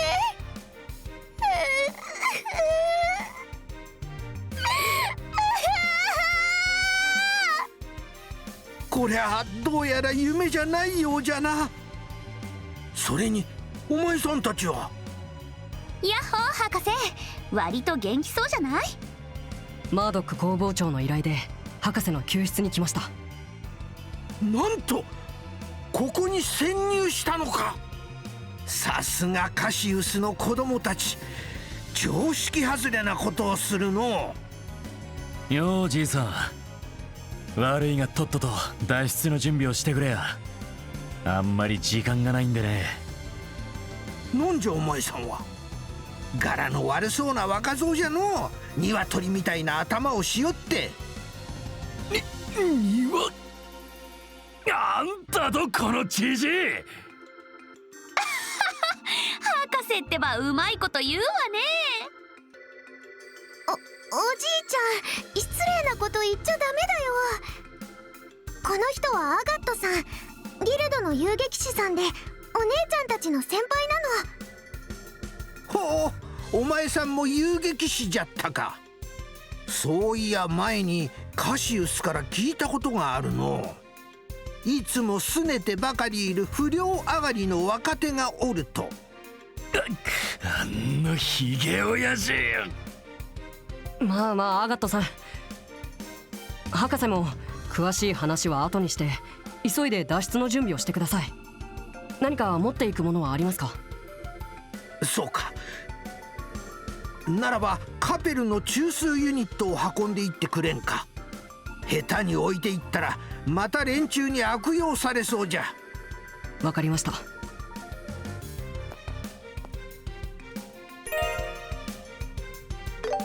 わしはそいつを使って黒の動力機の制御方法を研究させられていたんじゃ。構造そのものは解析できなかったが、データと制御方法は弾き出してしまった。これで連中はいつでも好きな時に例の現象を起こすことができるじゃろう。そっか。すまんエステル、ヨシはせっかくお前さんたちが届けてくれた品物じゃったのに。どうか気にしないでください。ティータの身の安全を盾にされたら従うしかないのは当然でしょう。むしろ私たちの方が博士たちを巻き込んじゃったみたい。だあ、うだうだ言ってる暇はねえ。準備もできたし脱出するぞ。じいさんはぎっくり腰にならない程度に急ぎやがれ。言いよったな。まだまだ若いもんに負けんところを見せてくれるわ。もう二人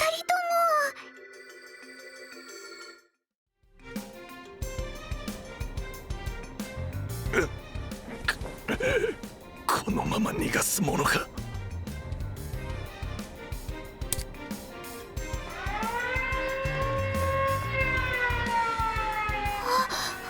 れってバレたようじゃの。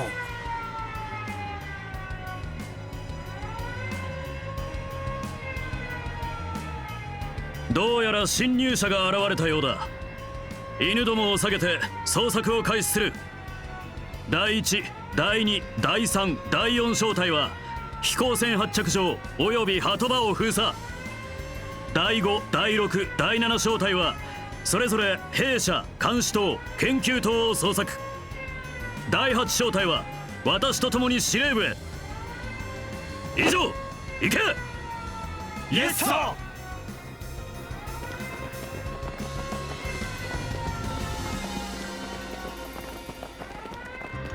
まず兵士たちが来るわ。発着場と鳩場を抑えられたみたいだね。あの少佐なかなか鋭いな。さすがは本拠地を守る守備隊長か。どうしよう。どこから逃げればいいのかな。こうなった以上鳩場から逃げるのは難しそうだな。兵士どもをかわしながらなんとか脱出ルートを探すぞ。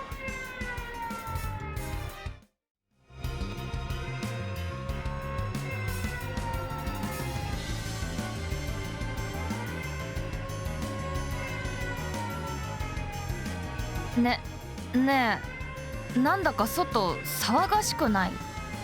ああ、なんでも侵入者があったらしいな。何？侵入者だと？こうしちゃいられねえ。この隙になんとか脱出して。兄貴、勘弁してくれよ。そんな簡単に脱獄できるわけ。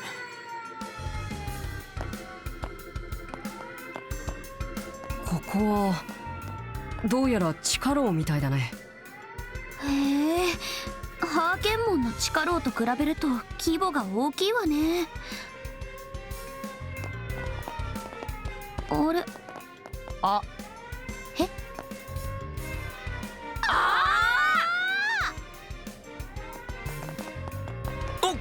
お前たちはあの時のガキどもか。なんというかお久しぶりですね。そっか、あんたたちここに捕まっていたんだ。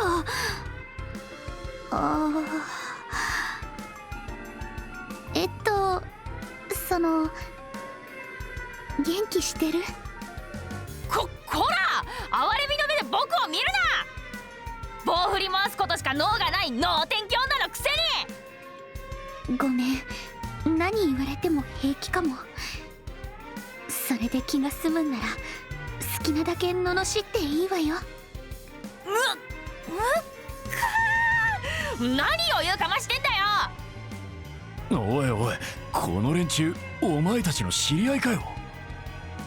カプは空賊団、定期船を奪った犯人です。はあ、噂の連中か。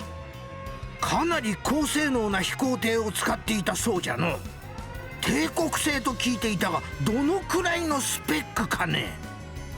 ああ、最高時速は2300セルジュで。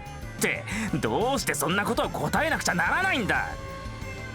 なんじゃケチじゃの。おじいちゃん、そんなこと聞いてる場合じゃないと思うんだけど。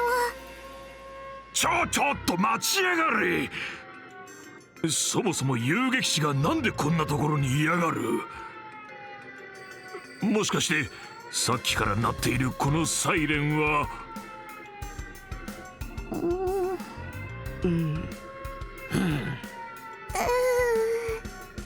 さてと、邪魔したな。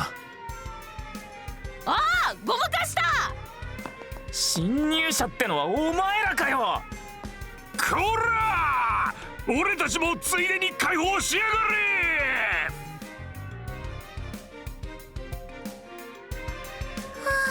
れ。びっくりしちゃっ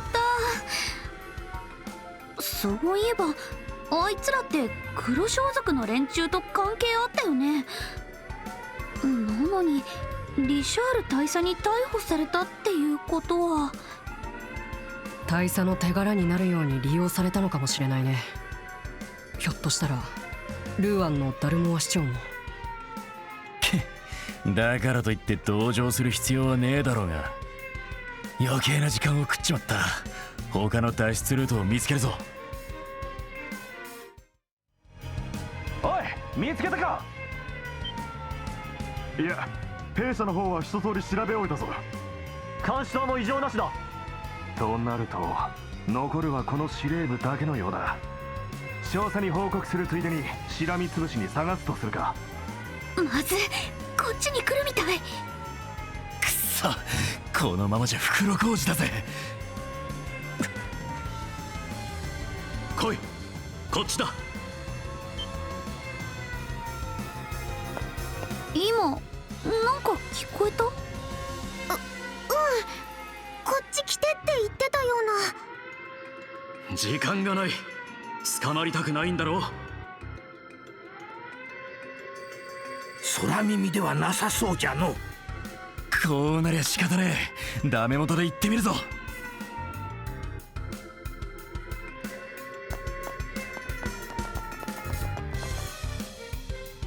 さあ、そのまま廊下の奥まで来るんだ。ヨシュア、この声って。ああ、聞き覚えのある声だね。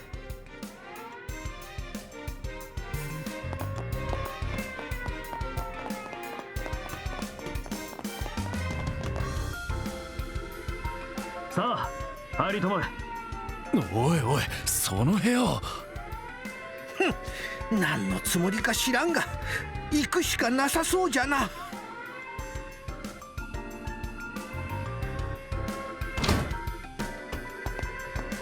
間一髪だったな。やっぱり。さあ、念のため鍵を。わかりました。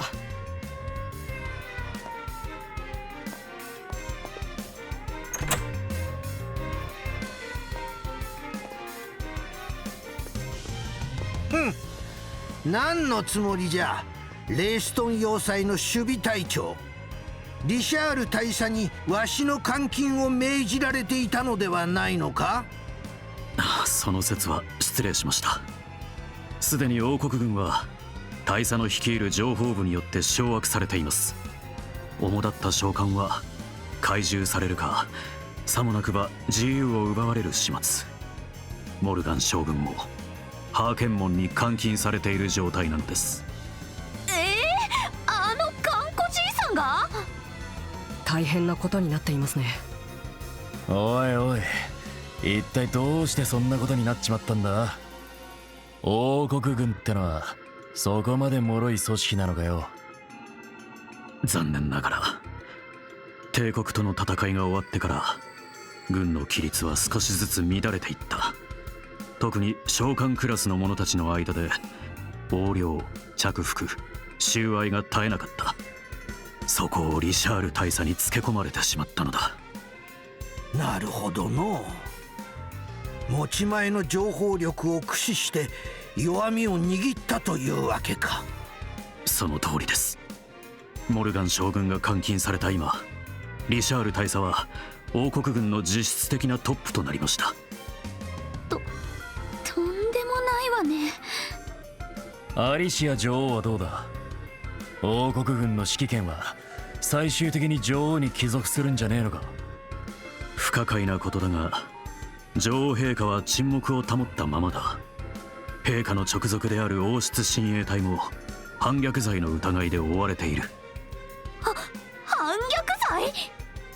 あのユリア中尉たちが？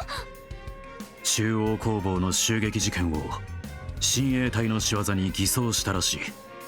ご丁寧にも証拠写真まで用意したようだ。ドロシーさんの写真か。そんなのおかしいです。中央工房をめちゃくちゃにしておじいちゃんをさらってハガットさんを撃って死にそうな目に遭わせたのに、それを人のせいにするなんて。ああ、返す言葉もない。上官の命令は絶対だが、黙認した私にも責任がある。だからせめてもの罪滅ぼしをさせてほしかった。難儀な人だな、あんた。そういうことであれば無礼の数々は水に流してやろう。その石頭をスパナで叩くくらいで勘弁してやるわい。恐縮です。おじいちゃんってば。冗談じゃ。話は分かったけど、これからどうするつもりなの？ほとぼりが冷めるまで私たちをかくまってくれるの？いや、それよりもはるかに安全な方法がある。君たちにはこの部屋から要塞を脱出してもらいたい。この部屋って？なるほど、脱出口があるんですね。なかなか鋭いな。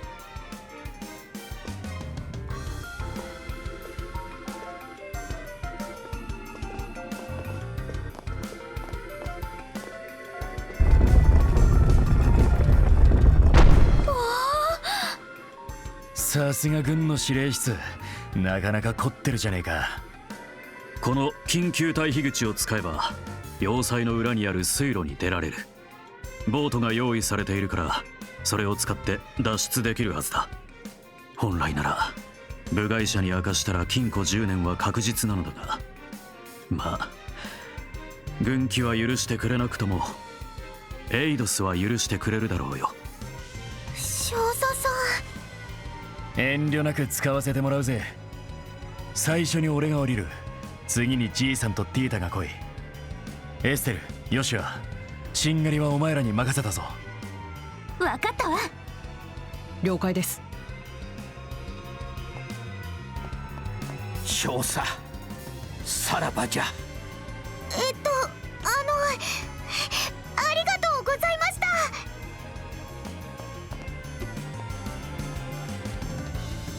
さてと、残りは私たちだけね。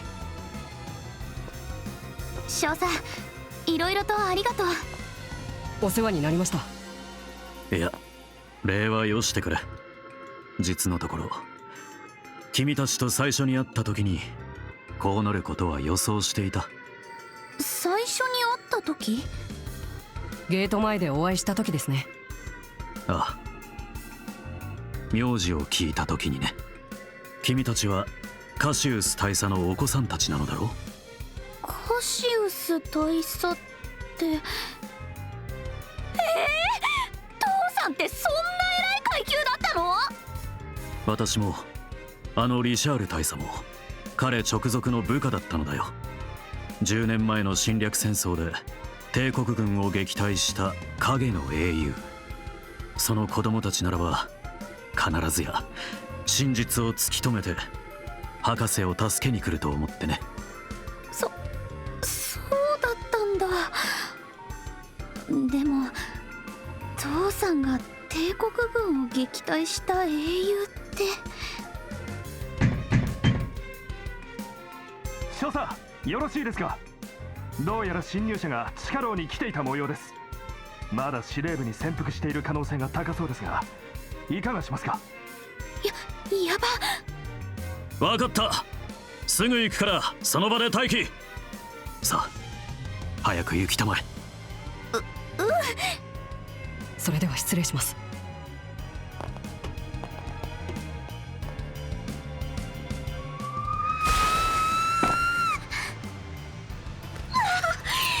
びっくりした。まさか滑り台になっていたなんて。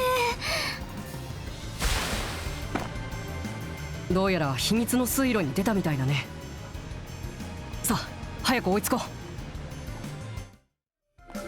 う。おっと来たようじゃの。お姉ちゃんたちこっちだよ。遅えぞ。何グズグズしてた？ごめんちょっと父さんの話が出てさ。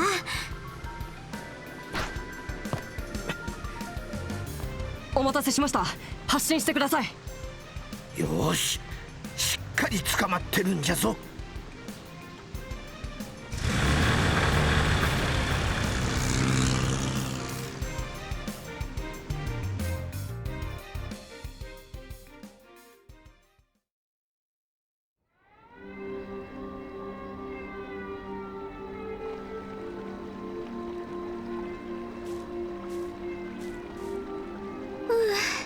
なんとか脱出できたわね。まだこっちの方まではパトロールに来てないみたい。シード少佐が引き止めているのかもね。でもグズグズしていたら追跡部隊が編成されると思う。どこか安全な場所に博士たちを逃がさないと。お姉ちゃん、お兄ちゃん。心配することないからね。ティータと博士のことは絶対に守ってあげるんだから。いや、お前らはここで手を引け。どういうことですか？今回の一件で俺は完全に情報部の連中にマークされた。そしてじいさんとティータも同じように追われ続けるはずだ。逃げるついでに2人まとめて安全な場所まで逃がしてやるよ。アガットさん。なるほど、そうきたか。そうじゃな。わしらに巻き込まれる人間は少なければ少ない方がいい。本当ならティータも巻き込みたくはなかったが、人質に取られることを考えると一緒に逃げた方がいいじゃろう。おじいちゃん。ちょっと待ってよ。私たちだけ安全だなんてそんなの絶対に納得いかない。ヨシュアもそう思うでしょ？いや、ここはアガットさんが正しい。逃亡潜伏のセオリーだと、一緒に行動する人間が多くなるとそれだけ逃げ隠れがしにくくなる。その意味ではアガットさんだけで博士たちを逃がした方がいいんだ。君の気持ちはわかるけど、ここはアガットさんに従おう。そんな。さすがだなヨシュア。よくわかってるじゃないか。エステル、ここは素直に引いてもらうぜ。でも理屈ではわかるんだけど。エステルお姉ちゃん。あくまで納得できない顔をしとるの。ならばわしの代わりにある仕事を引き受けてくれんか。まず王都に向かってほしい。そしてグランセル城にいるアリシア陛下と面会してくれんか。女王様に面会？どういうことでしょうか。例の黒の動力機じゃが、あれはもともとリシャール大佐がどこからか入手したものらしい。彼は黒の動力機のことをゴスペルと呼んでおったよ。ゴスペルですか。ご大層な名前じゃねえか。どうやらゴスペルは何者かによって情報部から持ち出されたらしい。おそらくその持ち出した人間が小包でカシウス宛てに送ったのじゃろう。じゃがあの動力停止事件によって所在が情報部に知られてしまった。あの黒装束特務兵どもが中央工房を襲撃した真の理由は、わしでも演算オーブメントでもない、あれを回収するためだったのじゃ。そうだったんだ。なるほど。それでいろいろ納得できました。リシャール大佐はあれを使ってオートで何かをしようとしておる。わしの勘が正しければ非常にまずいことが起きるはずじゃ。そのことを陛下に伝えてほしくてな。非常にまずいこと？あの動力停止現象ってやつ？いや、おそらくそれを利用したすまん。これ以上はわしの口から言うわけにはいかん。とにかくあのゴスペルについて陛下に直接伝えてほしいのじゃ。逃亡するわしの代理としてな。まったくもう、そんな風に言われたら断るに断れないじゃない。僕たちでよければ引き受けさせてもらいます。すまんな。よろしく頼んだぞ。エステルお姉ちゃん、ヨシュアお兄ちゃん。ティータ、しばらくのお別れだね。ごめんね、ついててあげられなくて。そんな謝ることなんてないよ。私お姉ちゃんたちに助けられてばっかりいて、すごく仲良くしてくれて、妹みたいに扱ってくれて。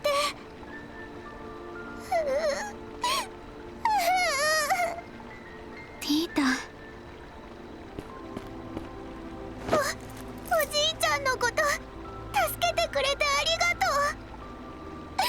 それから仲良くしてくれてありがとう。二人とも大好きだよ。私も大好きよ。君と一緒にいられて僕たちも嬉しかった。こちらこそありがとう。名残惜しいだろうが、そのくらいにしておきな。涙なんざまた会えた時に取っておきゃいいだろ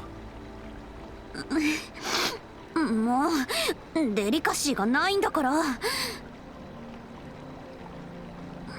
でもあんたともしばらくお別れね。いろいろあったけど一緒に仕事してすっごくいい経験になったわ。ありがとね、アガッタ先輩。ゾワ、気色悪い呼び方すんじゃねえ。照れてやんの。たく、さすがはおっさんの娘だぜ。よしはその跳ねっ返りが暴走しないように気をつけとけよ。武術だけは一人前だが、それ以外はどうも不安だからな。なんだ余計なお世話。ええ、任せてください。アガットさんも気をつけて。博士とティータのことをどうかよろしくお願いします。おう、任せておきな。それじゃ俺たちは先に行くぜ。さらばじゃ、カシウスの子供たちよ。元気でね、お姉ちゃん、お兄ちゃん。ティータたちも。女神の加護をくれぐれも気をつけて。